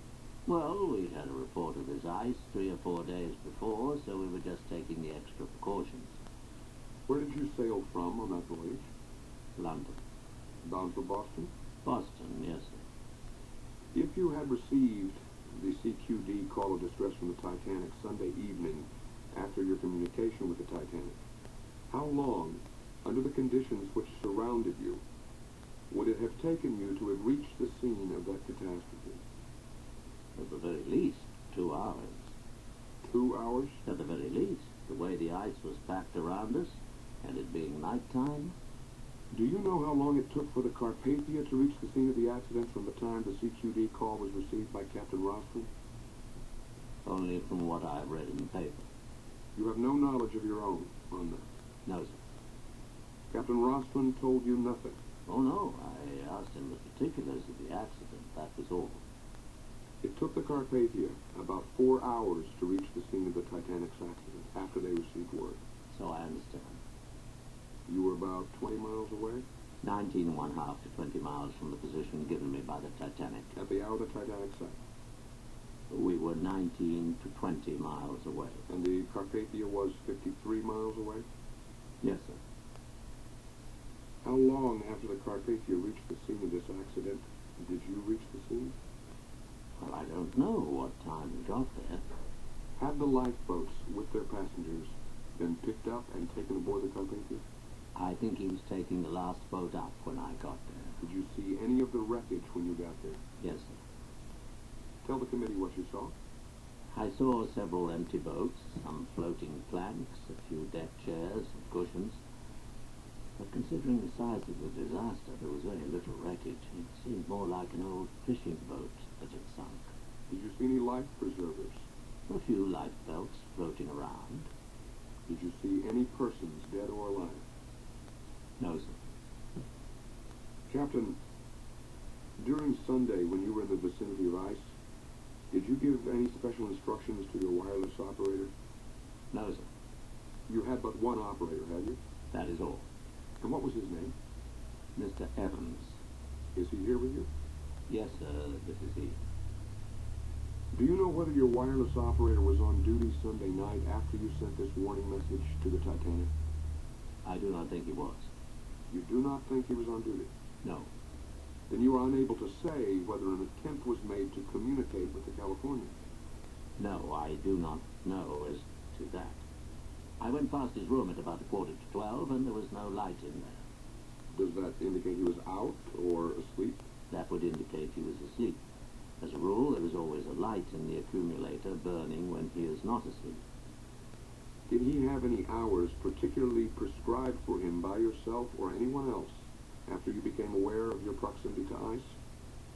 No. On Sunday? No. Suppose your wireless operator had been at his post in the operating room when the CQD call of distress came out from the Titanic, which was received by the Carpathia and other ships. Would your ship have been apprised of the distress of the Titanic? I mean, have you such a wireless apparatus on that ship as would have, in all probability, caught this message? If the operator had been on duty? Yes. Most certainly. What has been the custom on your ship with reference to wireless service? Do you profess or undertake to have the operator on duty during the daytime or in the night? I have never interfered with them.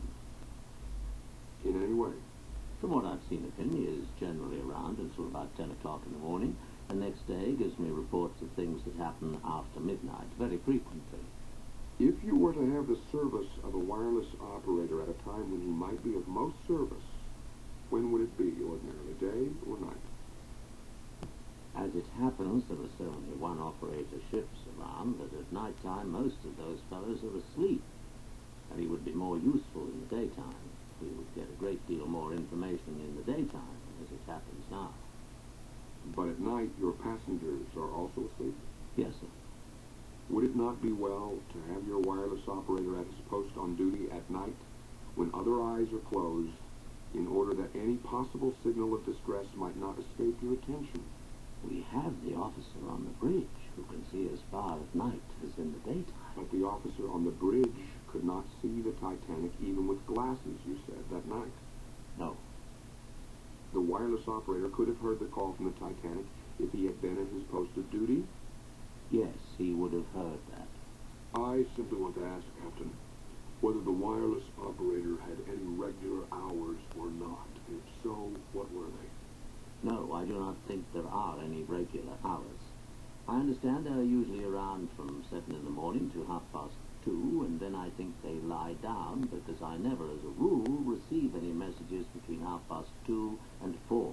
I presume they are asleep. You think it is better to have 2 operators on every ship, do you, so as to have continuous service? It would be much nicer. You would never miss a message, eh? Captain, did you see any distress signals on Sunday night, either rockets or the Morse signals? No, sir, I did not. The officer on watch saw some signals, but he said they were not distress signals. They were not distress signals? Not distress signals. But he reported them? To me. I think you'd better let me tell you that story. I wish you would. When I came off the bridge at 10:30, I pointed out to the officer that I thought I saw a light coming along, and it was a most peculiar light, and we had been making mistakes all along with the stars, thinking they were signals. We could not distinguish where the sky ended and where the water commenced, do you understand? It was a flat calm. He said he thought it was a star, and I did not say anything more. I went down below. I was talking with the engineer about keeping the steam ready, and we saw these signals coming along, and I said, "There is a steamer coming. Let us go to the wireless and see what the news is." But on our way down, I met the operator coming, and I said, "Do you know anything?" He said, "The Titanic." So then I gave him instructions to let the Titanic know. I said, "This is not the Titanic. There is no doubt about it." He came and lay at 11:30 alongside of us until, I suppose, at 1:15, within 4 miles of us. We could see everything on her quite distinctly, see her lights. We signaled her at 11:30 with the Morse lamp. She did not take the slightest notice of it. That was between 11:30 and 20 minutes to 12. We signaled her again at 10 minutes past 12, 12:30, 1:45, and 1 o'clock.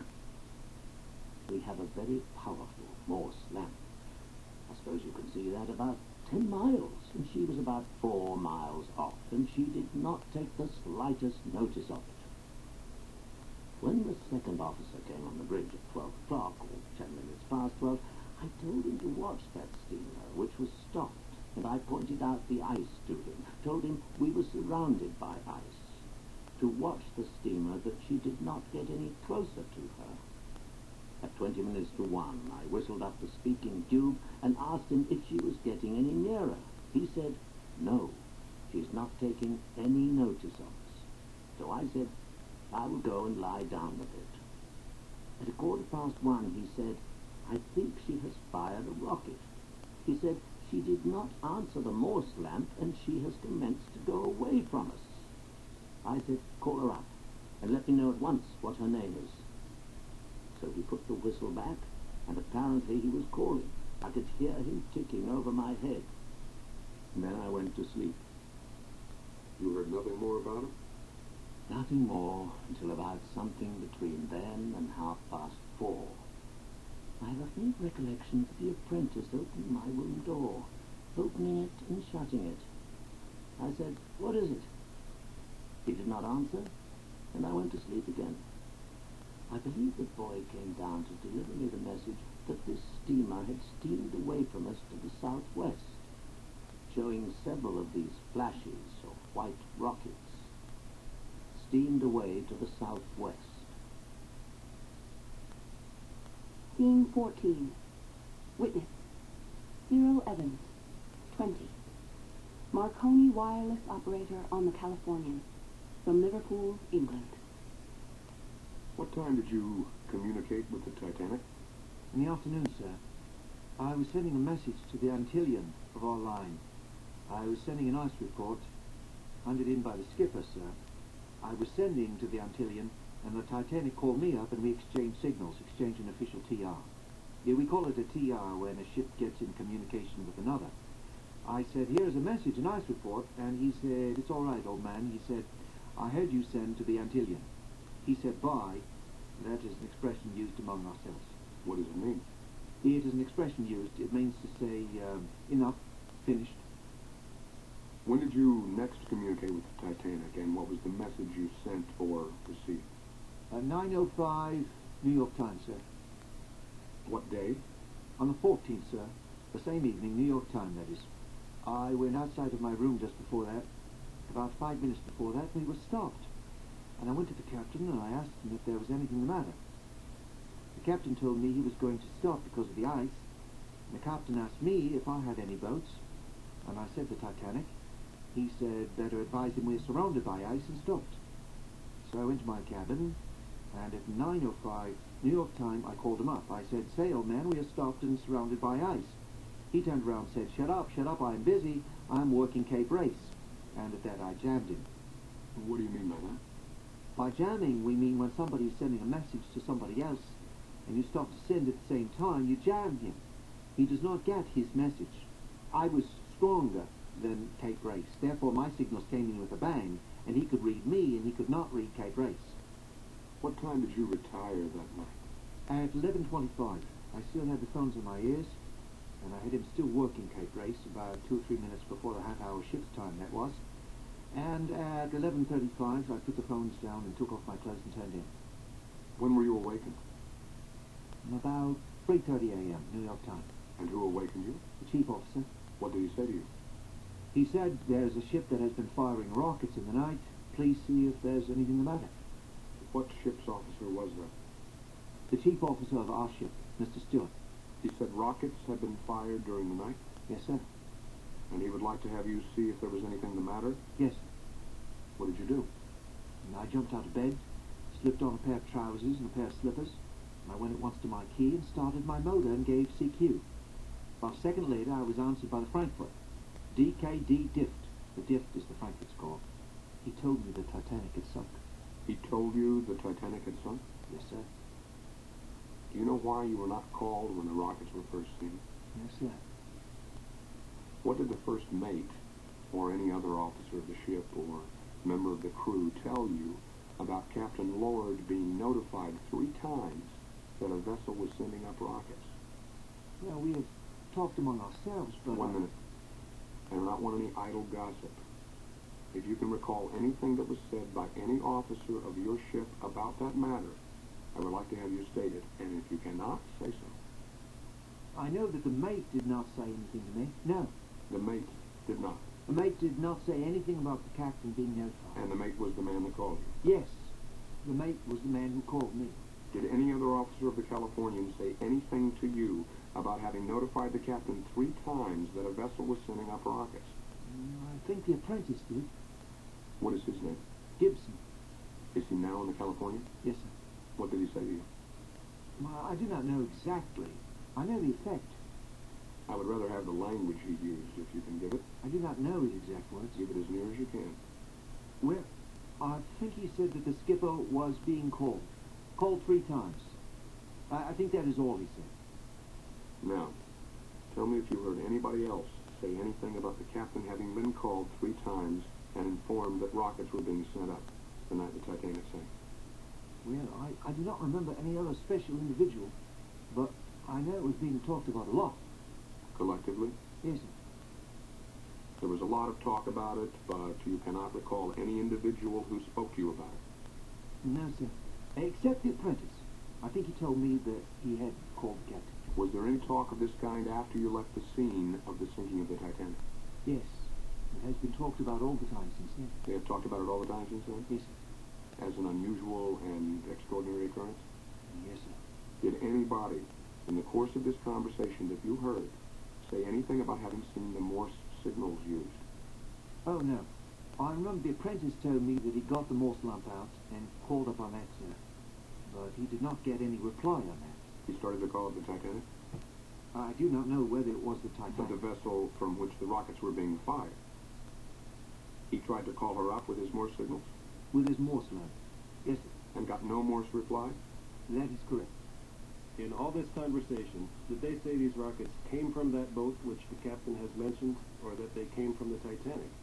They did not know which. Was it said that the rockets were those which had been set up by the Titanic? Was that the talk on board ship? Some of them seem to think so, and some not, sir. Has anyone told you that he was to receive $500 for a story in regard to these rockets? Anyone on your boat? Well, I think the donkeyman mentioned it. What did he say? He said, I think I will make about $500 on this. Did he say that to you? Yes, sir. That is the man who was a witness here this morning? Gil, the second document. Did you hear the captain say that he saw rockets? I heard, sir, the next day. I did not hear anything about it the same day. You heard him swear to it here a few minutes ago? Well, yes, sir. White rockets, he said. Did he not? I think so. Have you yourself been offered or have you received any money from any person for any information in your possession regarding this Titanic accident or wreck? No, sir. 9th day, Monday, April 29th, Washington, D.C. Scene 15. Witness, Frederick M. Samus, 35. General Engineer of the Marconi Wireless Telegraph Company of America. I will come right to the point and ask you whether the following message, which was intercepted by the Chief Wireless Operator J.R. Simpson, Chief Electrician, United States Navy, is familiar to you. 8:30 p.m. to Marconi Officer, Carpathia and Titanic. Arranged for your exclusive story for dollars in 4 figures. Mr. Marconi agreed. Say nothing until you see me. Where are you now? J.M. Samus, Operator C. I only know about that exact message from what I have read in the newspapers. If you will allow me, I will describe this unpleasant business, because it is unpleasant, as it has brought upon me a country-wide publicity that I little desire, and has pointed the finger of scorn at me by my neighbors, simply because in their estimation, either intentionally or otherwise, the date and time of these messages, when they were first published at any rate, were not disclosed. In the second place, because it has not been stated, I believe, thus far, that at 8:30 the ship was either across the end of her pier or nearly so. I sat in my office at 8:10 on that night and was told by the operating department that the ship had passed the Narrows, and the Seagate station itself is at the Narrows, New York Harbor. It is not my desire to throw onto anybody else any responsibility for the sense of this message. Mr. Marconi did agree that the boys, when they got ashore, should be allowed to sell the report of their personal experience, which numerous other people on board the ship did. In these days, when corporations are counted as not caring very much about their employees or what happens to them, or what they get, it seemed to me that the men who had been responsible mainly and chiefly for saving 700 lives ought in some way to be recognized substantially. It was not I who originated this scheme or this arrangement at all. The arrangement was made, however, and the information was telephoned to Seagate Station, which I say is at the Narrows, New York, to explain to these boys. In telephoning that, I told them, I know the boys are exhausted, but give them this news. Maybe it will spur them on and make them feel better. I remember definitely telling them that. Cottam, the regular operator of the Carpathia, left the ship immediately when she arrived, did he not? I understand so, yes. Did he do that in obedience to your request to meet you at the Strand Hotel? He probably did, yes. Why did you want him to meet you?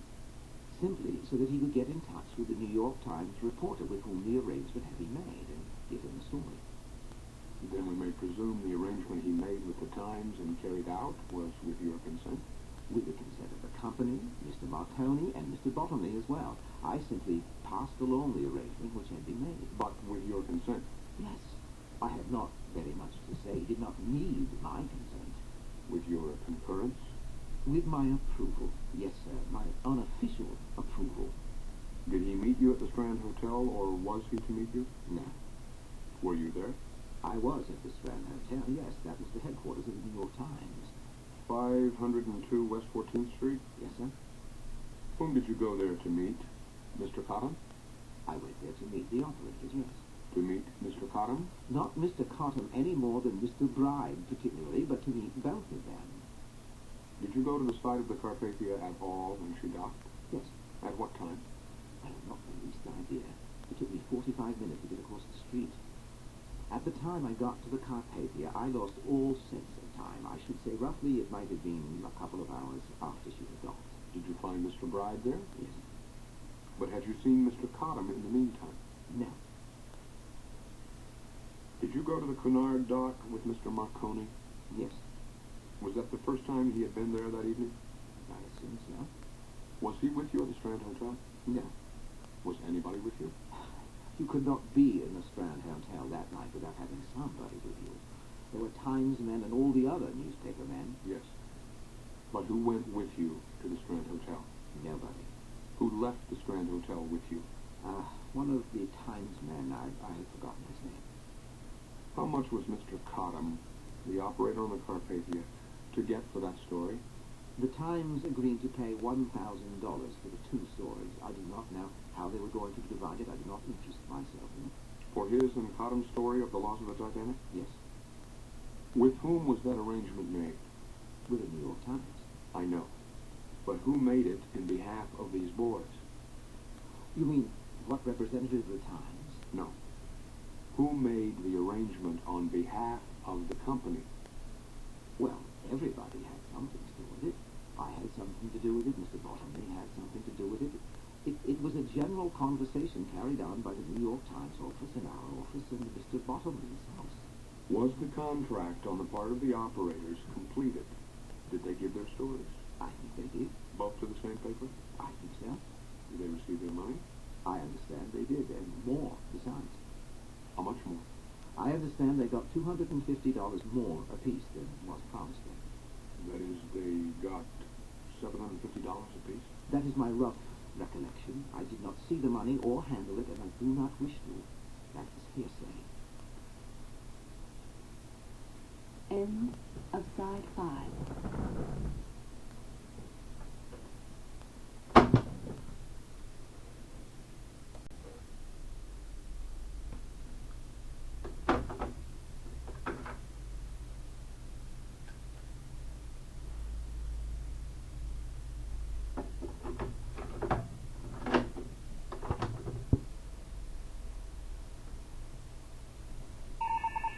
We return to scene 15, continuing testimony of Frederick Samis, Marconi engineer. In order that we may clear this up as we go along, were you to have any part in this yourself? Absolutely none. Was Mr. Bottomley to have any part in it? Absolutely none. And you have had no part in it? No. Mr. Cottam says he has not yet received his money. Perhaps that is Mr. Cottam's fault. Perhaps he is not being accessible. Is the money being held for him by anybody, to your knowledge? I presume if anybody were holding it, it would be the Times. Nobody else? I understood Mr. Cottam had received his money. He had not when he was on the stand a day or two ago. I understand that he has since.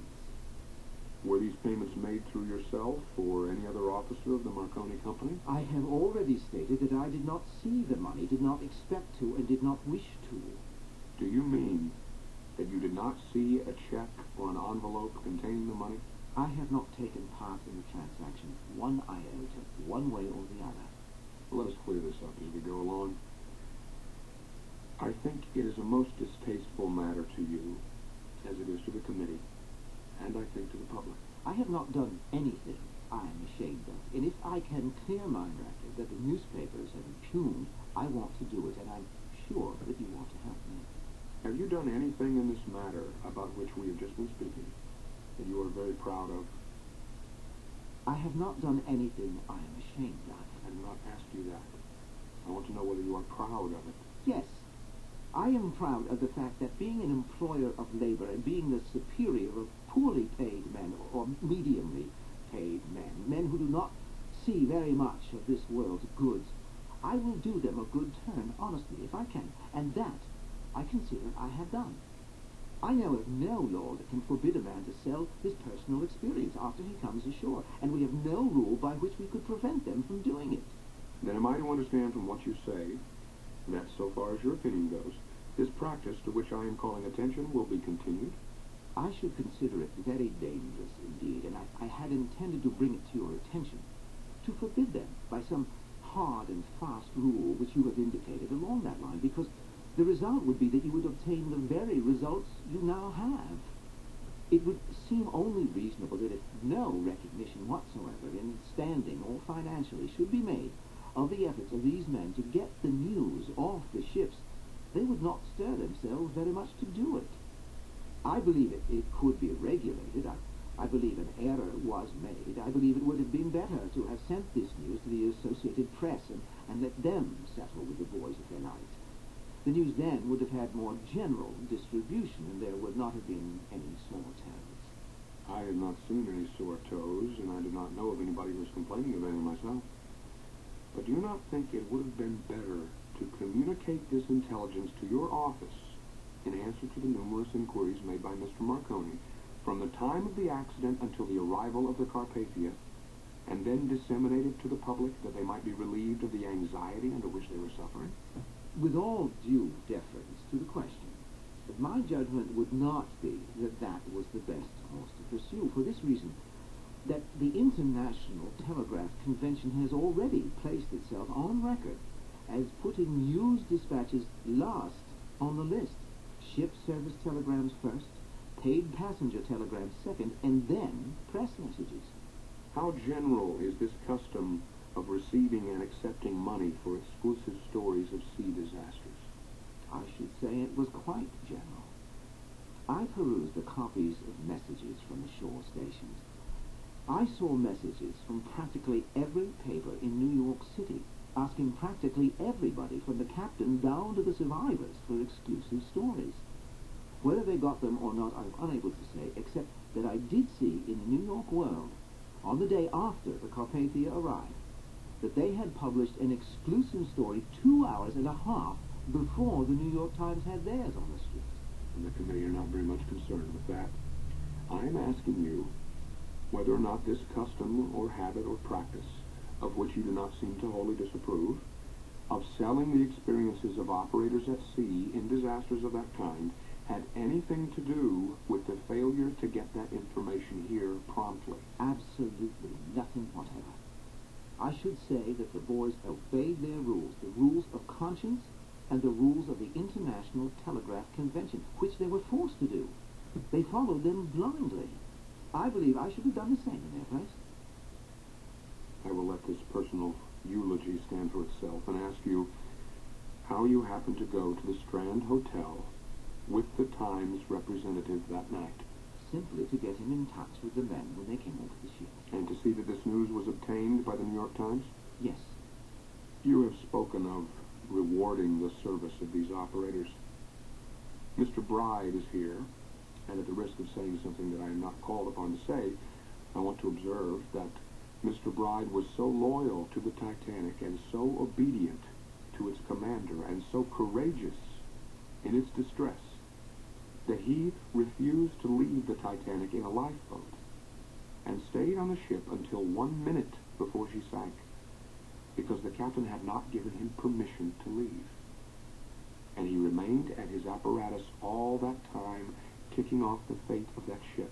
I want to know whether it would not be more creditable to you and to your company to encourage that kind of gallantry and heroism and fidelity by leaving the question of reward for such service to the public, rather than to seal his lips with an injunction of secrecy so that he might receive a pittance from some private source? We did not seal his lips. We provided the means for unsealing him. Did you tell him to shut his mouth? I did not.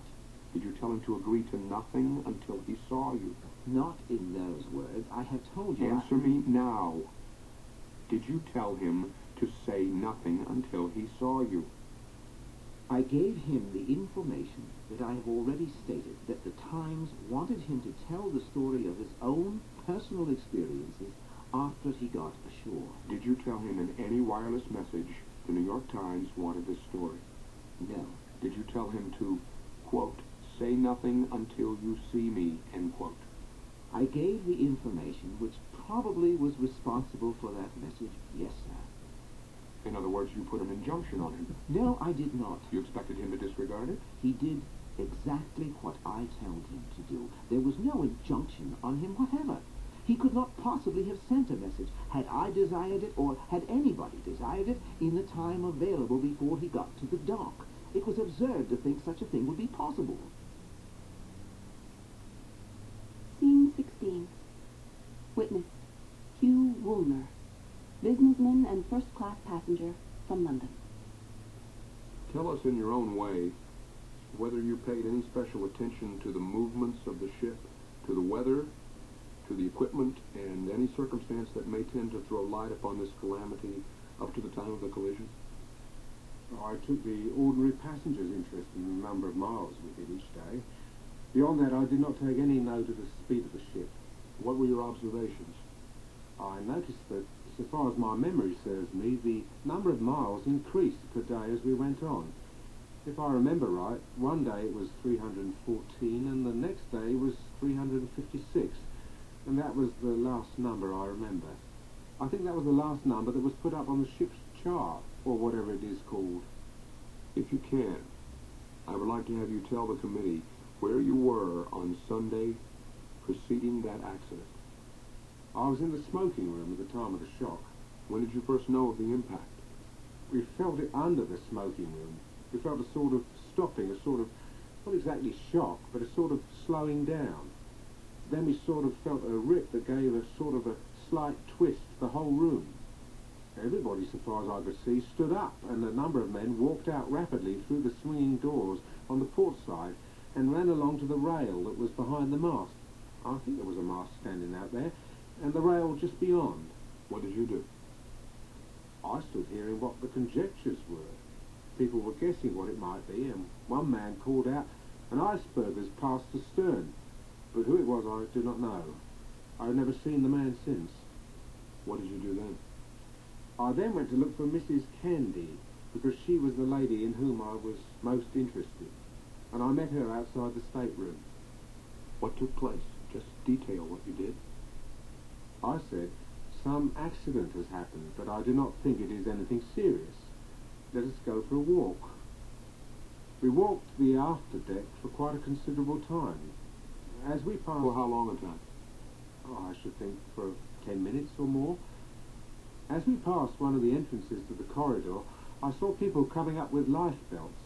So I went inside and asked the steward, "Is this orders?" That is, you asked him if the life belts were ordered? Yes, I shouted to someone going by. An employee with a life belt on? No, standing at the entrance, and he said, "Orders." I went back to Mrs. Candy and took her to her stateroom, and we got her life belt down from the top of the wardrobe and tied hers onto her. And then she chose one or two things out of her baggage, little things that she could put into her pocket or something of that sort. And I said, "We will now go up on deck and see what has really happened." Did you yourself put a life belt on? Yes, sir, I missed that. I went back to my cabin and brought out and put one on myself.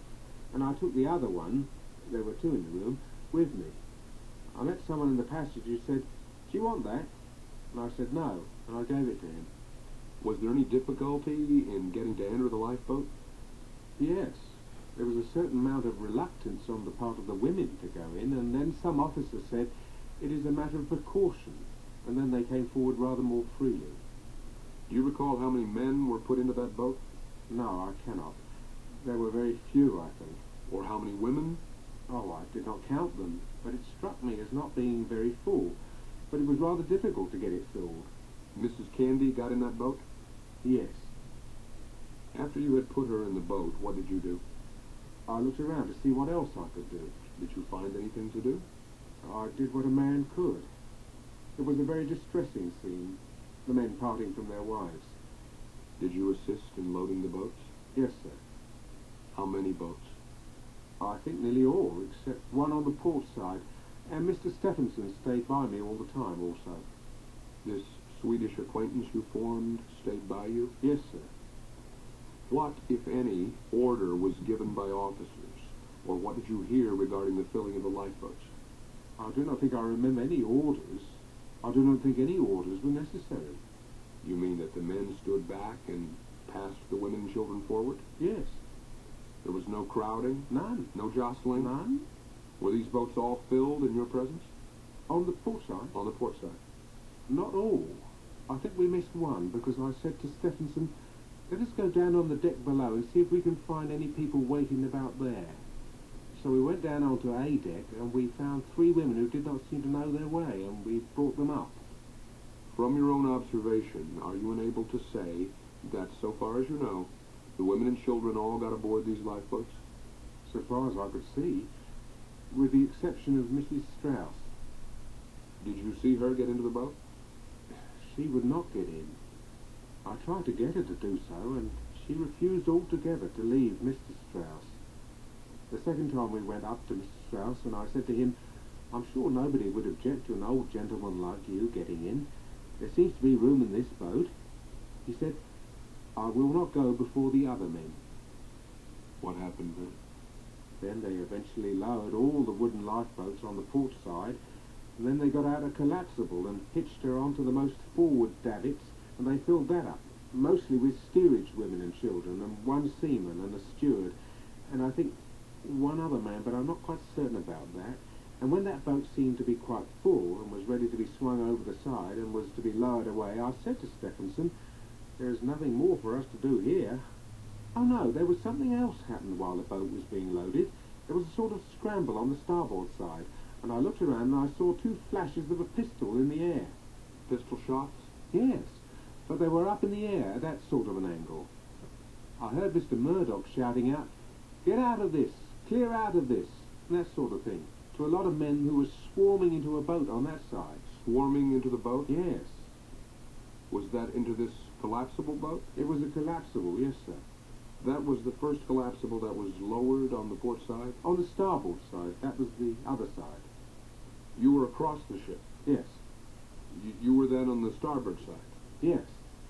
We went across there because we heard a certain kind of shouting going on, and just as we got around the corner, I saw these 2 flashes of the pistol, and Stephenson and I went up to help to clear that boat of the men who were climbing in, because there was a bunch of women, I think Italians and foreigners, who were standing on the outside of the crowd, unable to make their way toward the side of the boat. Because these men had gathered around this collapsible boat? Yes, sir. So we helped the officer to pull these men out by their legs and anything we could get hold of. You pulled them out of the boat? We pulled out several of each. How many? I should think 5 or 6.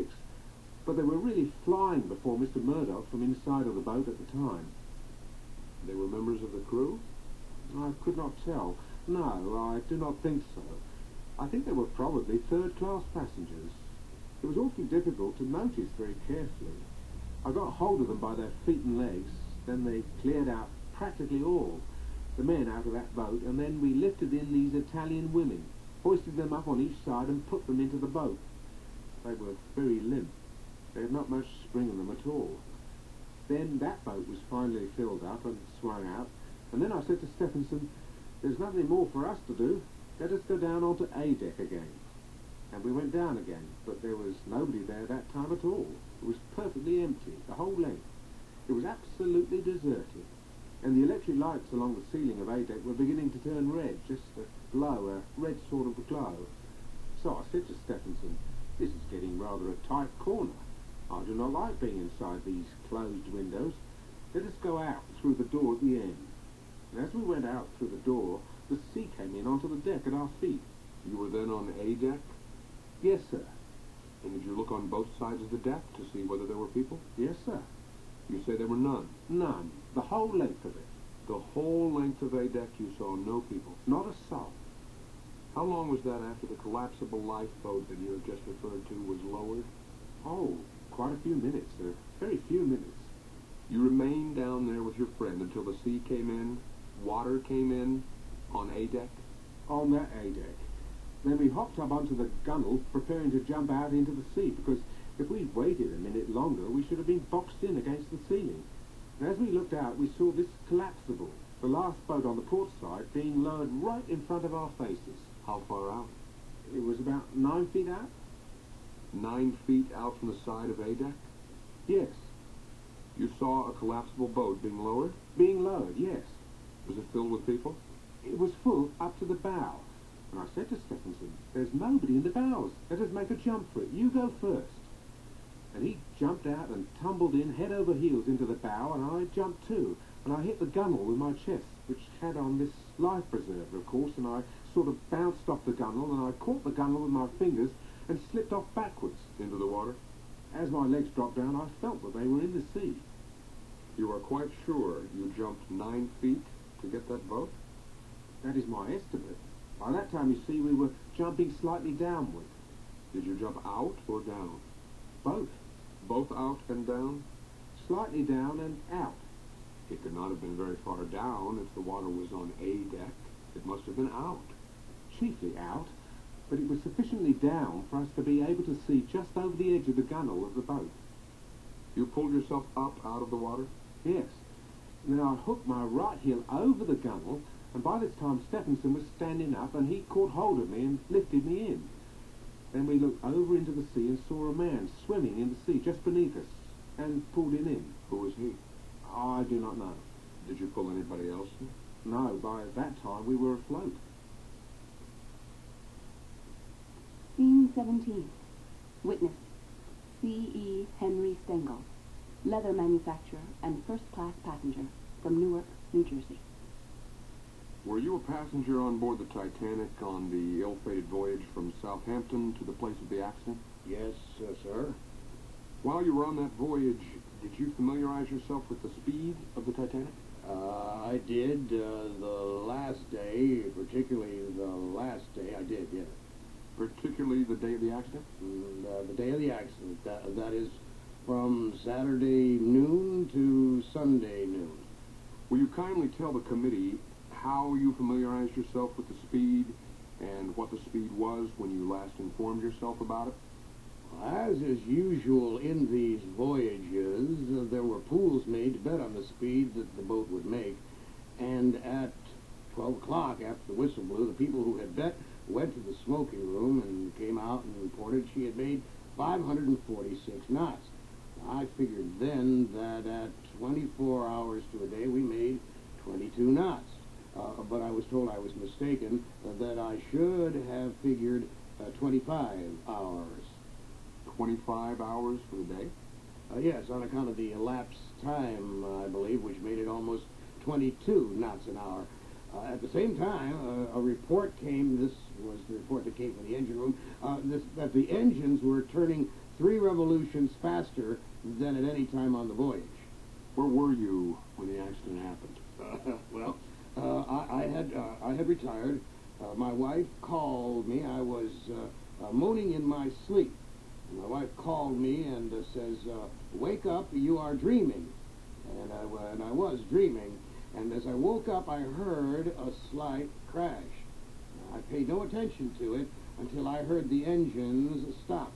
And when the engines stopped, I said, "There is something serious. There is something wrong. We had better go up on deck." And I just put on what clothes I could grab, and my wife put on her kimono, and we went up to the top deck, and we walked around there. There were not many people around there, and that was where the lifeboats were. And we came down to the next deck, and the captain came up. I suppose he had come up from investigating the damage. He had a very serious and very grave face. I then said to my wife, "This is a very serious matter, I believe." And shortly after that, the orders were given to have the passengers all put on life preservers, and I went back to my stateroom and put a life preserver on my wife, and then she tied mine on, and we went back up to the top deck. And then I heard the orders given to put all the women and children in the boats and have them go off about 200 yards from the vessel. Who gave that order? It seemed to me an officer. Of course, I was a little bit agitated, and I heard them, and I did not look particularly to see who it was. While they were loading the lifeboats, the officers, or men who had charge of loading the lifeboats, said, "There is no danger. This is simply a matter of precaution." After my wife was put in a lifeboat, she wanted me to come with them, and they said, no, nothing but ladies and children. After the 5 boats, I think it was, or the boats as far as I could see on the starboard side, were loaded, I turned toward the bow. Now, I do not know what led me there, but there was a small boat that they called an emergency boat, in which there were 3 people, Sir Duff Gordon and his wife, and Miss Francatelli. I asked the officer. I could not see them. It was so dark, and I presume I was agitated somewhat. I asked him if I could not get into that boat. There was no one else around, not a person I could see except the people working at the boats, and he said, "Jump in." The railing was rather high. It was an emergency boat and was always swung over toward the water. I jumped onto the railing and rolled into it. The officer then said, "That is the funniest sight I have seen tonight." And he laughed quite heartily. That rather gave me some encouragement. I thought perhaps it was not so dangerous as I imagined. After getting down part of the way, there was a painter on the boat, and we were beginning to tip, and somebody hollered to stop lowering. Well, somebody cut that line, and we went on down. How far were you from the Titanic when she went down? Well, I could not say the distance. I saw all the movements. I saw her first row of port lights go under the water. I saw the next port lights go under the water. And finally the bow was all dark.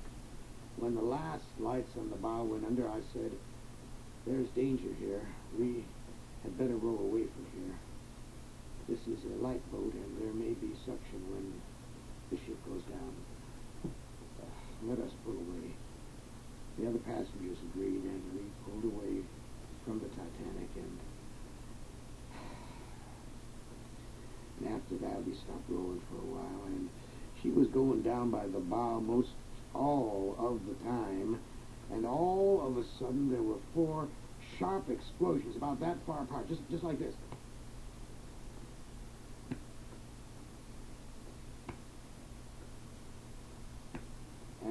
And then she dipped, and the stern stood up in the air, and then the cries began for help. I should think that the people who were left on the boat began to jump over. There was an awful wail, like. Could you see the people? No, sir. I could not see any of the people, but I could hear them. What was the character of these explosions? I do not know, but I should judge it would be a battery of boilers going. Might it have been bulkheads giving way? I do not know. I have never been familiar with bulkheads giving way, but they were quite hard explosions. She dipped then forward, and all you could see was the stern sticking up. And when I heard the cries, I turned my back. I said, I cannot look any longer. You did not attempt to go back to get any of those people? We could not. We were quite a ways away, and the suggestion was not made, and we did not. That is all there is about that. I do not know why we did not, but we did not. Scene 18. Witness, Colonel Archibald Gracie, historian and first-class passenger from Washington, D.C. I was awakened in my stateroom at 12 o'clock. The time, 12 o'clock, was noted on my watch, which was on my dresser, which I looked at promptly when I got up. At the same time, almost instantly, I heard the blowing off of steam in the ship's machinery. It seemed to stop. It was so slight I could not be positive of it. All through the voyage, the machinery did not manifest itself at all from my position in my stateroom, so perfect was the boat. I looked out of the door of my stateroom, glanced up and down the passageway to see if there was any commotion, and I did not see anybody or hear anybody moving at all. But I did not like the sound of it, so I thought I would partially dress myself, which I did, and went on deck. I went on what they call the A deck. Presently, some passengers gathered around. We looked over the sides of the ship to see whether there was any indication of what had caused this noise. I soon learned from friends around that an iceberg had struck us. Presently, along came a gentleman described by Mr. Stengel here, who had ice in his hands. Some of this ice was handed to us with the statement that we had better take this home for souvenirs. Nobody had any fear at that time at all. I looked on deck outside to see if there was any indication of a list. I could not distinguish any. At that time, I joined my friend, Mr. Clint Smith, and he and I, in the cabin, did notice a list, but thought it best not to say anything about it for fear of creating some commotion. Then we agreed to stick by each other through thick and thin if anything occurred, and to meet later on. He went to his cabin and I went to mine. In my cabin, I packed my 3 bags very hurriedly. I thought if we were going to be removed to some other ship, it would be easy for the steward to get my luggage out. As I went up on deck the next time, I saw Mr. Ismay with one of the officers. He looked very self-contained, as though he was not fearful of anything. And that gave encouragement to my thought that perhaps the disaster was not anything particularly serious. Presently, I noticed that women and men had life preservers on, and under protest, as I thought it was rather previous, my steward put a life preserver around myself, and I went up on deck, on the A deck. Here I saw a number of people, among others some ladies whom I had told when I first came on the ship at Southampton that I hoped they would let me do anything I could for them during the voyage. These ladies were Mrs. E.D. Appleton, Mrs. Cornell, and Mrs. Brown, the publisher's wife of Boston, and Miss Evans. They were somewhat disturbed, of course. I reassured them and pointed out to them the lights of what I thought was a ship or steamer in the distance. Mr. Astor came up, and he leaned over the side of the deck, which was an enclosed deck, and there were windows, and the glass could be let down. I pointed toward the bow, and there were distinctly seen these lights, or a light, rather one single light. It did not seem to be a star, and that is what we all thought it was, the light of some steamer. How far away? I could not judge. Only by what they told me, I should say it could not have been more than 6 miles away. Was it ahead? Head toward the bow, because I had to lean over, and here was this lifeboat down by the side at that time, and I pointed right ahead and showed Mr. Astor so he could see, and he had to lean away over. Some time elapsed, I should say from 3/4 of an hour to an hour before we were ordered to the boats. Then a young English officer of the ship, a tall, thin chap, whose name was Murphy, I think. It was Officer Murphy. Murdoch? No, not Murdoch. Murphy, I think it was. He was the 6th officer or something of that sort.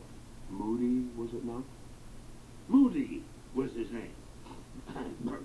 He said, "No man beyond this line." Then the women went beyond that line. I saw that these 4 ladies, with whose safety I considered myself entrusted, went beyond that line to get amidships on this deck, which was A deck. Then I saw Mr. Strauss and Mrs. Strauss, of whom I had seen a great deal during the voyage. I had heard them discussing that if they were going to die, they would die together. We tried to persuade Mrs. Strauss to go along without her husband, and she said no. Then we wanted to make an exception of the husband, too, because he was an elderly man, and he said no. He would share his fate with the rest of the men, and that he would not go beyond. So, I left them there. Just about the time we were ordered to take the boats, I passed through the A deck, going from the stern toward the bow. Then I found my friend Smith, and on A deck, on the bow side, we worked together under the second officer in loading and helping the women and babies and children aboard the different boats. I think we loaded about 2 boats there. This was on the enclosed deck. On which side did you say, Colonel? This was the port side. The only incident I remember in particular at this point is when Mrs. Astor was put in the boat.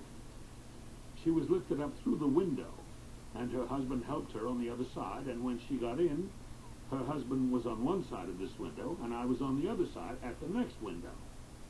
I heard Mr. Astor ask the second officer whether he would not be allowed to go aboard this boat to protect his wife. He said, "No, sir, no man is allowed on this boat or any of the boats until the ladies are off." Mr. Astor then said, "Well, tell me what is the number of this boat so I may find her afterwards," or words to that effect. The answer came back, "Number 4. The next scene was on the deck above. Was there a special reason why Mr. Astor asked to get into that boat with his wife? Yes, I think it was on account of the condition of his wife. If that had been explained to the second officer, possibly he might have been allowed to get in that boat. But that was the reason he gave?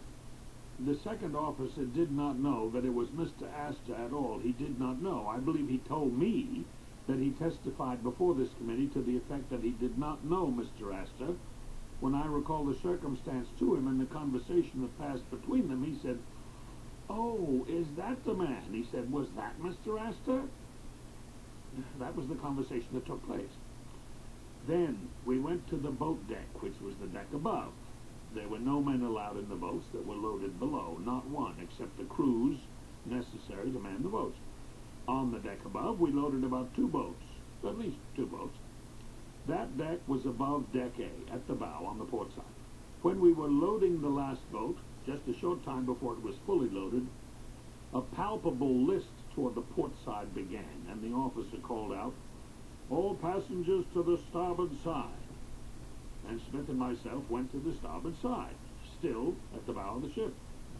Prior to our going to the starboard side, we had rushed up and down in the vicinity of the bow, calling out, "Any more ladies? Any more ladies?" Then we went to the starboard side. On the starboard side, to my surprise, I found there were ladies still there, and Mrs. Brown and Miss Evans particularly, the ones whom I supposed had been loaded into a boat from A deck below about 3/4 of an hour before.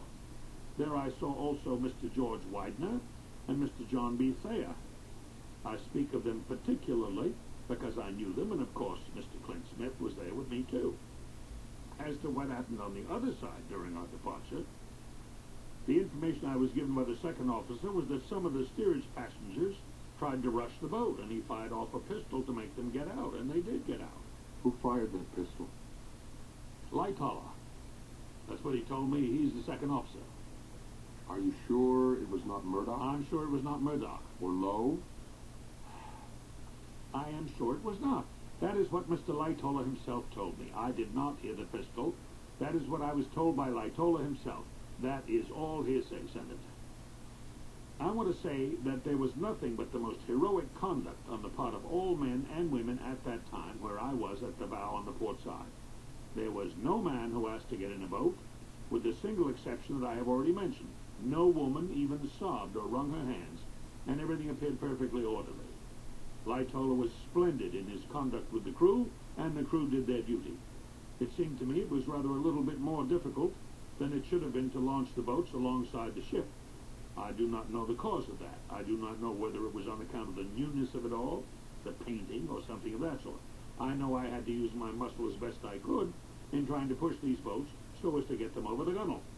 When I arrived on the other side, as I've said, there were these women, and of a sudden I heard the cry that there was room for more women on the port side. So I grabbed by the arm these 2 ladies, Miss Evans and Mrs. Brown, and conducted them to the port side. But I did not get but halfway, that is, directly at the bow, when the crew made what you might call a deadline, and said, "No men are allowed beyond this line." So I let the ladies go beyond, and then about 6 ladies followed after the 2 that I had particular charge of.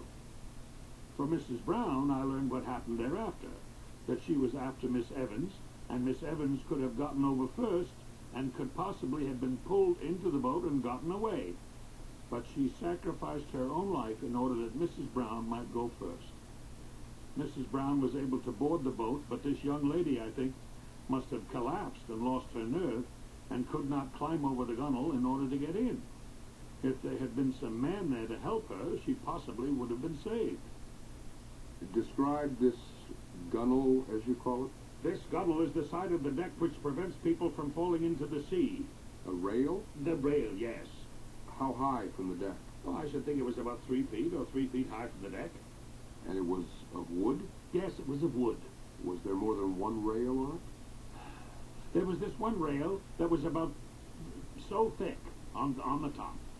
What else was there between there and the floor of the deck? Between there and the floor was part of the ship that was underneath. But would it have been possible to crawl under that rail? No. Indeed, no. There was no open space beneath the rail. It was solid. Meanwhile, the crew were trying to launch a boat, a collapsible canvas boat, as they call it, that was on the hurricane deck, or the bridge deck. This was let down from the bridge deck, and we tried to slide it along those oars that they put in there for that purpose. There was no other boat at that time being lowered from the deck davits. Finally, this boat came down on the deck. I do not know whether it was injured or not by the fall, but we were afraid that it had been injured. I may say that before this happened, one of the men on the deck, when loosening this boat from the hurricane deck, called out, "Is there any passenger who has a knife?" I said I had my penknife, if that would do, and I passed that up. For just what purpose it was used, I do not know. It struck me as rather peculiar that they should find the want of some tool for the purposes for which it was intended. How long after this did the boat go down? Soon after that, the water came up on the boat deck. We saw it and heard it. I had not noticed in the meantime that we were gradually sinking. I was engaged all the time in working, as I say, at those davits, trying to work on the falls to let this boat down. Mr. Smith and myself thought then that there was no more chance for us there. There were so many people at that particular point, so we decided to go toward the stern, still on the starboard side, and as we were going toward the stern, to our surprise and consternation, up came from the decks below a mass of humanity, men and women. We had thought that all the women were already loaded into the boats. The water was then right by us, and we tried to jump. Mr. Smith and myself did. We were in a sort of cul-de-sac, which was formed by the cabin and the bridge, the structure that is right on the boat deck. We were right in this cul-de-sac. What occurred there? Mr. Smith jumped to try to reach the deck. I jumped also. We were unsuccessful. Then the wave came and struck us. The water came and struck us. And then I rose as I would rise in bathing in the surf. And I gave a jump with the water, which took me right on the hurricane deck, and around that was an iron railing. And I grabbed that iron railing and held tight to it, and I looked around, and the same wave which saved me engulfed everybody around me. I turned to the right and to the left and looked. Mr. Smith was not there, and I could not see any of this vast mass of humanity. They had all disappeared. Officer Lightoller tells me that at that same time he was on the bridge deck, and that the first officer, Murdoch, was about 15 feet away. That boat, I understand, was thrown overboard. What do you say became of that boat? It was thrown overboard. It was never launched? It was never launched, no, sir. That is not the boat that was taken from the top of the officers' quarters, the collapsible? There were two, one on the port side and this one on the starboard side. This knife, which was called for, may have been wanted for the boat on the other side, on the bridge deck there. I heard that they called for 2 knives. So far as you know, was this boat to which you have referred put to any use that night? Yes. Describe it. That is the boat that I came to when I came up from below. I was taken down with the ship and hanging on to that railing, but I soon let go. I felt myself whirled around, swam underwater, fearful that the hot water that came up from the boilers might boil me up. And the second officer told me that he had the same feeling. I swam, it seemed to me, with unusual strength and succeeded finally in reaching the surface and in getting a good distance away from the ship. How far away? I could not say, but because I could not see the ship. When I came up to the surface, there was no ship there. The ship would then have been behind me, and all around me was wreckage. I saw what seemed to be bodies all around.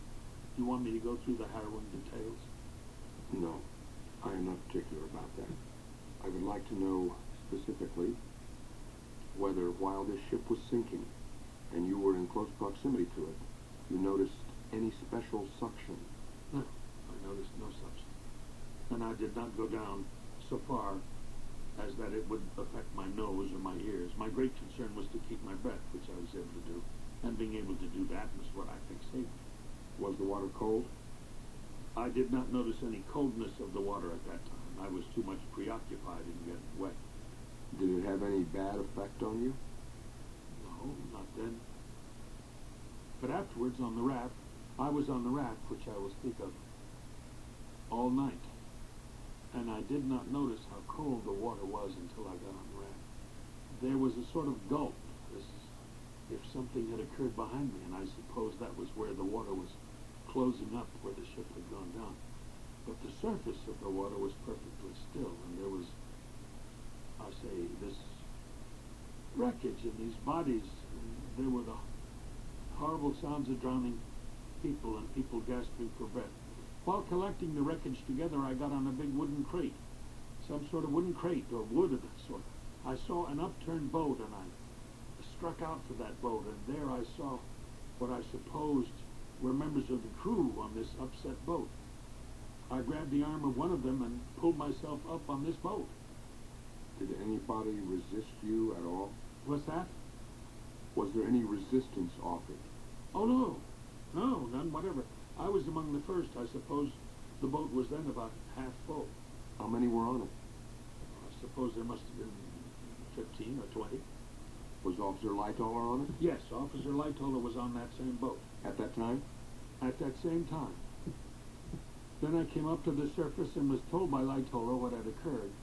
One of the funnels fell from the steamer and was falling toward him. But when it was going to strike him, young Mr. Thayer, who was also on the same boat, said that it splashed near him within 15 yards, he said, and it splashed him toward this raft. We climbed on this raft. There was one man who was in front with an oar, and another man in the stern with what I think was a piece of a board propelling the boat along. Then we loaded the raft, as we now call it, with as many as it would contain, until she became underwater, until we could take no more because the water was up to our waists. Just one moment. That was while you were on the bottom of the overturned boat? Of the overturned boat, yes, sir. Was that a collapsible? That was a collapsible canvas boat. What was the bottom, oval or flat? The top was irregular, about 3 feet wide, I should say. It was like a canoe, distinct, therefore, from the lifeboats, and it was about, I should say, between 25 and 30 feet long. Were you standing on top of this overturned boat? Not at first. We did not stand on it until just before sunup. Our concern now was to get out of the wreckage and to get away from the swimmers in the water before they tried to get on the boat, and all of us would be lost. You do not want the details of that, nor the horrors of it. That does not concern you. No, that does not concern us much. We were taken through the wreckage and away from the screams of the drowning people, and we were on the lookout then in every direction for lights and ships to come to our rescue, hallooing all the time, "Boat ahoy! Ship ahoy!" Our spirits kept up all the time by what we thought were steamship lights and boat lights, but I think most of those lights we saw were the lights of the lifeboats of the Titanic, particularly one that was steering ahead of us with green lights and throwing up rockets, I think, or making lights every little while. Not rockets, but making a light. I do not know what kind of light they had, but it was a green light that was every little while conspicuous from some lifeboat directly ahead of us. There were no explosions of any kind from that lifeboat? Which lifeboat? The lifeboat we saw ahead? The one with the green light. Was the green light the only light you saw? No. The only light that was right straight ahead of us, and then right to the port side, we finally did see the lights of a ship, and that was finally the Carpathia. And the Marconi man who was on the raft said he thought this was the Carpathia because he had conversed with the operator on the Carpathia. That was the nearest ship, he thought, to us at the time. We had to keep the equilibrium of the boat all night long from 2:30. I say 2:30, I might say from 2:22, because my watch that I spoke of before, when I looked at it afterwards on the Carpathia, had stopped, and the time indicated was 2:22. So that would indicate the time between the collision and the time I went down with the ship. We stood upon this collapsible boat in the early morn just before dawn so that we might be seeing the better, and also it was not quite so cold, although our feet were in the water. And as the sun came up, a welcome sight was the 4 lifeboats of the Titanic on our starboard side. Lightoller blew his whistle and ordered them to come over and take us off of our upset boat. "Aye, aye, sir," they replied, and immediately turned toward us, and 2 boats came right up close, and then began the difficult task of a transfer, and some were loaded. We got on the nearest lifeboat, the bow of this, and some went on this one, and some went on the one adjoining. The complement of the lifeboat I was on was filled up to 65. Away off in the distance we saw these icebergs, in the direction from which we had come during the night, and toward the port side. We were transferred successfully from the raft. The second officer stayed until the last, lifting up the body of one of the crew and putting it right down by me, where I chafed his temples and his wrists to see whether there was any life in him. Then rigor mortis set in, and I thought the man was dead, and there was no more use trying to resuscitate him. Then it seemed an interminable time before we got to the Carpathia, the boat I was in towing another boat behind, and after 2 hours, possibly, we finally reached the Carpathia, and the women were put in those seats and lifted up to the deck. I got hold of one of the ladders that was hanging down the side, and I ran up that ladder. Do you know any of the women in your lifeboat by name? No, I do not.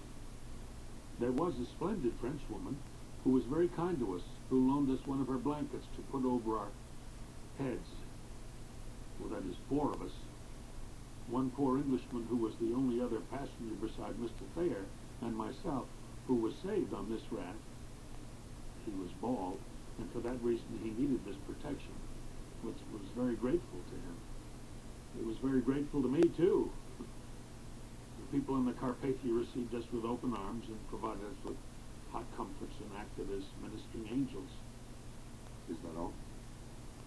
I have here some pictures that were taken by a cousin of mine on the Carpathia, who had a very good camera which will show you the lifeboats, or some of them as they arrived on the Carpathia. I hand these to you with the distinct understanding that they are to be returned to me immediately, if that's agreeable to you. We are greatly obliged to you for your courtesy in responding to the committee's wish. End of side 6.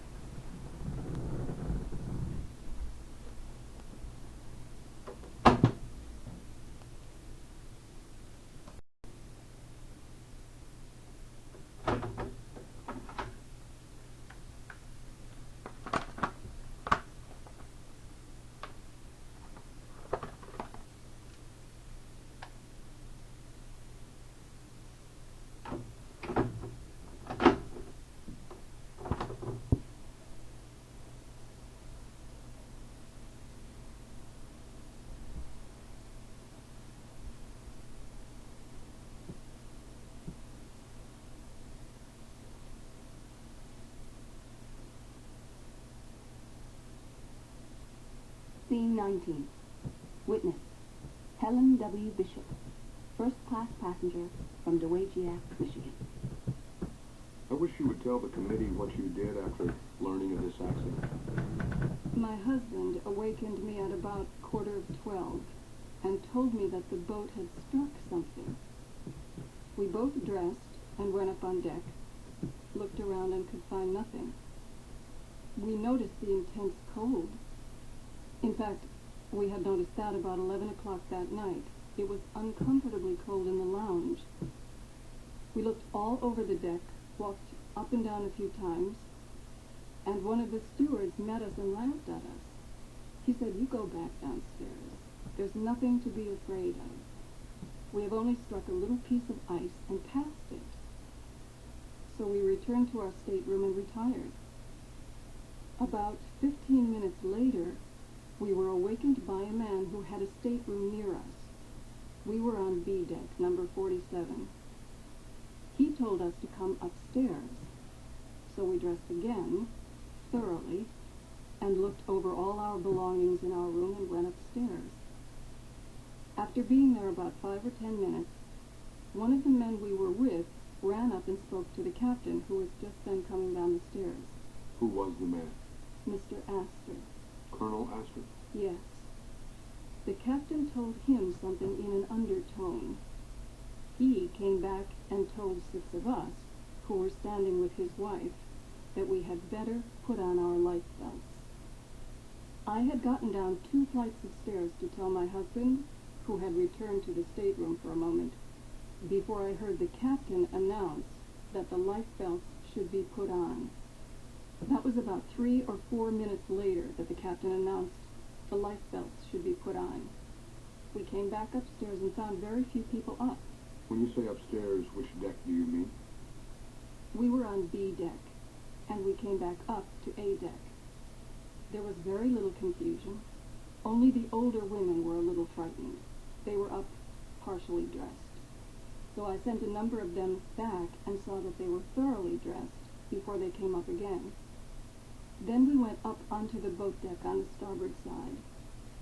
We looked around, and there were so very few people up there that my husband and I went to the port side to see if there was anyone there. There were only 2 people, a young French bride and groom on that side of the boat, and they followed us immediately to the starboard side. By that time, an old man had come upstairs and found Mr. and Mrs. Harder of New York. He brought us all together and told us to be sure and stay together, that he would be back in a moment. We never saw him again. About 5 minutes later, the boats were lowered and we were pushed in. At the time our lifeboat was lowered, I had no idea that it was time to get off. Tell me which lifeboat you refer to. The first lifeboat that was taken off the Titanic on the starboard side. I think it was number 7. Officer Lowe told us that. All right. Proceed. We had no idea that it was time to get off, but the officer took my arm and told me to be very quiet and get in immediately. They put the families in the first 2 boats. My husband was pushed in with me, and we were lowered away with 28 people in the boat. Was that a large lifeboat? Yes, it was a wooden lifeboat. And there were 28 people in it? Yes, we counted off after we reached the water. How many women were there? There were only about 12 women. And the rest were men. Yes, but I want to divide the rest into 2 classes, the crew and the passengers. There were 3 of the crew. The rest of them were passengers. We had no officer in our boat. 3 of the crew? 3 of the crew. And 13 passengers? 13 passengers, yes. Among those, there were several unmarried men in our boat, I noticed, and 3 or 4 foreigners in our boat. After we had been out in the water about 15 minutes, the Titanic had not yet sunk. 5 boats were gathered together, and 5 people were put into our boat from another one, making 33 people in our boat. Do you know from what boat these persons were transferred to your boat? No, I cannot say. The man in charge was an officer with a mustache. I have never seen him since. Did the boat from which these people were transferred seem to have more people than yours? Yes, sir. They had 38, I believe, or 37, something like that. Do you remember the number of the boat? No, I do not. Go ahead. We had been rowing for some time when the other people were transferred into our boat. Then we rowed still farther away as the women were nervous about the suction. We waited out in the water perhaps 3/4 of an hour after we had rowed this distance when we saw the Titanic sink. For some time after that, we were separated from all of the boats except one. That tied to us and stayed with us. We found we had no compass, no light, and I do not know about the crackers or water, but we had no compass and no light. We were out there until just before daylight, I think it was, when we saw the lights of the Carpathia and rode as hard as we could and arrived at the Carpathia 5 or 10 minutes after 5 o'clock in the morning. Is there anything else you care to say which will throw any light upon our inquiry as to the causes of this catastrophe or the conduct of the officers and crew of the Titanic? The conduct of the crew, as far as I could see, was absolutely beyond criticism. It was perfect.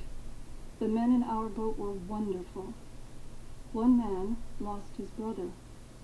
When the Titanic was going down, I remember he just put his hand over his face, and immediately after she sank, he did the best he could to keep the women feeling cheerful all the rest of the time. We all thought a great deal of that man. What was his name? I do not know. 11th day, Thursday, May 2nd, Waldorf Astoria Hotel, New York. Scene 20. Witness, Mrs. J. Stewart White, first-class passenger from New York. Do you make the Waldorf Astoria your permanent home, Mrs. White? My home really is in Briarcliff Lodge, Briarcliff Manor, New York. That is my summer home. When I am in New York, I am always here at the Waldorf Astoria. Where did you get aboard the ship? At Cherbourg. Where were your apartments on the Titanic? What deck were you on? We were on deck C. Do you remember the number of the room? I do not believe I could tell you with any degree of certainty at all. Miss Young and my maid could tell you. Miss Young or your maid would know the number of your room? Yes. I never went out of my room from the time I went into it. I was never outside of the door until I came off the night of the collision. That was due, I believe, to a little accident that you had on entering the ship? Yes, sir. You went directly to your apartment and remained there? Yes. I remained in my room until I came out that night. I never took a step from my bed until that night. Were you aroused especially by the impact? No, not at all. I was just sitting on the bed, just ready to turn the lights out. It did not seem to me that there was any very great impact at all. It was just as though we went over about 1,000 marbles. There was nothing terrifying about it at all. Were you aroused by any one of the ship's officers or crew? No. Do you know whether there was any alarm turned in for the passengers? We heard no alarm whatever. We went immediately on deck ourselves. You went on deck? We went right up on deck ourselves. On the upper deck? Yes, sir. And Miss Young and your maid were with you? Yes. And my manservant. What were they doing then? Simply all standing around. Was anything being done about the lifeboats? No. We were all standing around inside, waiting to know what the result was. The lifeboats had not then been cleared? Nothing had been said about the lifeboats in any way when suddenly Captain Smith came down the stairway and ordered all of us to put on our life preservers, which we did. We stood around for another 20 minutes then, I should think. Still on that deck? No, on deck B. You went down to deck B? Yes, he said we must go back again then to deck A, which we did, to get into the boats. Where did you enter the lifeboat? I entered the lifeboat from the top deck, where the boats were. We had to enter the boat there. There was no other deck to the steamer except the top deck. It was a perfect rat trap. There was no other deck that was open at all. Do you recollect what boat you entered? Boat 8. The second boat off. On which side of the ship? I could not tell you. It was the side going this way. The left side, as we were going. That would be the port side? Yes. I got in the second boat that was lowered. What officer stood there? I could not tell you that. I have no idea. What officer supervised this work? I have no idea. I could not even tell whether it was an officer or the captain. I know that we were told to get into the boat. Did you have any difficulty in getting into the boat? No, None whatever. They handled me very carefully because I could hardly step. They lifted me in very carefully and very nicely. How far out from the side of the ship did the lifeboat hang? Were you able to step into it? Oh, yes. Or were you passed into it? No, we stepped into it. It did not hang far out. Did you see how far out it was? No, sir, I have no idea. We got into it very easily. We got into the lifeboat without any inconvenience whatever. As I said, my condition was such that I had to be handled rather carefully, and that there was no inconvenience at all. Did you see anything after the accident bearing upon the discipline of the officers or crew or their conduct, which you desire to speak of? Yes. Lots about them. Tell me about that. For instance, before we cut loose from the ship, two of the seamen with us, the men, I should say, I do not call them seamen, I think they were dining room stewards. Before we were cut loose from the ship, they took out cigarettes and lighted them. For an occasion like that, that is one thing that we saw.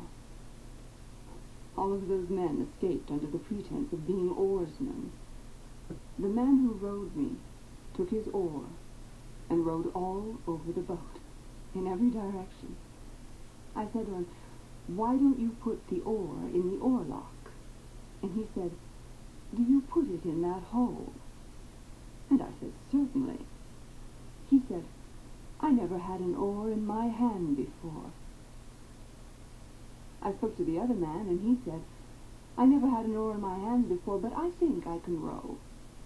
Those were the men that we were put to sea with, at night, with all those magnificent fellows left on board, who would have been such a protection to us.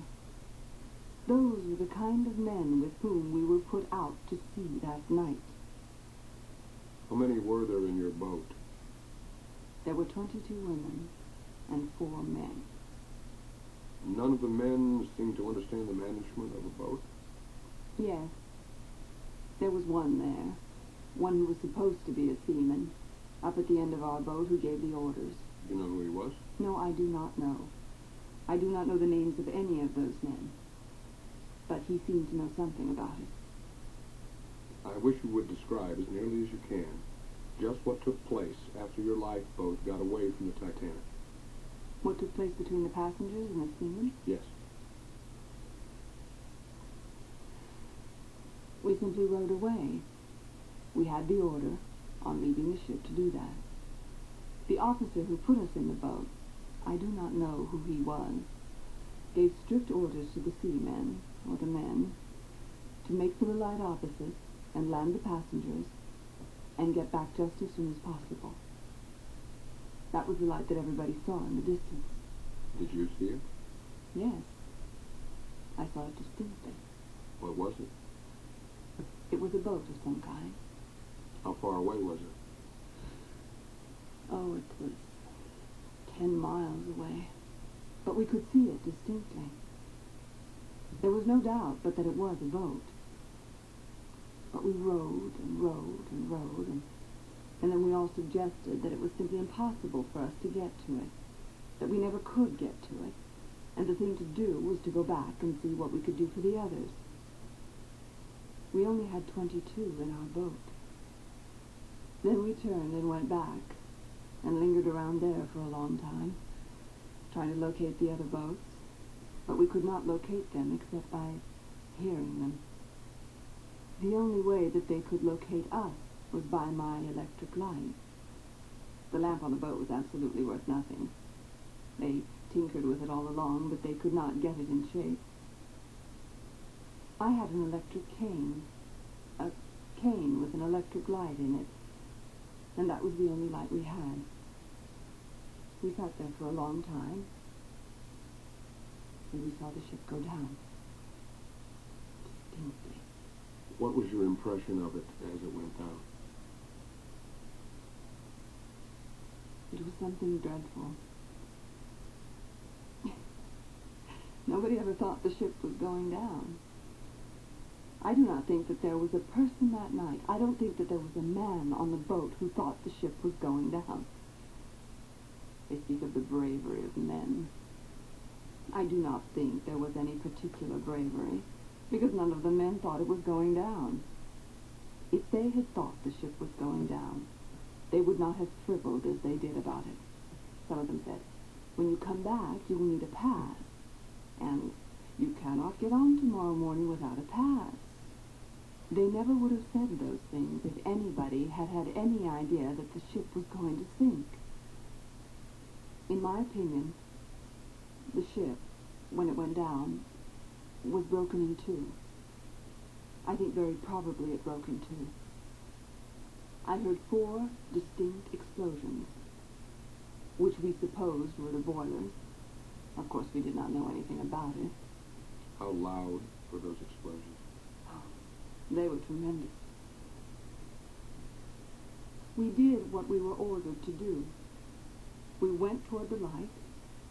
I think that seemed to be the verdict of everybody in the boat. We had strict orders to do that from the officer, or whoever started us off, to row as fast as possible for that boat, land the passengers, and come right back for the others. We all supposed that boat was coming toward us, on account of all the rockets that we had sent up. Did you urge the man in charge of your lifeboat to go back? One of us did. Did you urge him to go back to seek to pick up more people? Not until we had gone out for half an hour and found it perfectly useless to attempt to reach that boat or that light. Then everybody suggested going back, and we did, too. But we could not get there. How many were there in your party? 3. Miss Young, myself, and my maid. My valet was lost. Did you make any attempt to communicate with your friends after you got aboard the Carpathia, by wireless or otherwise? That was the first thing we did. Did you succeed? No. We did not succeed. They never received the telegram until last Monday night in this hotel. They took our telegram the first thing when we got on board the Carpathia Monday morning. They took our Marconigram. I think the people on land had a much more serious time than we had, so far as the real suffering was concerned. Will you describe what you saw after daybreak with regard to ice or icebergs? We saw one iceberg in front of us. Of course, I could not see it because I was standing this way. I did not even see the Carpathia until my attention was called to her. I stood up all night long because I could not get up onto the seats, which were very high, on account of my foot being bound up. I had no strength in my foot, and I stood all night long. After we got aboard the Carpathia, we could see 13 icebergs and 45 miles of floating ice, distinctly, right around us in every direction. Everybody knew we were in the vicinity of icebergs. Even in our staterooms, it was so cold that we could not leave the porthole open. It was terribly cold. I made a remark to Miss Young on Sunday morning. We must be very near icebergs to have such cold weather as this. It was unusually cold. It was a careless, reckless thing. It seems almost useless to speak of it. And no one was frightened on the ship. There was no panic. I insisted on Miss Young getting into something warm, and I got into something warm, and we locked our trunks and bags and went on deck. There was no excitement whatever. Nobody seemed frightened. Nobody was panic-stricken. There was a lot of pathos when husbands and wives kissed each other goodbye, of course. We were the second boat pushed away from the ship, and we saw nothing that happened after that. We were not near enough. We heard the yells of the steerage passengers as they went down, but we saw none of the harrowing part of it at all. As I have said before, the men in our boat were anything but seamen, with the exception of one man. The women all rowed. Every one of them.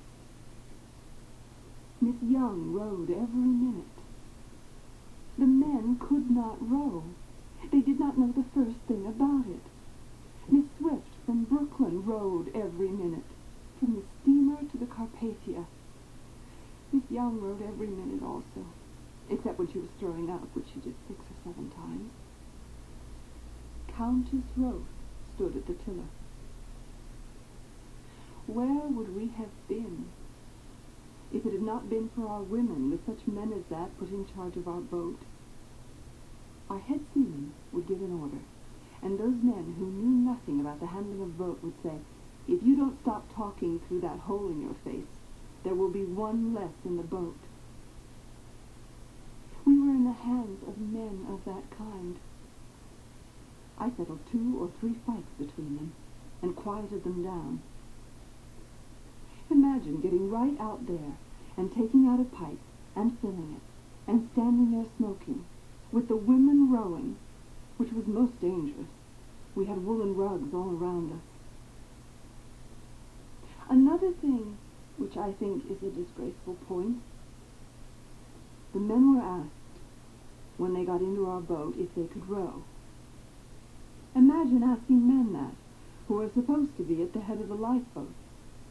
Imagine asking them if they can row. There is another point that has never been brought out in regard to this accident, and that is that the steamer had no open decks except the top deck. How could they fill the lifeboats properly? They could not lower a lifeboat 70 feet with any degree of safety with more than 20 people in it. Where were they going to get any more in them on the way down? There were no other open decks. Just to think that on a beautiful starlit night, you could see the stars reflected in the water, with all those Marconi warnings, that they would allow such an accident to happen, with such a terrible loss of life and property. It is simply unbearable, I think. There were no male passengers in your boat? Not one. 12th day, Friday, May 3rd, New York. Scene 21. Witness, Daniel Buckley, 21. Irish immigrant and steerage passenger. Was there any effort made on the part of the officers or crew to hold the steerage passengers in the steerage? I do not think so. Were you permitted to go on up to the top deck without any interference? Yes, sir. They tried to keep us down at first on our steerage deck. They did not want us to go up to the first-class place at all. Who tried to do that? I cannot say who they were. I think they were sailors. Well, what happened then? Did the steerage passengers try to get out? Yes, they did. There was one steerage passenger there, and he was getting up the steps. And just as he was going in a little gate, a fellow came along and chucked him down, threw him down into the steerage place. This fellow got excited, and he ran after him, and he could not find him. He got up over the little gate. He did not find him. What gate do you mean? The little gate just at the top of the stairs going up into the first-class deck. There was a gate between the steerage and the first-class deck? Yes, the first-class deck was higher up than the steerage deck. And there were some steps leading up to it, 9 or 10 steps, and a gate just at the top of the steps. Was the gate locked? It was not locked at the time we made the attempt to get up there, but the sailor, or whoever he was, locked it. So that this fellow that went up after him broke the lock on it. And he went after the fellow that threw him down. He said if he could get hold of him, he'd throw him into the ocean. Did these passengers in the steerage have any opportunity at all of getting out? Yes, they had.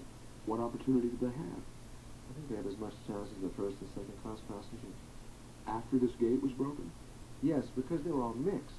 All the steerage passengers went up on the first-class deck at this time, when the gate was broken. They all got up there. They could not keep them down. How much water was there in the steerage when you got out of the steerage? There was only just a little bit. Just like you'd throw a bucket of water on the floor. Just very little, like that. But it was coming in, was it? Yes, it was only just commencing to come in. When I went down the second time to get one of the life preservers, there was a terrible lot of water there. In a very, very short time. How much? It's just about 3 steps up the stairs on the last flight of stairs that I got down. Did you find any people down in the steerage when you went back the second time? There were a number, but I cannot say how many. All the boys and girls were coming up against me. They were all going for the deck. Were they excited? Yes, they were. The girls were very excited, and they were crying. And all the boys were trying to console them, saying that it was nothing serious. Were you crying at the time? Not at this time. There was a girl from my place, and just when she got down into the lifeboat, she thought that the boat was sinking into the water. Her name was Bridget Bradley. She climbed one of the ropes as far as she could and tried to get back into the Titanic again, as she thought she'd be safer in it than in the lifeboat. She was just getting up, and one of the sailors went out at her and pulled her down again. How many people were there in the steerage when you got out of bed? I cannot say. Could you see many people around? Yes, sir, there was a great crowd of people. They were all terribly excited. They were all going for the decks as quick as they could. The people had no difficulty in stepping into the lifeboat. It was close to the ship. I want to ask you whether, from what you saw that night, you feel that the steerage passengers had an equal opportunity with other passengers and the crew in getting into the lifeboats. Yes, I think they had as good a chance as the first and second class passengers. You think they did have? Yes, but at the start, they tried to keep them down on their own deck. But they broke down this gate to which you have referred? Yes, sir. And then they went on up, as others did, mingling all together? Yes, they were all mixed up together. Have you told all you know of your knowledge about that? Yes. Were you where you could see the ship when she went down? Yes, I saw the lights just going out as she went down. It made a terrible noise. Like thunder. Scene 22.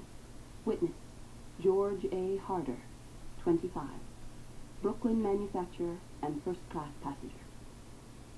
They say that those boats hold 60 people, but we had only the number of people I have mentioned, and believe me, we did not have room to spare. Then we waited out there until the ship went down. We were out there until the ship went down. After it went down, we heard a lot of these cries and yells. You could not hear any shouts for help or anything like that. It was sort of a continuous yelling or moaning. You could not distinguish any sounds. It was more like what I thought it was, the steerage on rafts, and that they were all hysterical. That is the way it sounded in the distance.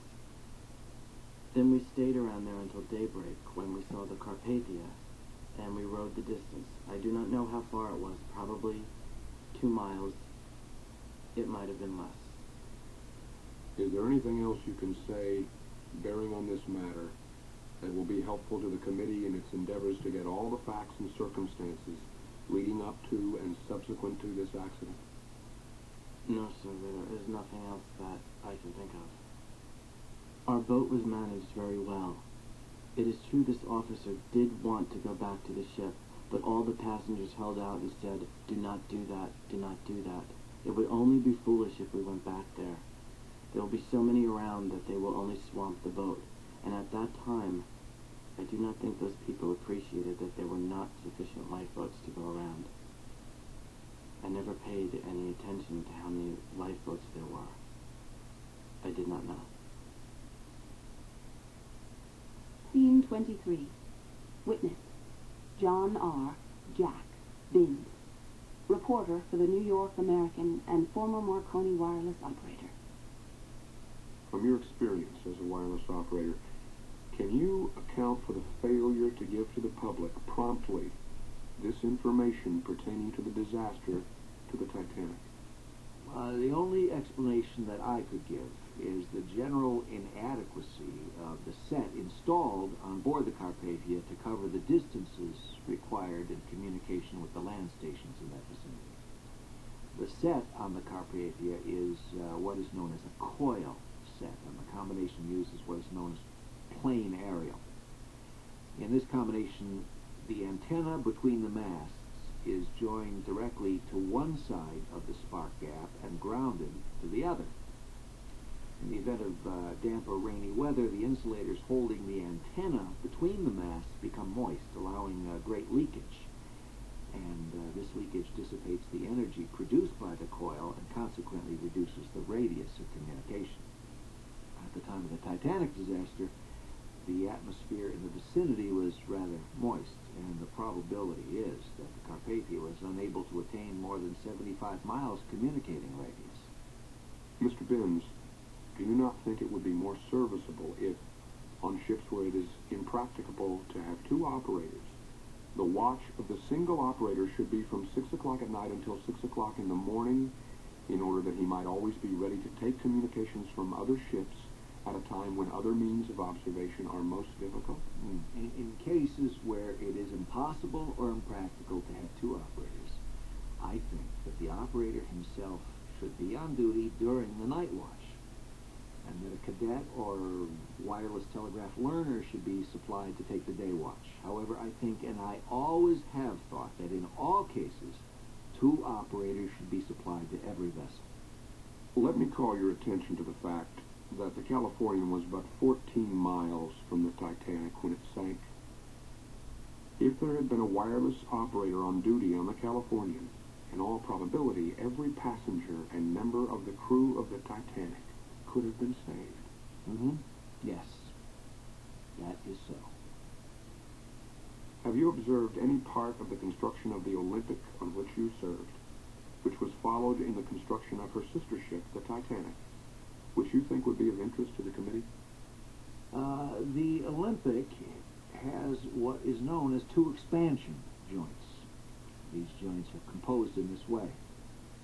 The ship is split completely through the deck and also through the sides of the ship to a point above the waterline. The split is then joined over by a curved piece of steel which is riveted to each side of the severed part of the ship. The idea of this joint is to reduce the excessive vibrations caused by the high speed of the ship. In my opinion, this is an element of weakness and tends to detract from its structural strength. This I observed on the Olympic, and the Titanic was built in the same way. The same feature was followed in the Titanic, which vessel I observed prior to her launching, and the launching of which I also witnessed in Belfast.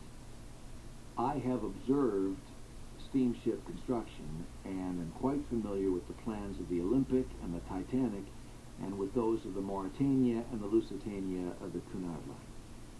From the plans of the Olympic and the Titanic, the vessel has been built to meet every possible accident with the exception of a glancing blow, such as the Titanic received.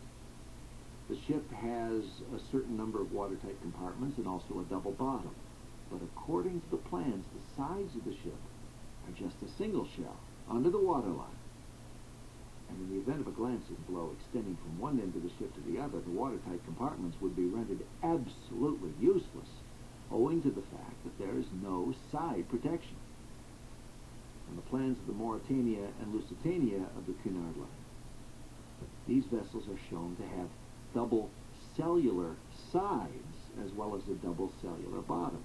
Also on the inside of the inner plating of the cellular sides are the coal bunkers, which can also be turned into watertight compartments. In the event of a glancing blow ripping up the side of one of these vessels, they would still remain afloat, owing to the presence of the inner shell of the vessel's cellular sides. Scene 24.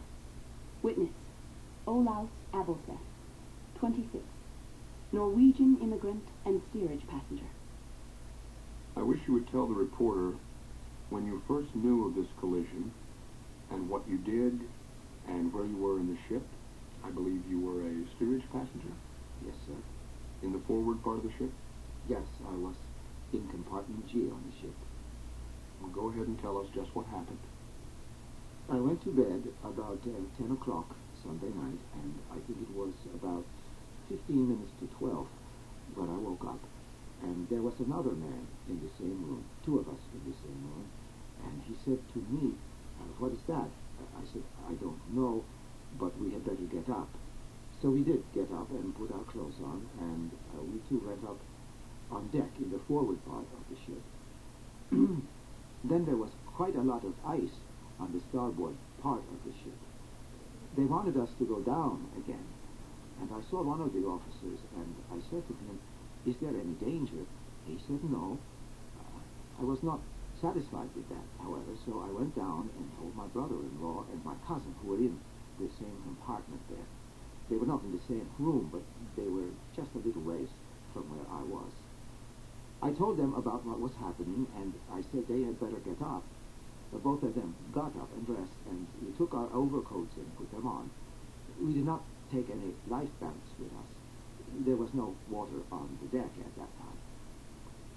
We walked to the hind part of the ship and got two Norwegian girls up.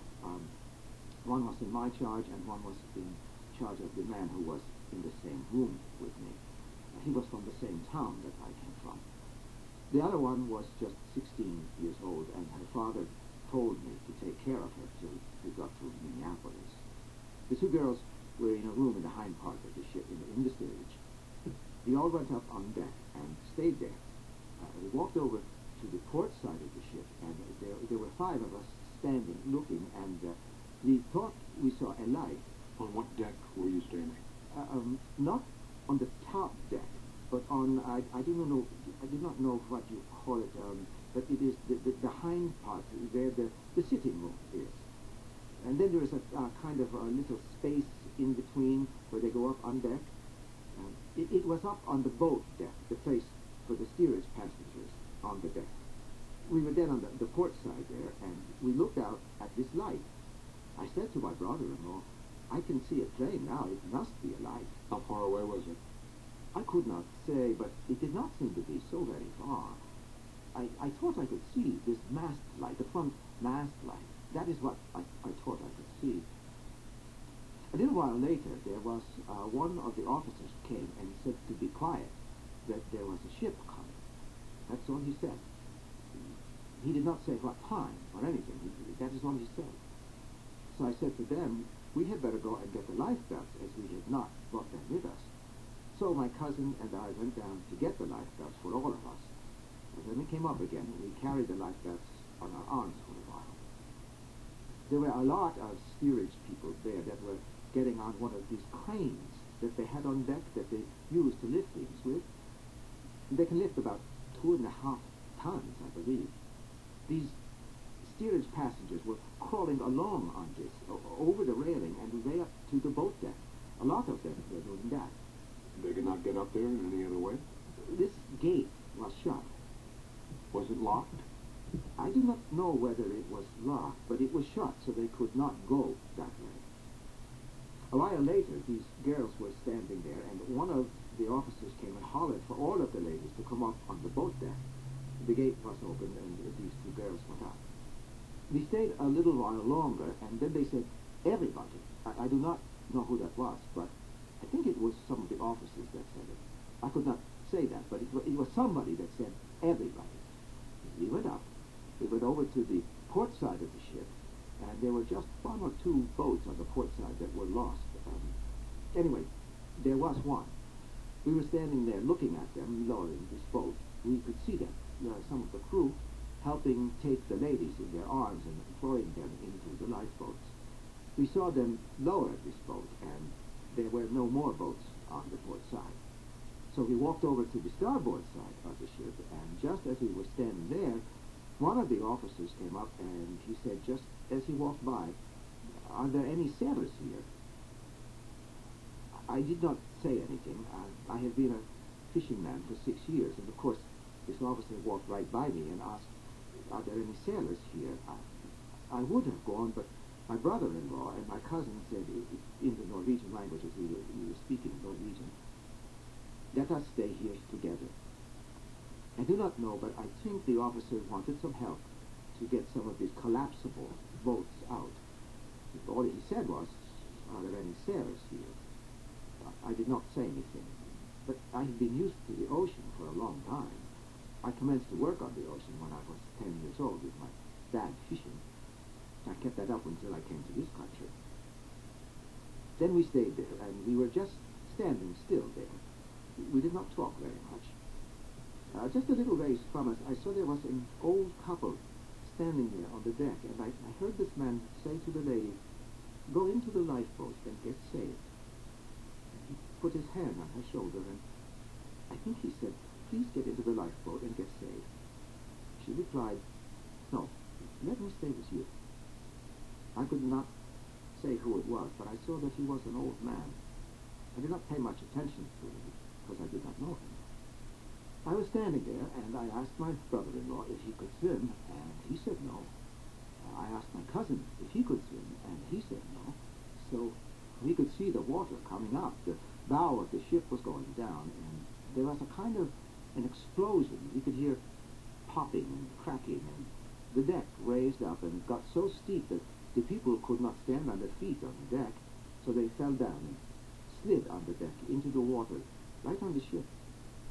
Then we hung onto a rope in one of the davits. We were pretty far back at the top deck.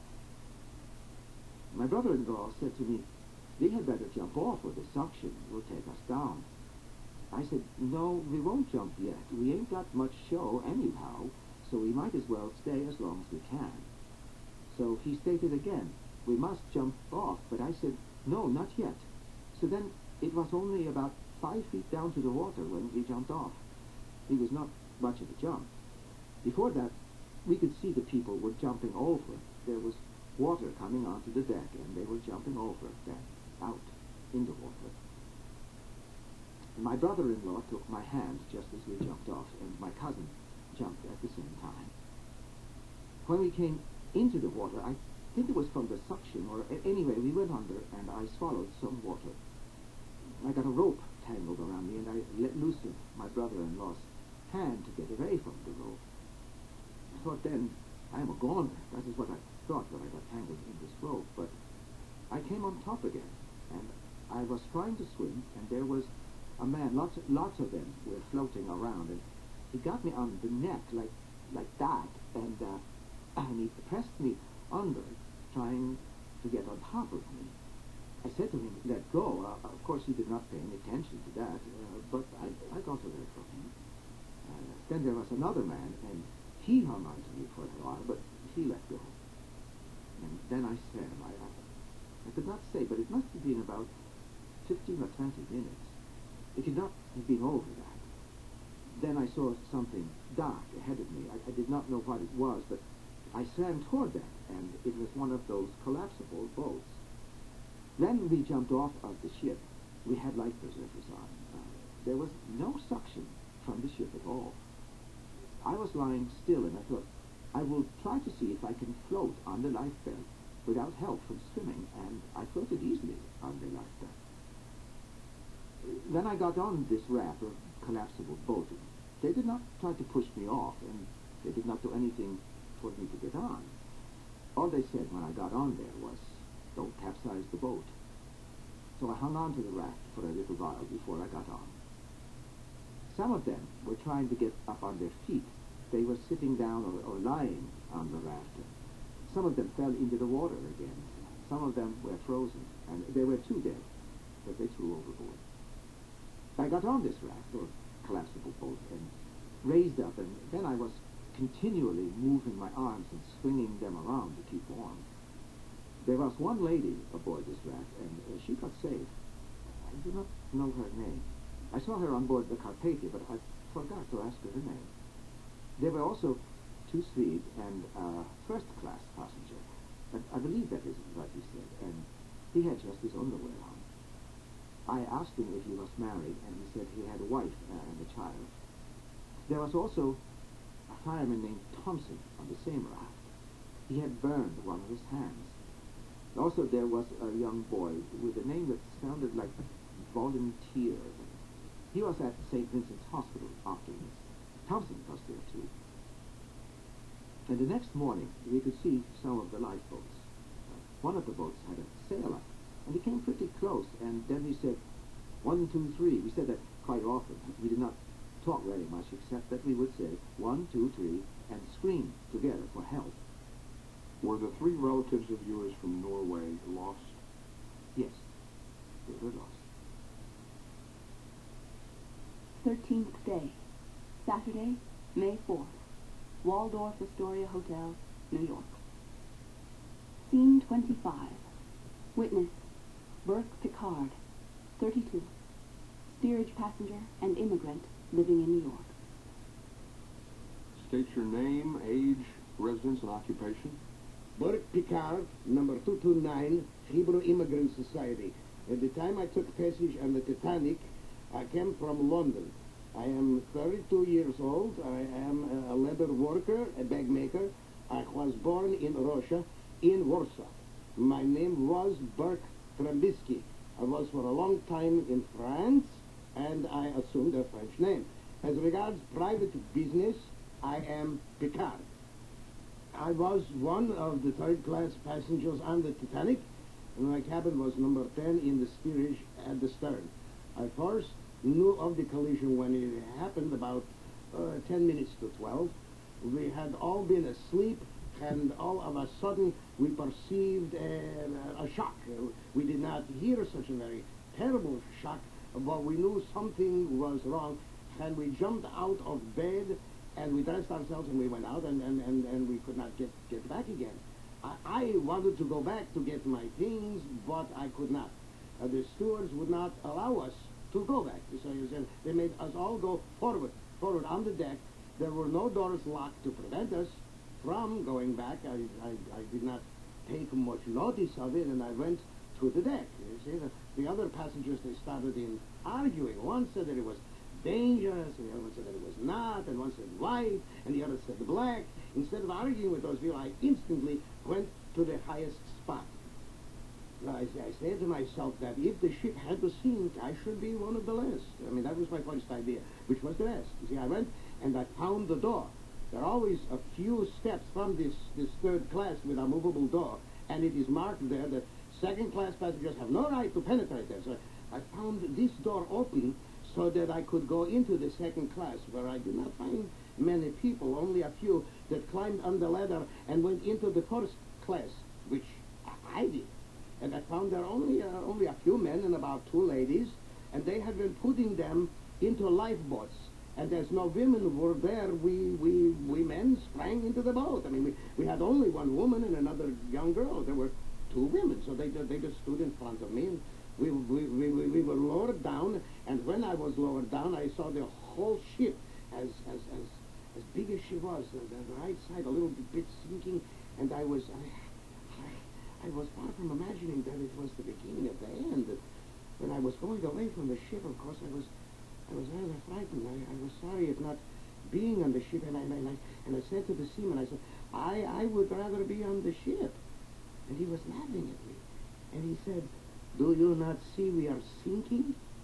I was rather excited, and I said, it is fortunate that now the sea is nice, but perhaps in 5 minutes we will be turned over. So I was in the boat until 5 o'clock in the morning. In regard to the ship, I saw the ship very quickly started sinking, and one rail went under, and then another, until in a half an hour, from my point of view, the ship sank altogether. The steerage passengers, so far as I could see, were not prevented from getting up to the upper decks by anybody, or by closed doors, or anything else. While I was on the ship, no one realized the real danger, not even the stewards. If the stewards knew, they were calm. It was their duty to try to make us believe there was nothing serious. Nobody was prevented from going up. No, they tried to keep us quiet. They said, nothing serious is the matter. Perhaps they did not know themselves. I did not realize it the whole time, even to the last moment. Of course, I would never believe such a thing could happen. The lifeboat I got into, it was an ordinary lifeboat. I do not know what number it was. I'm sorry to say, I did not look at it. There was some seamen in charge of it who belonged to the ship. What kind of employment the seamen were in, I do not know, but they belonged to the ship. And the only warning given to the steerage passengers after the collision was that we were ordered to take our life belts and go to the deck. There was no water in the steerage when I left, and that is all I know about it. I was one of the first to go. Of course, if I had stayed until a little bit later, I would have seen a little bit more. I was one of the luckiest ones, I think. End of side 7.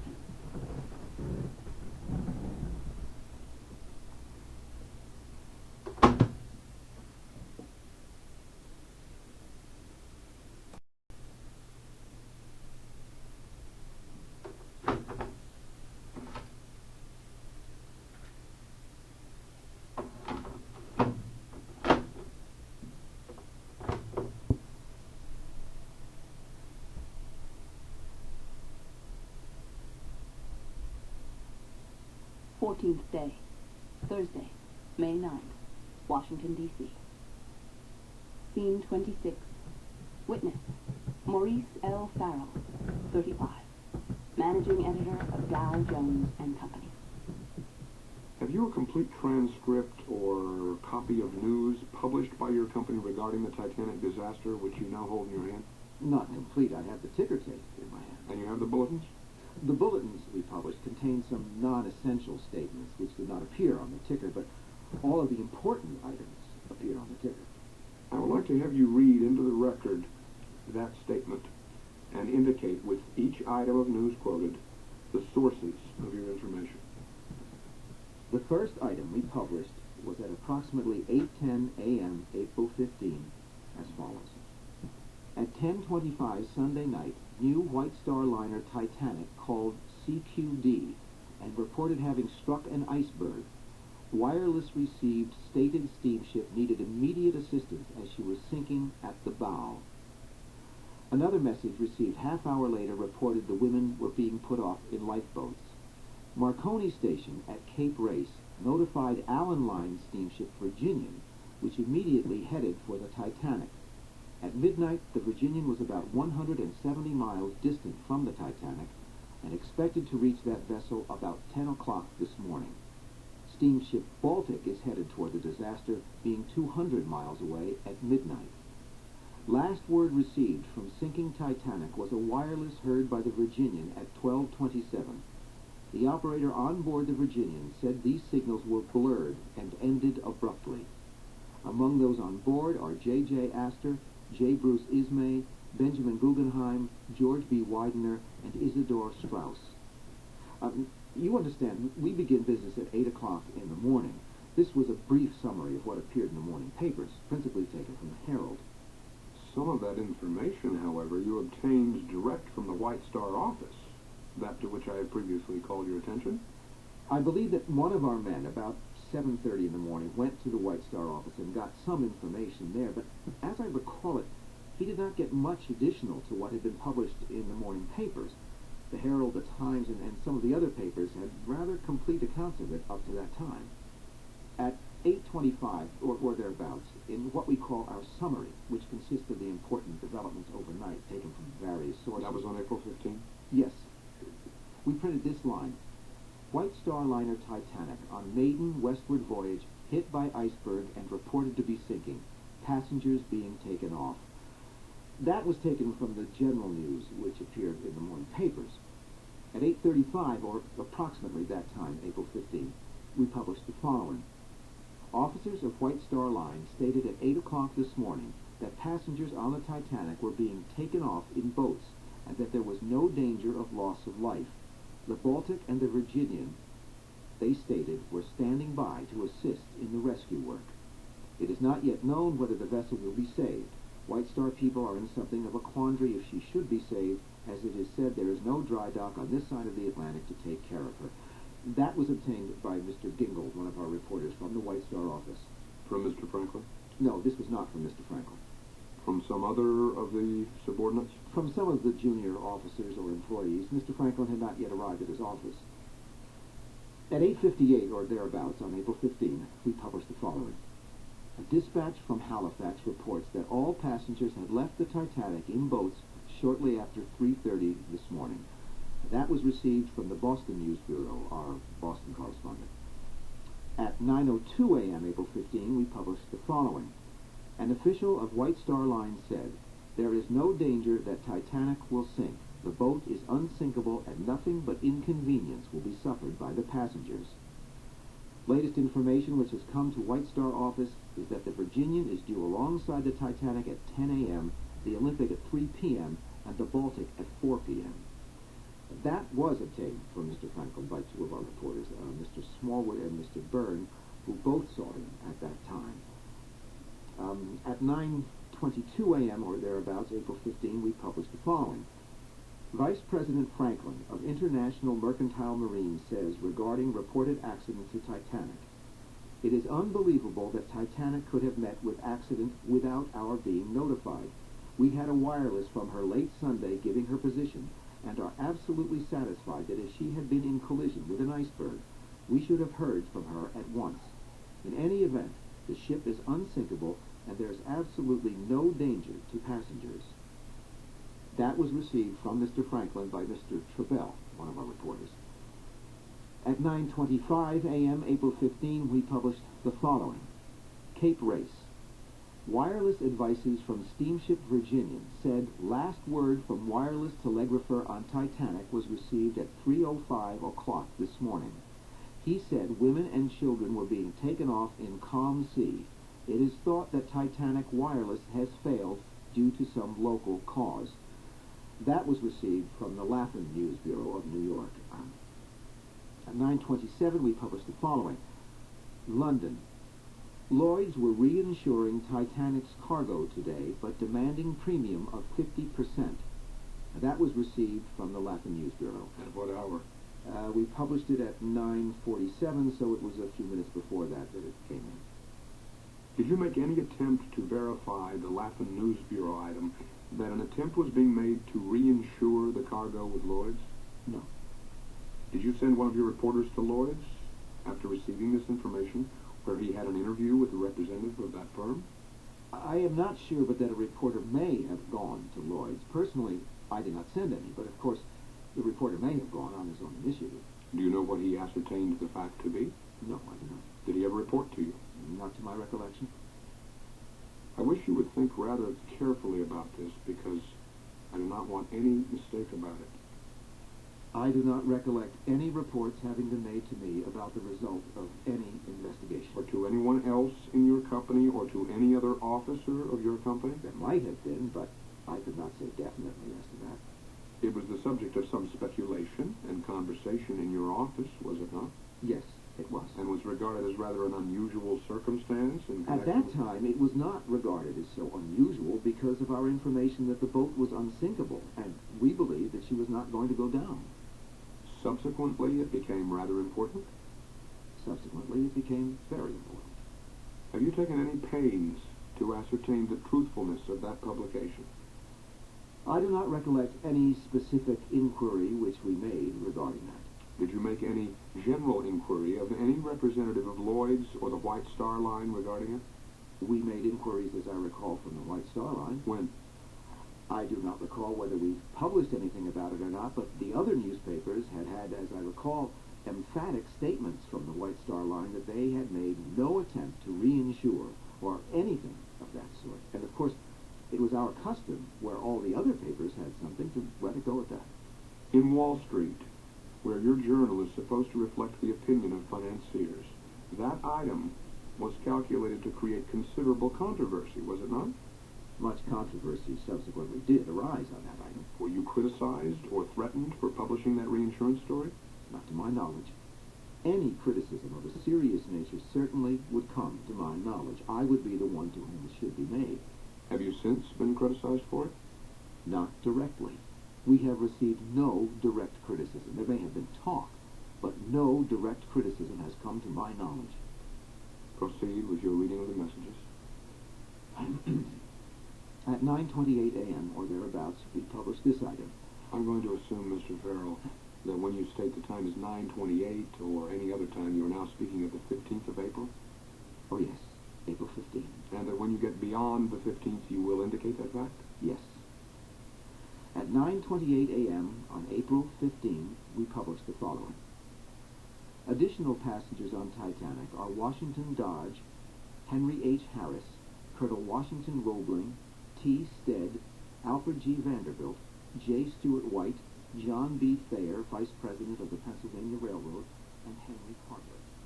Maurice I. Farrell, managing news editor of Dow Jones and Company, news agency of New York, made the following statement to the Senate subcommittee investigating the Titanic disaster.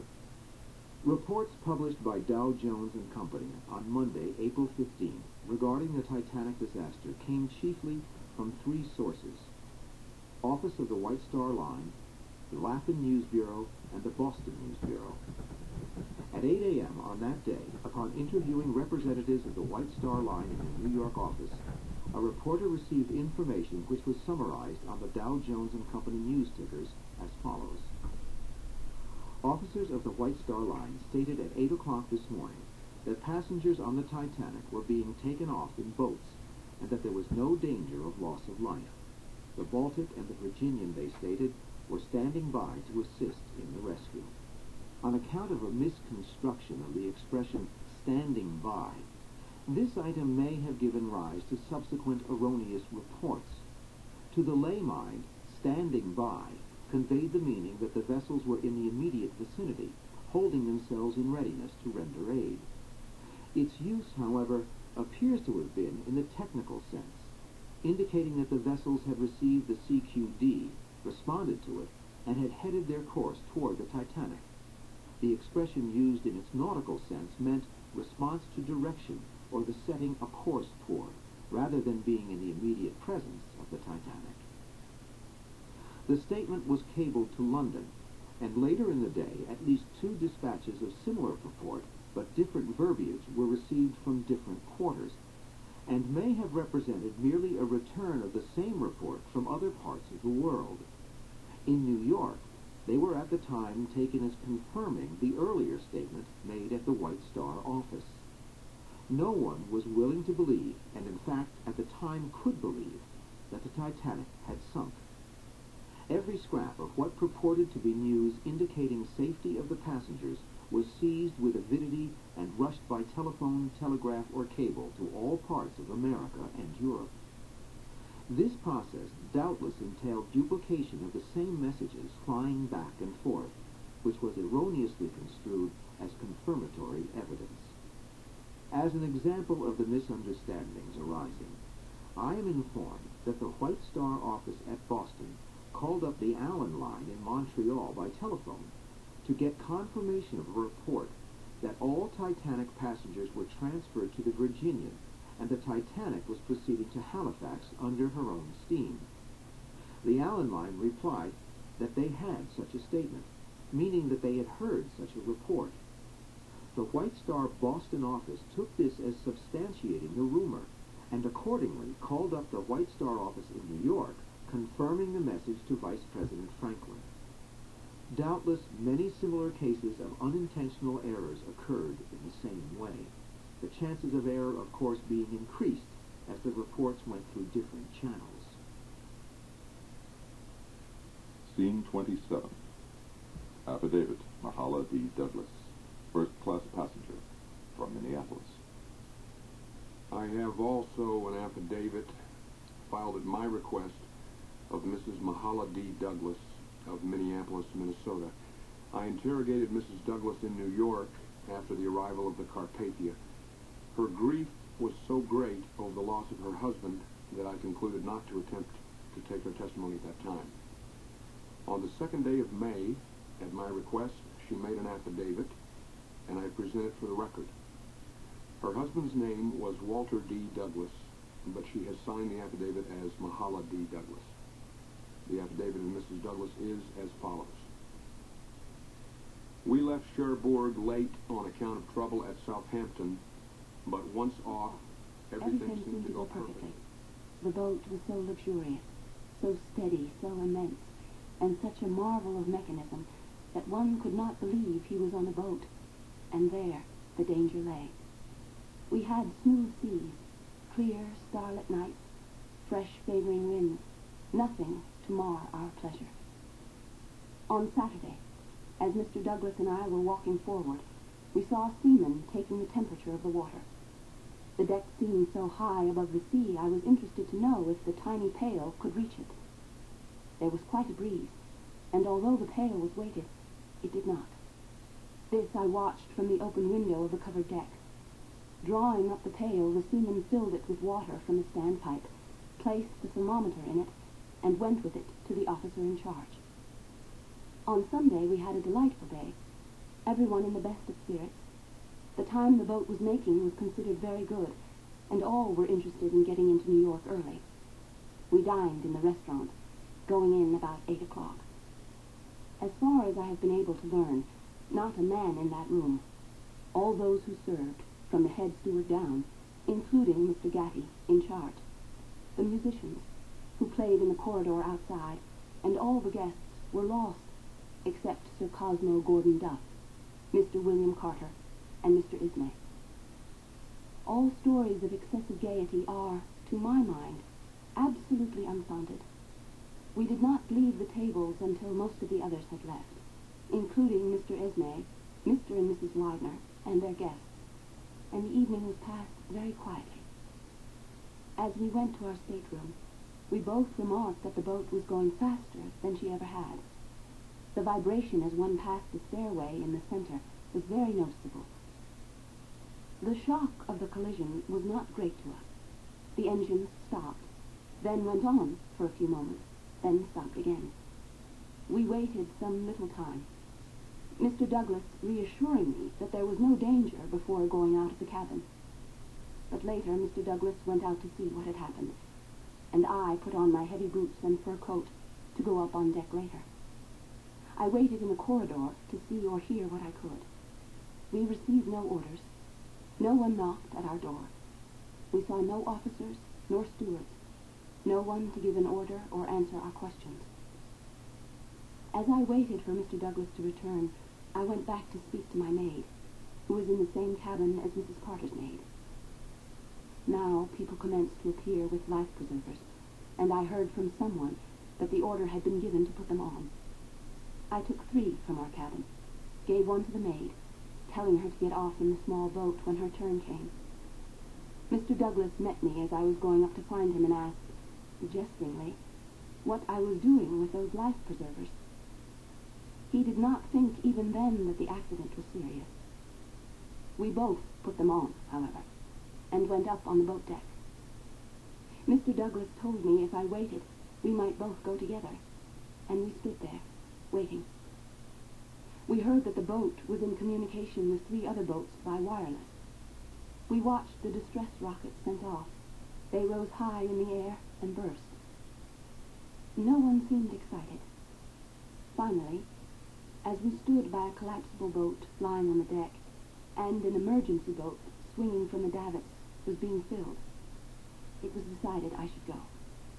Mr. Boxhall was trying to get the boat off, and called to the captain on the bridge, "There's a boat coming up over there." The captain said, "I want a megaphone." Just before we got into the boat, the captain called, "How many of the crew are in that boat? Get out of there, every man of you." And I can see a solid row of men, from bow to stern, crawl over onto the deck. We women then got in. I asked Mr. Douglas to come with me, but he replied, "No, I must be a gentleman," turning away. I said, "Try and get off with Mr. Moore and Major Butt. They will surely make it." Major Butt and Clarence Moore were standing together near us. Also, Mr. Meyer, and I remember seeing Mr. Ryerson's face in the crowd. There were many people about. I got into the boat and sat under the seats on the bottom, just under the tiller. Mr. Boxhall had difficulty about getting the boat loose and called for a knife. We finally were launched. The rowing was very difficult, for no one knew how.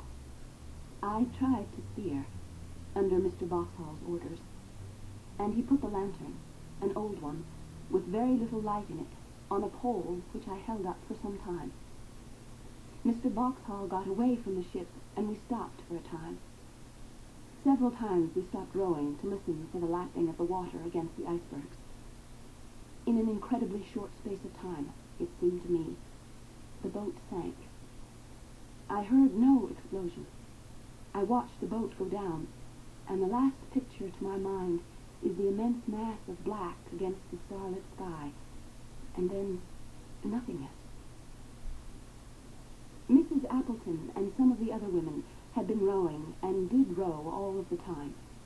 Mr. Vauxhall had charge of the single lights on the Titanic, and he had put in the emergency boat a tin box of green lights, like rockets.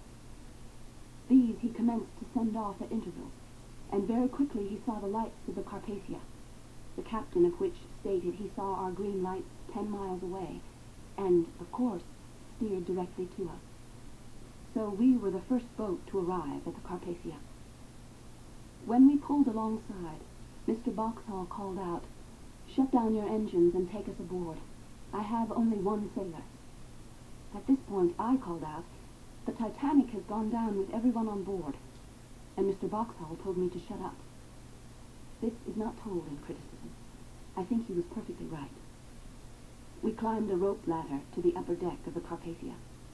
I at once asked the chief steward, who met us, to take the news to the captain. He said the officer was already with him. The history of our wonderful treatment on the Carpathia is known to the world. It has been underestimated. We reached the Carpathia at 4:10, and I believe by 10 o'clock all of the boats had been accounted for. We sailed away, leaving the Californian to cruise about the scene. We circled the point where the Titanic had gone down, and I saw nothing except quantities of cork, loose cork, floating in the current, like a stream, nothing else. In the afternoon, I sent a brief Marconigram with the news that Mr. Douglas was among the missing. I went myself to the purser several times every day, and others also made inquiries for me in regard to it, but it was not sent. We heard many stories of the rescue from many sources. These I tried to keep in my mind clearly, as they seemed important. Among them I will quote Mrs. Ryerson of Philadelphia. This story was told in the presence of Mrs. Myers of New York, and others. Mrs. Ryerson said, "Sunday afternoon, Mr. Ismay, whom I know very slightly, passed me on the deck. He showed me, in his brusque manner, a Marconigram saying, 'We have just had news that we are in the icebergs.' 'Of course you will slow down,' I said. 'Oh no,' he replied. 'We will put on more boilers and get out of it.' An Englishwoman, who was going to her sons in Dakota, told me, 'I was in a boat with 5 women and 50 men. They had been picked up from London unemployed to fill out the crew. They would not row, told frightful stories to alarm the women, and when the Carpathia was sighted said, 'We are jolly lucky. No work tonight. Nothing to do but smoke and yarn. Back in London next week with the unemployed.' The history of the quartermaster's conduct was told by many women. His brutality is known. His inefficiency is shown by his asking, 'Is that a buoy?' when they were out in a small boat on the ocean. All the women told of insufficient seamen to man the boats. All women rowed. Some had to bail water from their boats. Mrs. Smith was told to watch a cork in her boat, and if it came out, to put her finger in place of it. When we arrived in New York, the crew of the Titanic was ordered to get off in the lifeboats before we could dock. I sat in a deck chair and listened and looked. The unseamanlike way of going at their simple tasks without excitement showed me more plainly than anything I had seen or heard the inefficiency of the crew, and accounted, in some measure, for the number of the crew saved and the unfilled lifeboats. A passenger on the Carpathia also spoke to me of this. Mr. Lightoller and Mr. Vauxhall were extremely courteous and kind on board the Carpathia. I think them both capable seamen and gentlemen. Mahala B. Douglas. 15th day, Friday, May 10th, Washington, D.C. Scene 28. Affidavit, Emily B. Ryerson, first-class passenger from Philadelphia.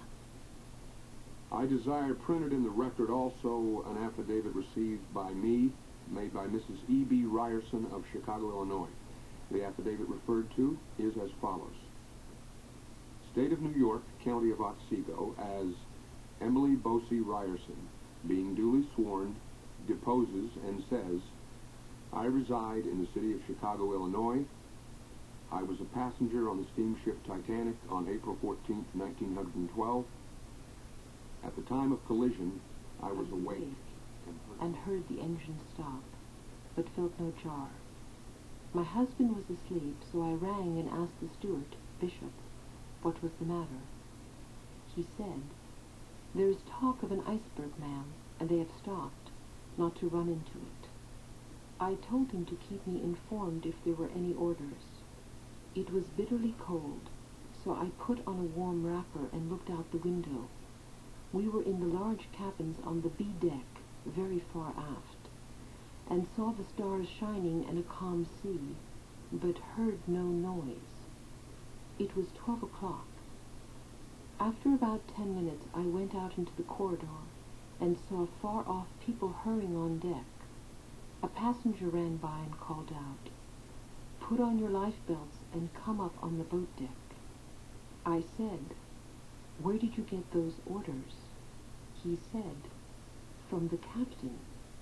I went back then and told Miss Bowen and my daughter, who were in the next room, to dress immediately, roused my husband and the 2 younger children, who were in a room on the other side, and then remembered my maid, who had a room near us. Her door was locked, and I had some difficulty in waking her. By this time, my husband was fully dressed, and we could hear the noise of feet tramping on the deck overhead. He was quite calm and cheerful, and helped me put the life belts on the children and on my maid. I was paralyzed with fear of not all getting on deck together in time, as there were 7 of us. I would not let my younger daughter dress, but she only put on a fur coat, as I did over her nightgown. My husband cautioned us all to keep together, and we went up to A deck, where we found quite a group of people we knew. Everyone had on a life belt, and they all were very quiet and self-possessed. We stood about there for quite a long time, fully half an hour, I should say. I know my maid ran down to the cabin and got some of my clothes.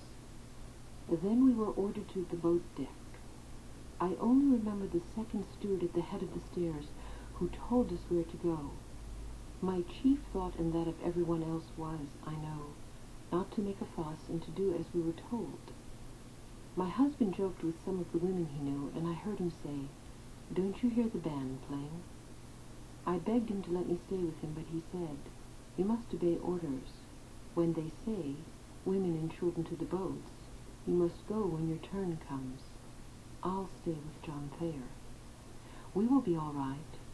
You take a boat going to New York. This referred to the belief that there was a circle of ships around waiting. The Olympic, the Baltic, were some of the names I had heard.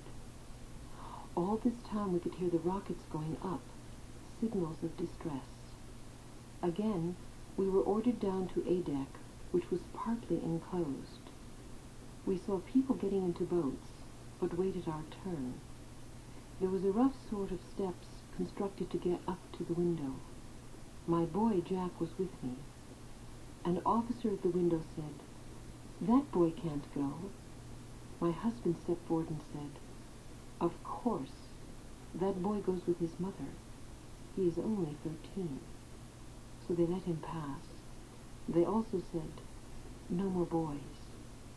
I turned and kissed my husband, and as we left, he and the other men I knew, Mr. Thayer, Mr. Widener, and others, were all standing there together, very quietly.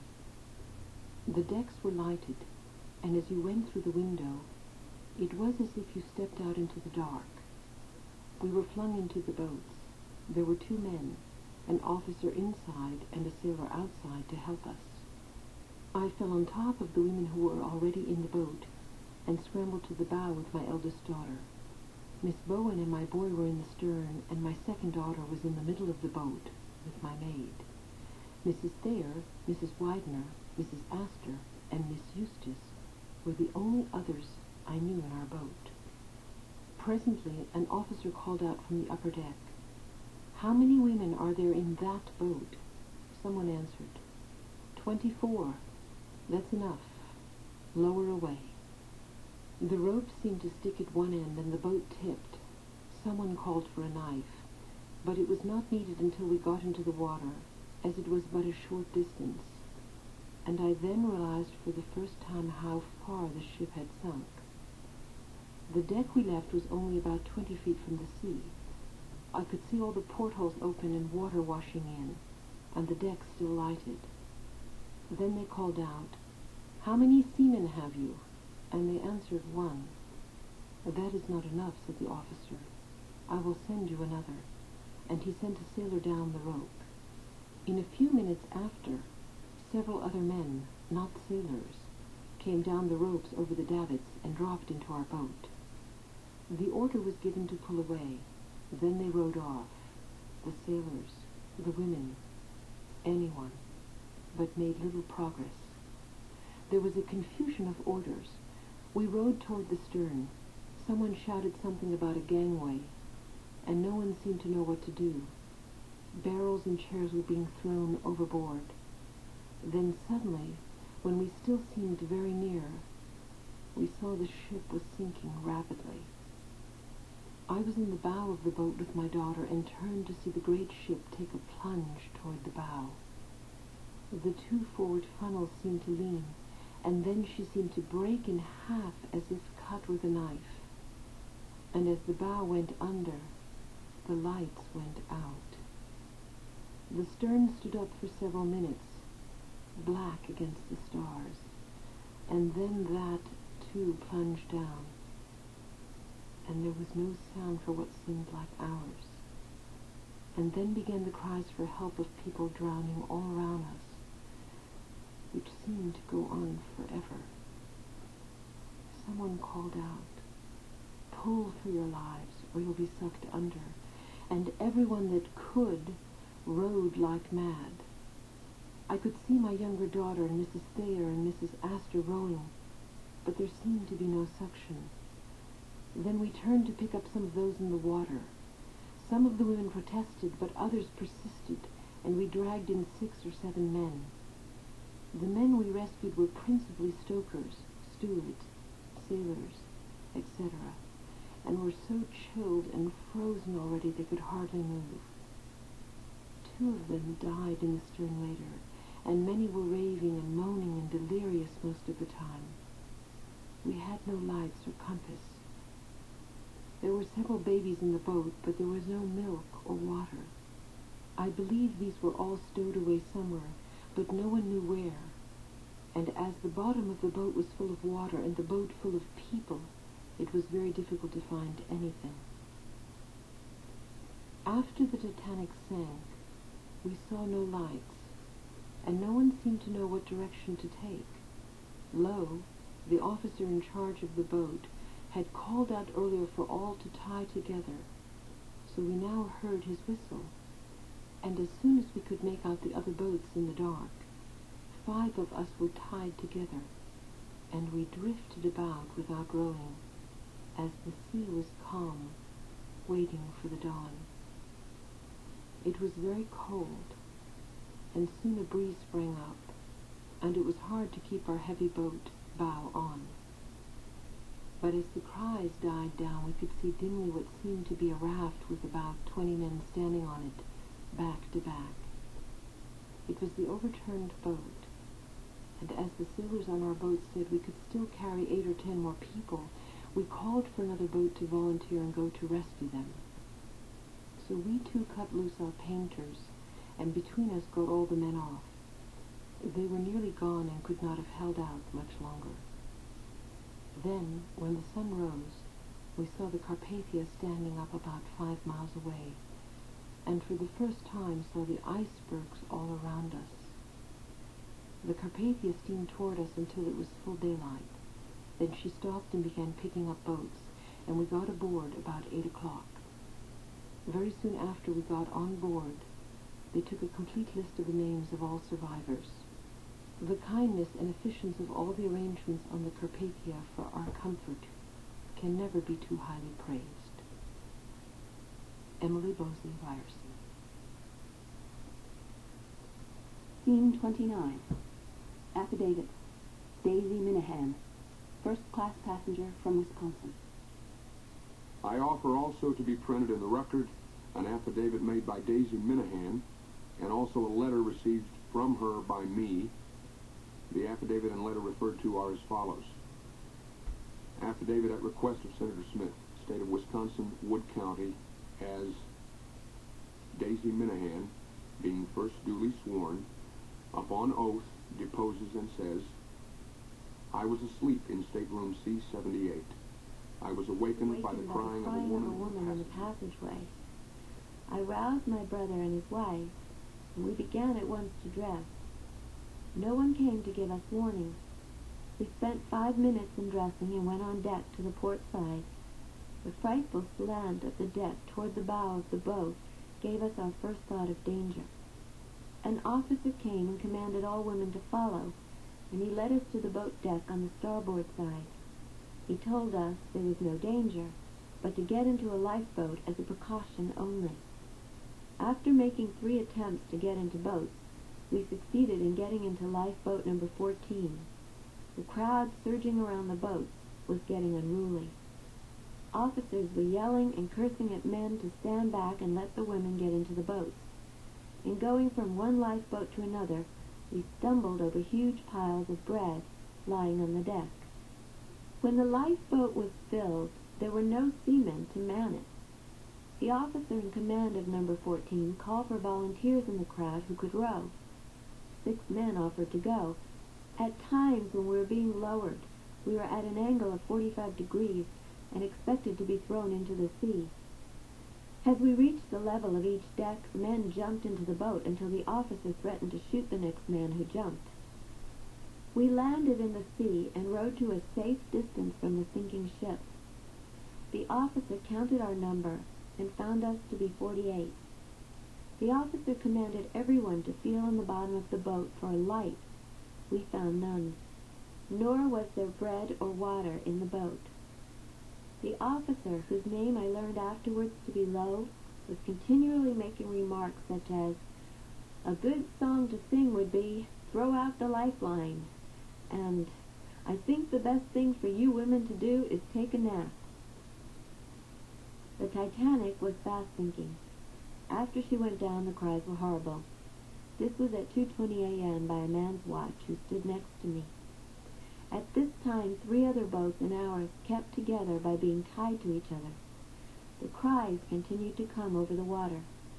Some of the women implored Officer Lowe of number 14 to divide his passengers among the 3 other boats and go back to rescue. His first answer to those requests was, "You ought to be damn glad you are here and have got your own life." After some time, he was persuaded to do as he was asked. As I came up to him to be transferred to the other boat, he said, "Jump, goddamn you, jump!" I had showed no hesitancy and was waiting only my turn. He had been so blasphemous during the 2 hours we were in his boat that the women at my end of the boat all thought he was under the influence of liquor. Then he took all the men who had rowed number 14, together with the men from the other boats, and went back to the scene of the wreck. We were left with a steward and a stoker to row our boat, which was crowded. The steward did his best, but the stoker refused at first to row, but finally helped 2 women who were the only ones pulling on that side. It was just 4 o'clock when we sighted the Carpathia, and we were 3 hours getting to her. On the Carpathia, we were treated with every kindness and given every comfort possible. A stewardess who had been saved told me that after the Titanic left Southampton, that there were a number of carpenters working to put the doors of the airtight compartments in working order. They had great difficulty in making them respond, and one of them remarked that they would be of little use in case of accident because it took so long to make them work. Daisy Minahan. Final day. Saturday, May 25th, New York. Scene 30. Affidavit. Imanita Shelley, second-class passenger from Montana. State of Montana, County of Powell. Mrs. Imanita Shelley, of lawful age, being first duly sworn as regards the Titanic disaster, on her oath deposes and says that her mother, Mrs. Little Davis Parrish of Woodford County, Kentucky, and herself embarked on the White Star steamship Titanic at Southampton, England, upon the 10th day of April, 1912, having purchased the best second-class accommodation sold by said company. That instead of being assigned to the accommodation purchased, were taken to a small cabin many decks down in the ship, which was so small that it could only be called a cell. It was impossible to open a regulation steamer trunk in said cabin. It was impossible for a third person to enter said cabin unless both occupants first of all crawled into their bunks. That the stewardess was sent to the chief purser demanding transfer to accommodation purchased. That he replied he could do nothing until the boat had left Queenstown, Ireland, when he would check up all the tickets and find out if there was any mistake. That after leaving Queenstown, Mrs. L.D. Parrish made 11 trips herself to the purser asking for transfer, only to be put off with promises. That at 9:00 p.m., no one having come to take them to better quarters, Mrs. Shelley wrote a note to the purser to the effect that she had paid for the best second-class accommodation on the ship, and had the receipts to prove it. That she was very ill, and owing to the freezing cold of the cabin was in great danger. That if he, the purser, refused to act, she, Mrs. Shelley, would appeal to the captain. That if neither would act, she realized she would have to wait until reaching America for redress, but most assuredly would claim damages if she lived to reach her native land. That the result of this letter was the arrival of 4 stewards to carry her to the room paid for, who offered apology after apology. That the stewardess, on being asked what the purser had said on reading the note, replied, "He asked first if you were really so very sick," to which I answered there was no doubt about that. Then the purser asked me if there was such a cabin on board the Titanic, where a cabin trunk could not be opened, to which I replied in the affirmative. I also told him that the cabin was entirely too small for 2 women, and that 2 men could hardly fit in. That it was impossible for myself or the steward to enter the cabin to wait upon the occupants unless both of them first climbed into their berths. The purser then told me that he would have to act at once, or the company would get into trouble. That after being transferred to this new cabin, the second-class physician, Dr. Simpson, called from 3 to 4 times a day. That he feared the attack of tonsillitis brought on by the chill would become diphtheritic, and ordered Mrs. Shelley to remain in her cabin. That this cabin, though large and roomy, was not furnished in the comfortable manner as the same accommodation procured on the Cunard and other lines. That it looked in a half-finished condition. That this room was just as cold as the cell from which we had been removed.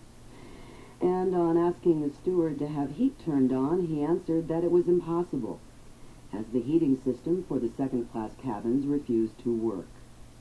That of all the second-class cabins, only 3, the 3 first cabins to be reached by the heat, had any heat at all, and that the heat was so intense there that the occupants had complained to the purser, who had ordered the heat shut off entirely. Consequently, the rooms were like ice houses all of the voyage, and Mrs. L.D. Parrish, when not waiting on her sick daughter, was obliged to go to bed to keep warm.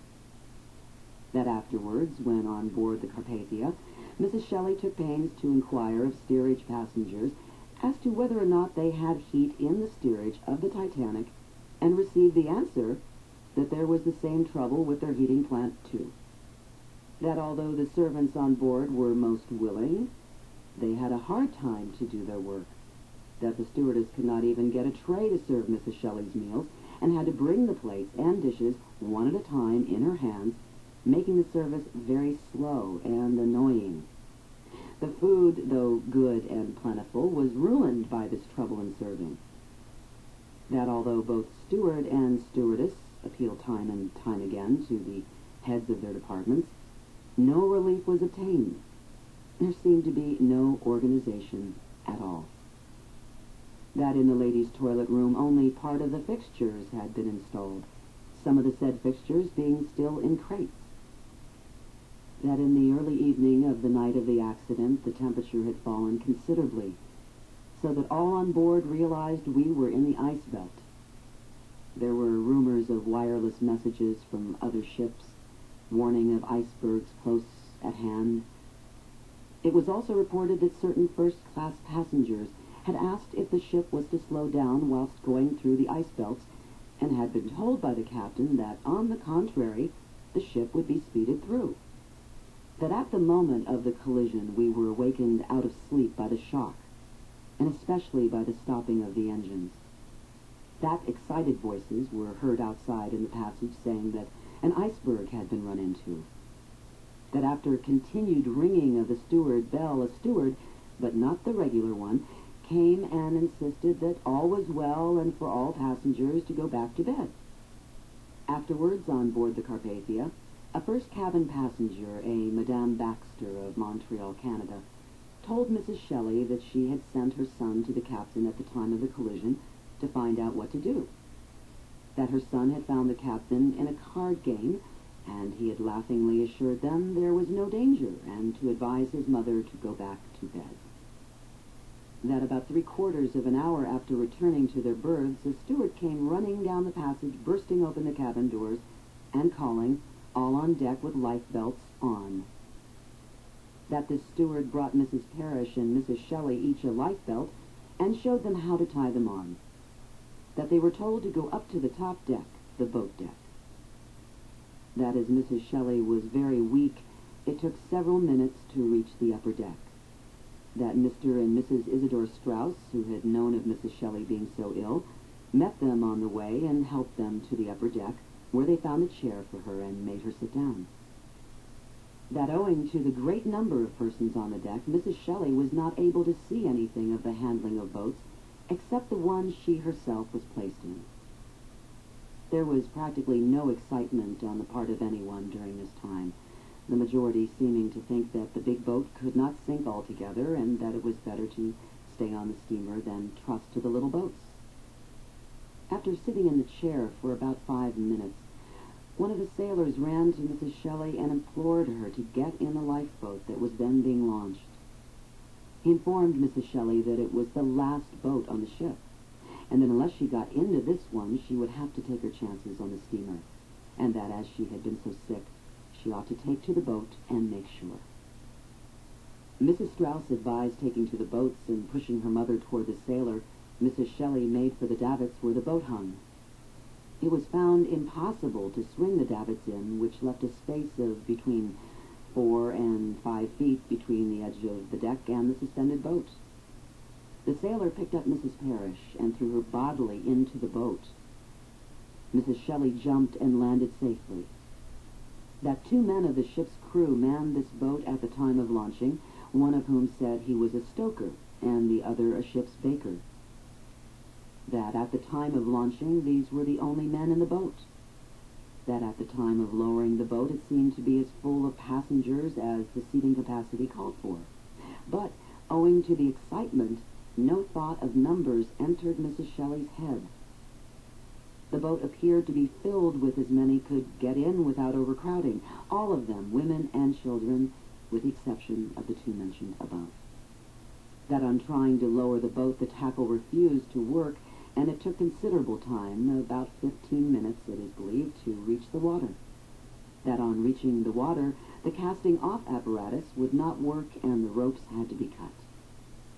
That just as they reached the water, a crazed Italian jumped from the deck into the lifeboat, landing on Mrs. Parrish, severely bruising her right side and leg. This gave them 1 extra man. After cutting loose from the ship, the orders were to pull out toward the other boats and get as far away from the probable suction which would ensue if the steamer should sink. Orders were also given to keep in sight of the green light of the ship's boat, which had been sent out ahead to look for help. That on reaching a distance of about 100 yards from the Titanic, a loud explosion or noise was heard, followed closely by another, and the sinking of the big vessel began.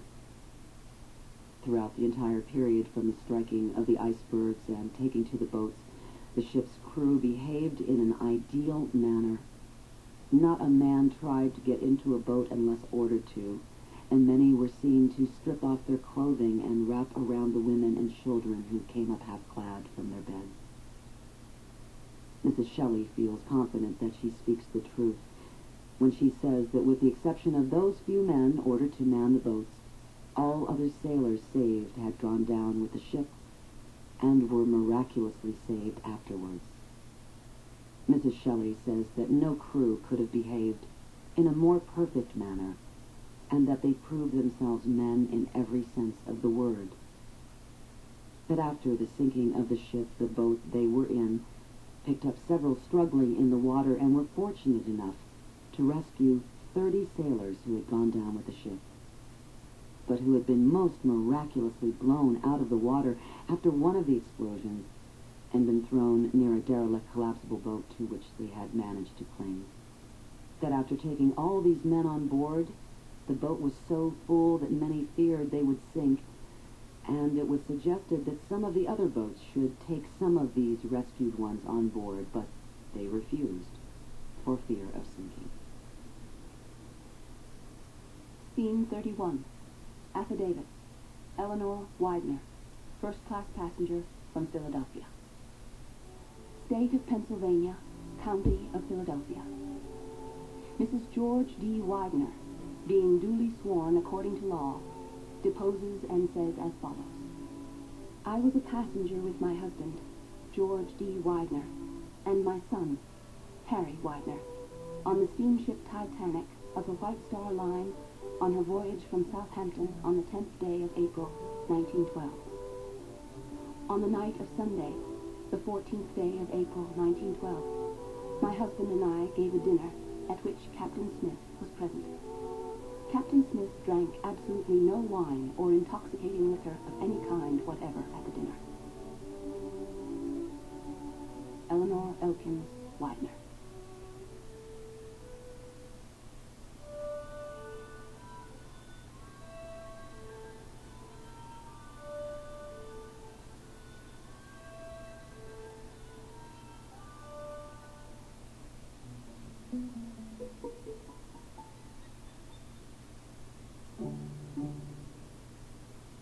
Copyright 1998, New Star Media, Inc.